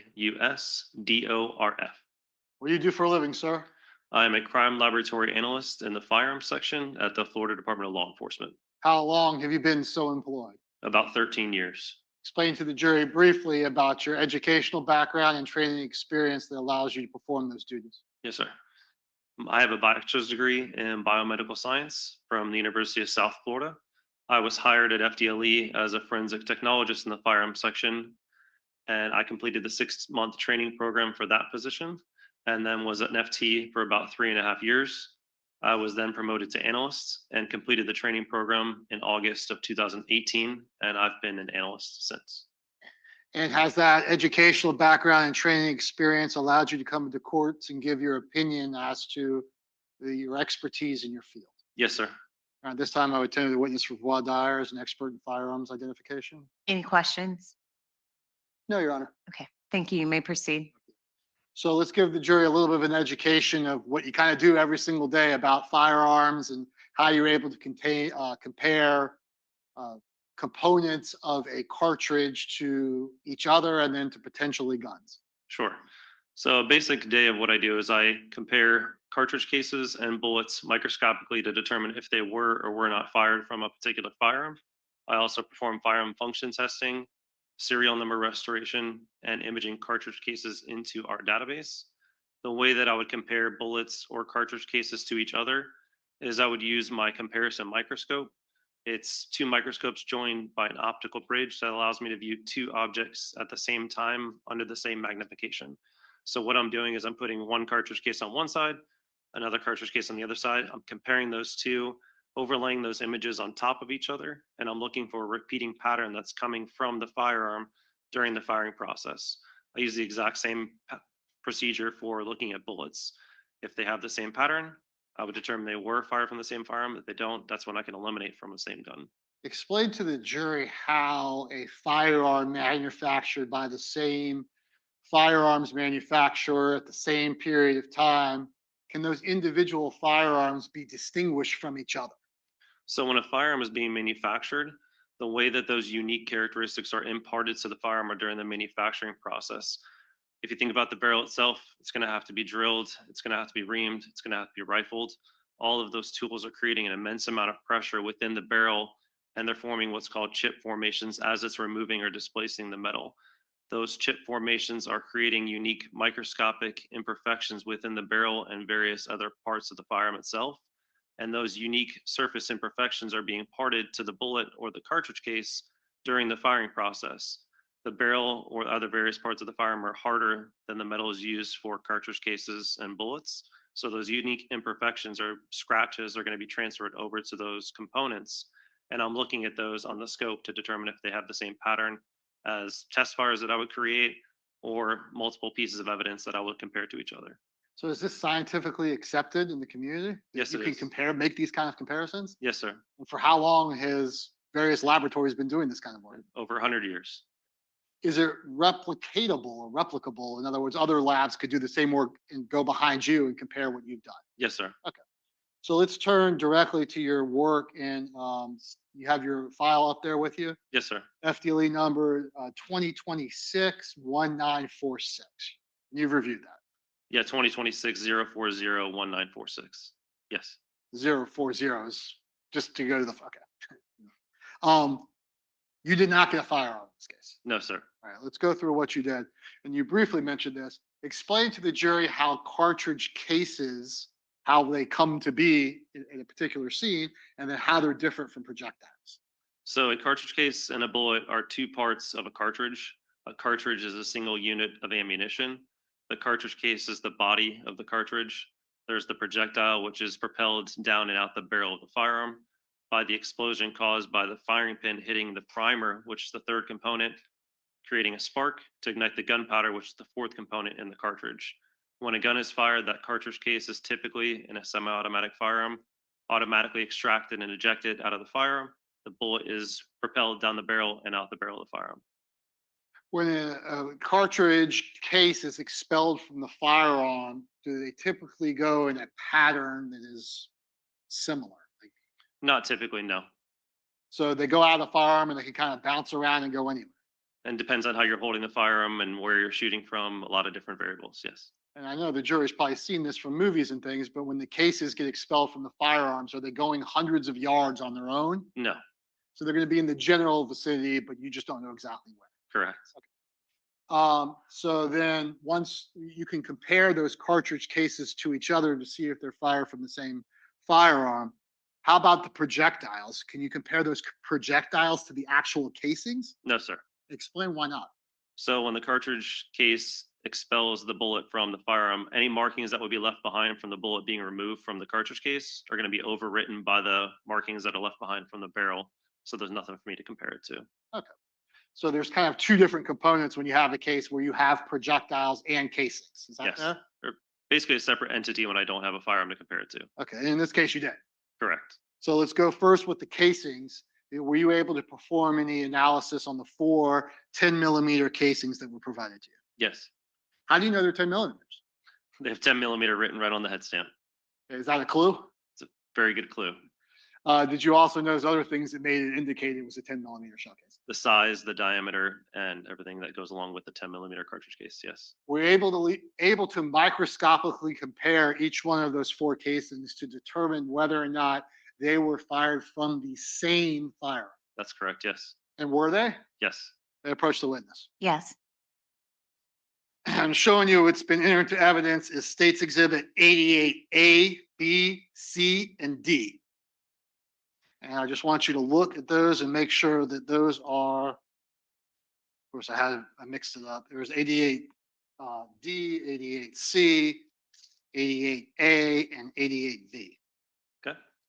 Are those the 4 cartridge cases, 10 millimeter cartridge cases that you compared to each other? Yes, sir. And that they all matched? Yes, sir.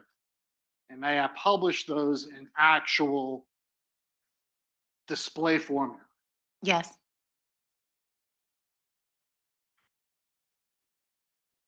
So I think you can remain there, Mr. Hostorf. But when we talk about the shell casings, we're talking about the pristine cylindrical cartridge cases. Yes, I the guess 4 I'm on the pointing- left there. I'm pointing to it here. We see other things that are more damaged. Is that going to be the projectiles? In this case, yes. Is it common to have your projectiles be somewhat damaged and have your cartridge cases be pristine? Yes. And I guess that's obvious. Why is that?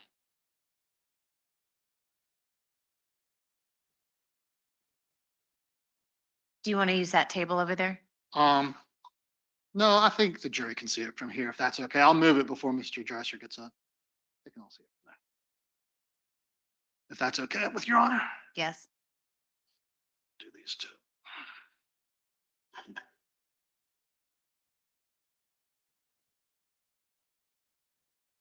Forgot what my question was.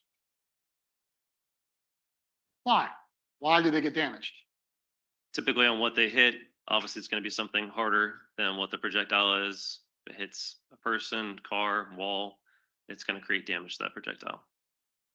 In identifying those 4 cartridge cases, were you also able to make an opinion as to the class characteristics of those cartridge cases? Yes, they are typically fired in a Glock firearm based off the type of class characteristics that are left behind on that cartridge case.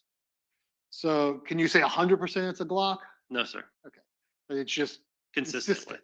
Yes. So all 4 of those, they're all 10 millimeters, 100% though. 100%. Yes. And it matches or is consistent with a Glock. Yes, sir.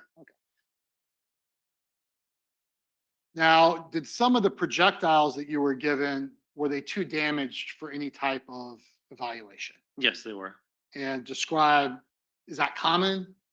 It is common depending on the evidence that I receive. Sometimes there can be a fragment of the projectile that breaks off. It might not even be a part of the projectile that was even in contact with the barrel. It could be something inside the core of the bullet itself. It could be too damaged to have any of the markings from the firearm still be on that fragment or projectile. All of those things can inhibit my analysis to what I actually can see. Okay, so I guess we'll start with the stuff that's inconclusive and then go to the conclusive things with regard to the projectiles. Okay. So I think there were 3 different things that were, I guess, either inconclusive or had no value for microscopic comparison. And the no value for microscopic comparison was items 7B and 8. That's correct. Yes. And then the items that were inconclusive were items 5 and 7. That's correct. Let's just have a look at those so the jury can see what you're doing. First of all, the ones that just had no value are going to be States Exhibit 93A. Is that accurate? As far as 7B on this one, yes, sir.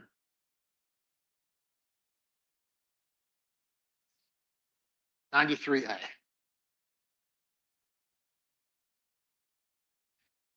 So it kind of just looks like a hunk of metal. Is that fair? Yes, sir.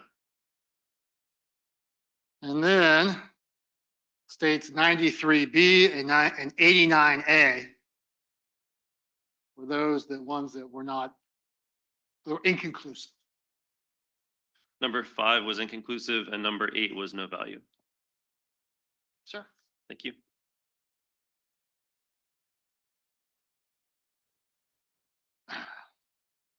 So you were able to take 2 projectiles and actually match them to each other. Yes, sir. And what were those 2 numbers? Those were items 6 and 9. And I'm showing you what's been entered into evidence as States Exhibit 89B, which corresponds to number 6, and States 93C, which corresponds to 9. Am I accurate in that? Yes, sir. So let's show the jury in 93C.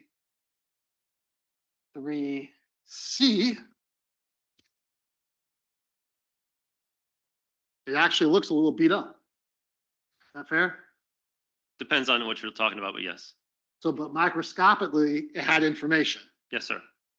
So you were able to compare 93C and match it to 89B.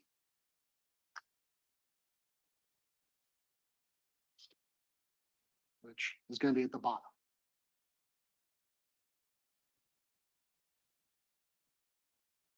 And what determination were you able to make about those two projectiles? That they were identified to each other, which means that they were fired in the same firearm. Were you able to make any determination based on class characteristics and rifling characteristics about the type of firearm? Yes, they are also consistent with a Glock type firearm. Are you able to conclusively say that those projectiles are 10 millimeters? No, sir. Why not? Based off of the weights and the characteristics, they're not indicative of a 10 millimeter because they're going to have the same base diameter. Or sorry, they're not going to be indicative of an exclusive 10 millimeter because the base diameter is the same as a 40 Smith & Wesson, and the weight wasn't high enough to eliminate from a 40 Smith & Wesson. But they absolutely could be Glock 10 millimeters. Yes, sir. And you did not receive any Smith & Wesson 40 caliber shell casings in this case at all. No, sir. So if the projectiles are consistent with the 10 millimeter and all the casings are 10 millimeters, is it consistent that this was a Glock 10 millimeter firearm? Based off the cartridge cases, yes, and the projectiles by themselves are 40/10 millimeter, but it does have a potential for having a Glock 10 millimeter firearm. Yes.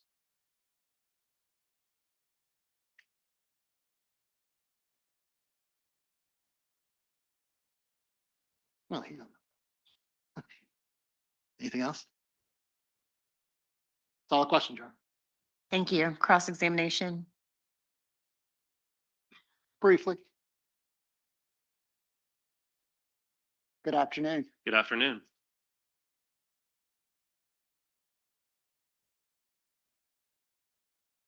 The report that was referenced from July 30th, 2026, did you author that report? Yes, sir. Who provides the information to you as far as case information, meaning what it's related to? It's provided by the submitting agency. Okay. And who is the submitting agency in this particular instance? It was Jacksonville Beach Police Department. And I see you referencing something. Are you referencing that report? Yes, sir. Okay. And can you tell us, it says attention, who is that attention to? Chris Johns. Okay. And do you know who that individual is? No, sir. Your understanding is he may be affiliated with the Jacksonville Beach Police Department? Yes, sir. Okay. And then under victims, can you read who's listed there? It's Jared Bridegan. And I'll represent to you that it's pronounced Bridegan. Right. Okay. Yes, sir. And then under subjects, can you read the names listed there? Henry Tenon, Shanna Gardner, Mario Fernandez-Saldana, Jimmy Clay Jones. And those are not names that you came up with, correct? No, sir. Those were names submitted to you by the Jacksonville Beach Police Department. Yes, sir. Okay. Now, you didn't do any DNA testing or anything in this case, correct? No, sir. Just simply, you tested the projectiles and the casings that Mr. Mizrahi went over with you. That's correct. Okay. And if I understood your testimony, because of the absence of a firearm for you to evaluate, you can't make any solid determination of which model of Glock actually discharged those projectiles and ejected those casings. That's correct. I cannot determine that. But your closest determination based upon the characteristics from the projectiles and the fact that the casings are 10 millimeters, you would believe it's consistent with a Glock manufactured firearm. Yes, sir. That's Okay. correct. And is it your understanding there are 3 different models of 10 millimeter Glocks? Yes, there is. Okay, there's a Glock 20, and I believe that's considered like the original flagship 10 millimeter. That's their full size. Yes. And that's been in production since 1991. I'm not sure the exact year, but that sounds approximately right. Okay. And then there's also a Glock 29. Yes. Okay. And I believe that's been in production since 1997. Does that sound about right? Sounds about right. And that's the subcompact. Okay. And then a firearm that has been referenced in this case is a Glock 40 Gen 4. Is that also a 10 millimeter you're familiar with? Yes, it is. And I believe that's been in production since 2015. Does that sound about right? I'm not sure the exact year again, but it sounds about right. And in 2022, or specifically February 16th of 2022, would you anticipate all three of those models were still in circulation? Yes, that's correct. And I understand that there are subsequent generations of firearms, like a Gen 5 or a Gen 6. But these three that I just recited to you, you would understand those would have been available February 16th of 2022. Yes, sir. Okay. And I understand that from your testimony, you can make no opinion as to which model of those Glocks we just talked about would have discharged those particular projectiles. That's correct. I cannot do that.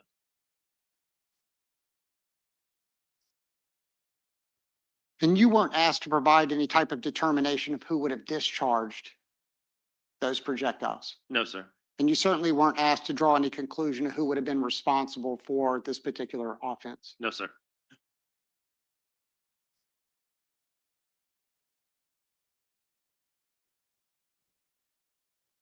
This seems like a somewhat of a common sense question, but being that those three particular models of Glock have been in production, two of which in the 90s, one in the 2000s, would it be fair that Glock is one of the most popular gun manufacturers in the country, It is one of the most popular. Yes, sir. utilized by many different law enforcement agencies? Yes, sir. And not necessarily the 10 millimeter, but that manufacturer is a for-profit business, That manufacturer is one of the most popular firearms. Yes. something that you see a lot of. Yes. Fair to say that there are thousands, if not tens of thousands, of those particular models of firearm? That's fair to say. Yes. May I have just a moment, Your Honor? Yes.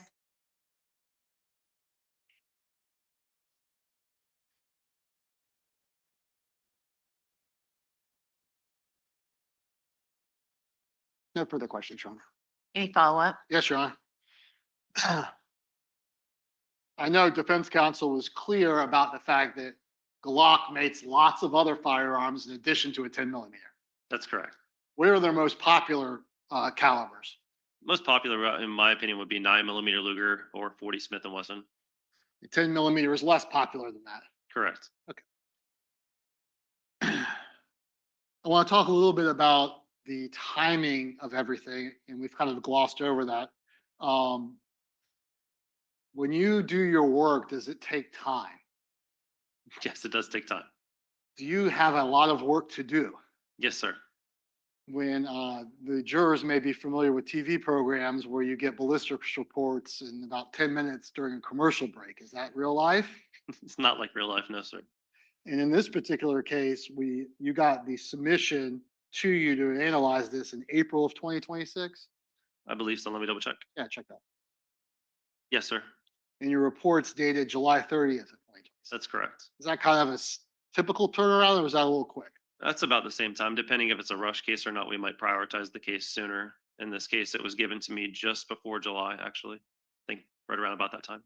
And so is that kind of time frame true throughout FDLE? In other words, it takes you all time to do your work. Yes, sir. That's all the questions I have here. All right, Nothing further. okay. May this witness be excused? He is excused, Your Honor. All right, thank you so much. Thank you, Your Honor.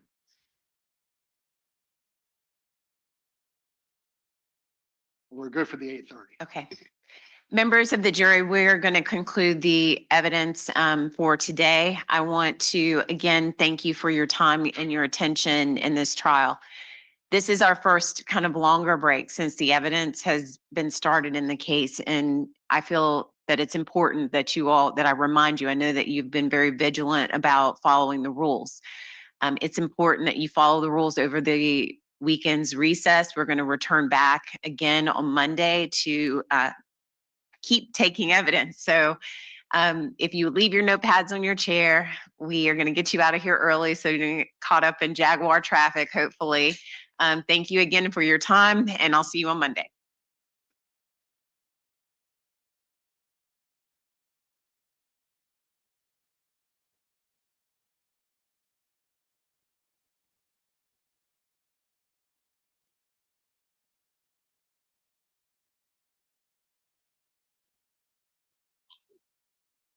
Ponder.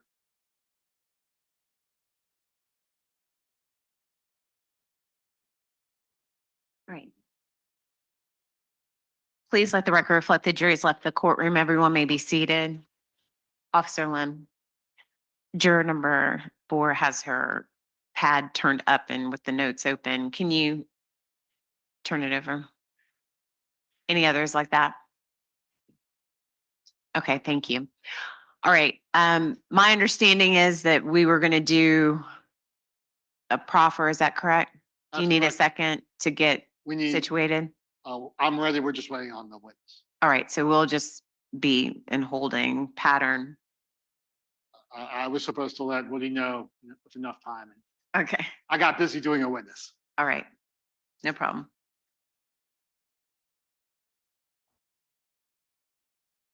Look at this. The parties are just getting along. You're getting along. We're getting along. Okay. I love when y'all get along.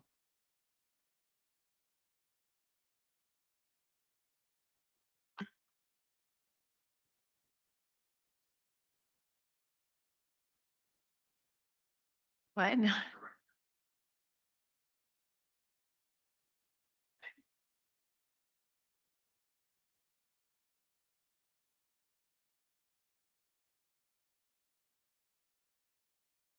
Witness. You're on a state called Javel Wait, Pond. wait. Let's come over here. He's got to get sworn in. Right. Javel Ponder, you're on.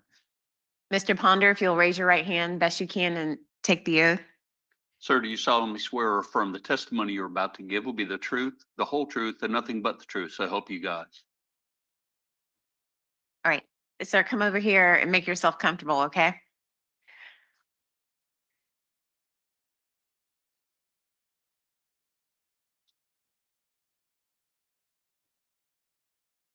Can I see the lawyers at sidebar just momentarily before we start?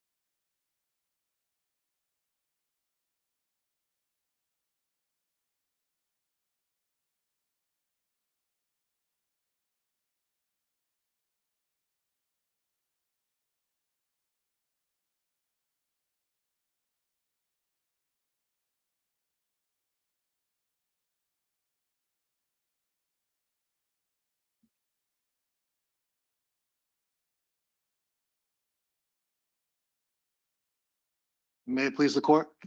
Yes. Mr. Ponder, are you able to pull your mask down for us? All the way down? All the way down so we can hear you good. The jury's not here, so you can kind of be at ease, but I need to ask you a few questions, okay? Yes, sir. So obviously, I'm going to kind of lead you through some of the background stuff so we can get to the meat of it. You're in jail, correct? Yes, sir. And you are an 8-time convicted felon and you have 2 crimes, making a false statement. Yes, sir. And you have pending a number of different charges, including trafficking in MDMA, aggravated fleeing, tampering, another fleeing, and 6 counts of child abuse. Mr. Mizrahi, why is that important? And just get to it. Mr. Dresser and I discussed that. I would put some of that on the record, so he didn't have to cross on those things. Why would you for this one? Those are the. Can we please get to it? That was the extent of my question, Charlie. All right. I would do that, so I did. I want to talk to you. Do you know who Mario Fernandez is? Yes, You see him here in court. yes, Say where he is. yes. Where? Oh, okay. On Keep the your record, voice up so I can hear you, please. Keep your voice up. Sit up straight. You can face up. I was trying to put the thing You're fine. closer to me. They said no. No, well, pull your body. I can't. That's why I was trying to pull it. Officer Combs, help him, please. There we go. Thank you, Mr. Ponder. So I want to turn your attention to the summer of 2024. Were you in the Duval County Jail with Mario Fernandez? Yes, sir. Explain to the court how you went about meeting. Came to jail. They put me in 4 East. Put me in the dorm with them. How did you? And you were, were you in the same cell? No. Were you in the same dorm? Yes. How did you become to talk or know or converse with the defendant? I think I brought commissary from my first week. That was my first few days though. How can you describe for the court your position, for lack of a better word, in the jail? Are you a man of some consequence within the jail? Yes. Explain that. The best. You can explain it. There's no jury here. You can explain any way you want to explain it. It's just zero tolerance. Anybody, I don't see gang members, Christians, Muslims. Anybody can. All right, let me ask you something more direct. Do you know how to fight? Yes, sir. Are you considered relatively a tough guy in jail? Yes, sir. Do people listen to what you have to say? Yes, sir. And that's your own opinion. Is that fair? Or do other people tell you that? Other people tell me that. Okay. So describe for the court when the defendant first started talking about his own case. Well, I can't remember the specific date. I'd be lying to say that. I could just say the first time, I guess something went in favor in court. And he said he had y'all beat. Say that again so she can understand. I can't. He's very hard to hear. Mr. Ponder, please. Okay. So we don't have to keep doing this. Like, yeah, I think you're okay. Like, just. Just hold it like this, right? Looks great. All right. So can you re-ask the question? What's the first thing the defendant said about his case? Oh, he had y'all beat. Then what did he say? All right, right after that. Just tell us everything you remember about what he said about the case. Like, you know, we gotta be. People talk a lot, so we're talking about in general, or we just talking about one time only, like everything throughout the whole entire time we knowing Mr. Mario. Everything that came out of his mouth that's relevant to this case into your ears. Oh, Not through hearsay, not through other people, his mouth to your ears about That's his relevant. involvement in the murder of Jared Bridegan. all right. So boom, one day we were all playing poker at the table. It's when the paper dope was kind of popular in the county jail. I don't know. I gotta explain what paper dope is. No. Okay, so boom, a spider was trying to get some coffee for him to make the smoking paper. They put the coffee in the brown napkin and they smoked. So they was all in the room talking. I come in the room, so to say, from what I hear, and then from when they involved. His mouth to your ears about what the defendant said about his case. See, that's what I'm trying to ask. Do I say what he told another individual while in the room? If you heard it, yes. That's what I'm asking. Okay. Okay, so he was telling Spider about his case. The first thing he said was, wait.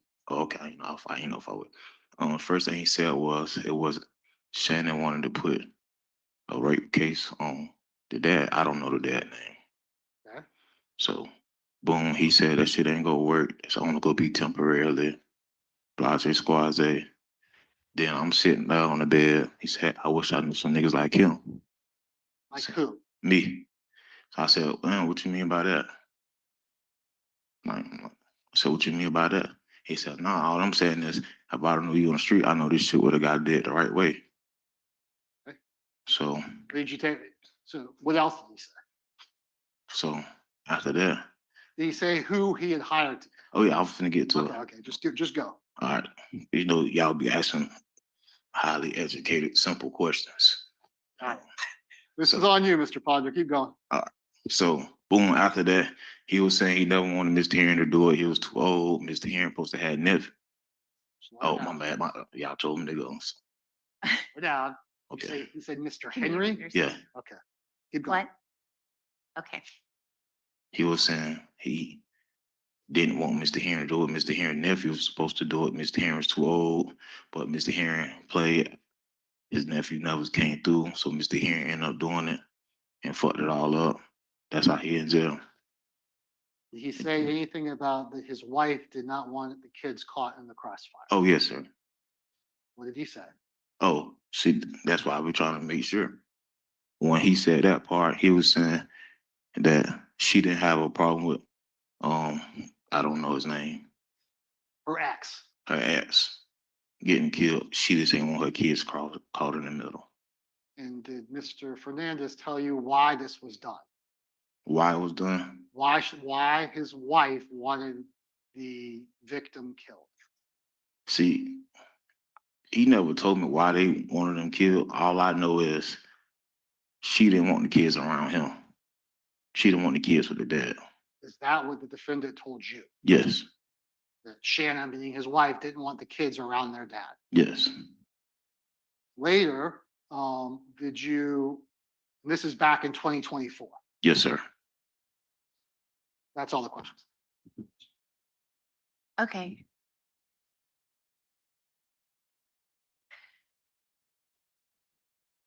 Could I clarify? It didn't come up on the transcript. To me, I think that might have been important. Did he say something about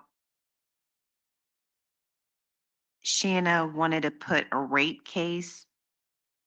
Yes, repeat that again if we missed it. Yes, she wanted to put a rape case against the dad. Against the dad? Yes. Okay, that's what I missed. That Right. was her idea. And what did Mr. Fernandez say about his wife's idea to put a rape case on the dad? He said that shit won't work. It would be only temporarily. So whose idea was it to kill the victim? Oh, Mario. Okay.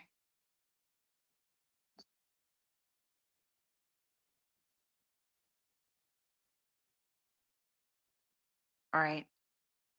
Cross.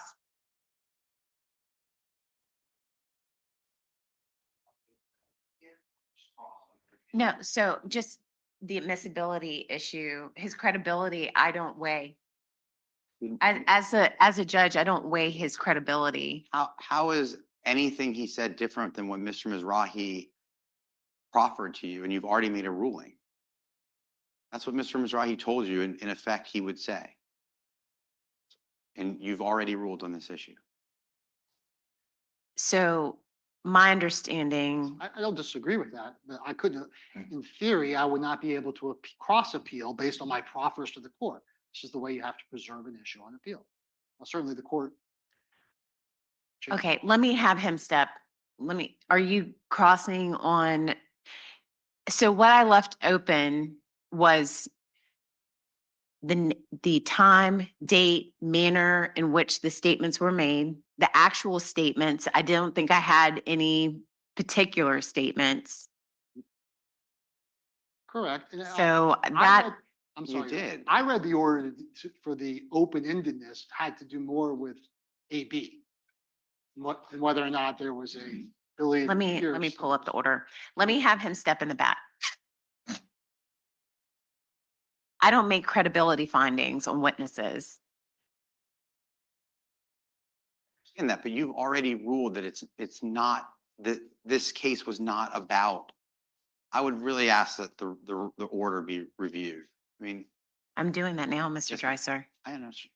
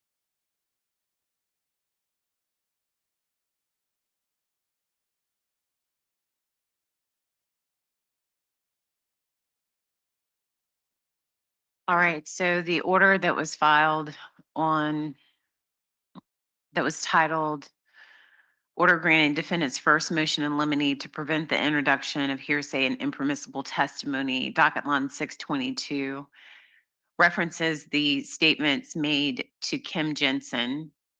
And then I pulled up the other one, relates to AB. I don't think that I covered Ponder. And like what I was isolating was Jensen, which were statements that were communicated, and Ponder, I don't believe I covered, and I'm prepared to make a ruling if y'all want. And I think we've gotten wayward here. You go, Alvin. Mr. Ponder could be called if the state chose, and he could say what he just said. I agree Right. with that. I'll say for the record that no human being on planet Earth would believe him, but he could come into this courtroom and say that if he wanted to. What Mr. Mizrahi is doing, and where we're circling back to the orders, is that he is trying to attempt to use what Mr. Ponder said in court today to get you to reverse your ruling about what Kim Jensen can say. That's the purpose of the proffer, that now all of a sudden they've broken the privilege between Mario and Shanna Gardner. That's the purpose. And I'm saying, I don't Okay. expect that your ruling is going to change. You made a very clear order that that privilege applies and that there is no abrogation of child abuse in this particular case under these particular circumstances with the abuse of their own, not their own children, the children of Shanna Gardner, meaning AB and LB. Does that make more sense? Yes, I'm sorry, okay. that wasn't clear. We're in agreement. I don't think Mr. Dresser needs to cross. I want to preserve for the record that we have evidence directly from this defendant that states that the purpose of the killing was to stop the victim's child custody over the children. Okay. Our theory goes to child abuse from Jensen. Mr. Mizrahi, that could have been asking like 3 questions instead of all that. Like, I thought you were asking Well, in fairness, about his entire statement. Okay, I mean, my fault. Okay. All right. So- My ruling stands. Yeah, Okay. I would like, the state is planning on calling this Jensen tomorrow as well. I mean, Monday for the next day of proffer, court. for the proffer. Yes, at 8:30. And I will not ask any preliminary questions. I'll go Thank right you. there. That's what a proffer is. Okay. Thank you. Court's adjourned.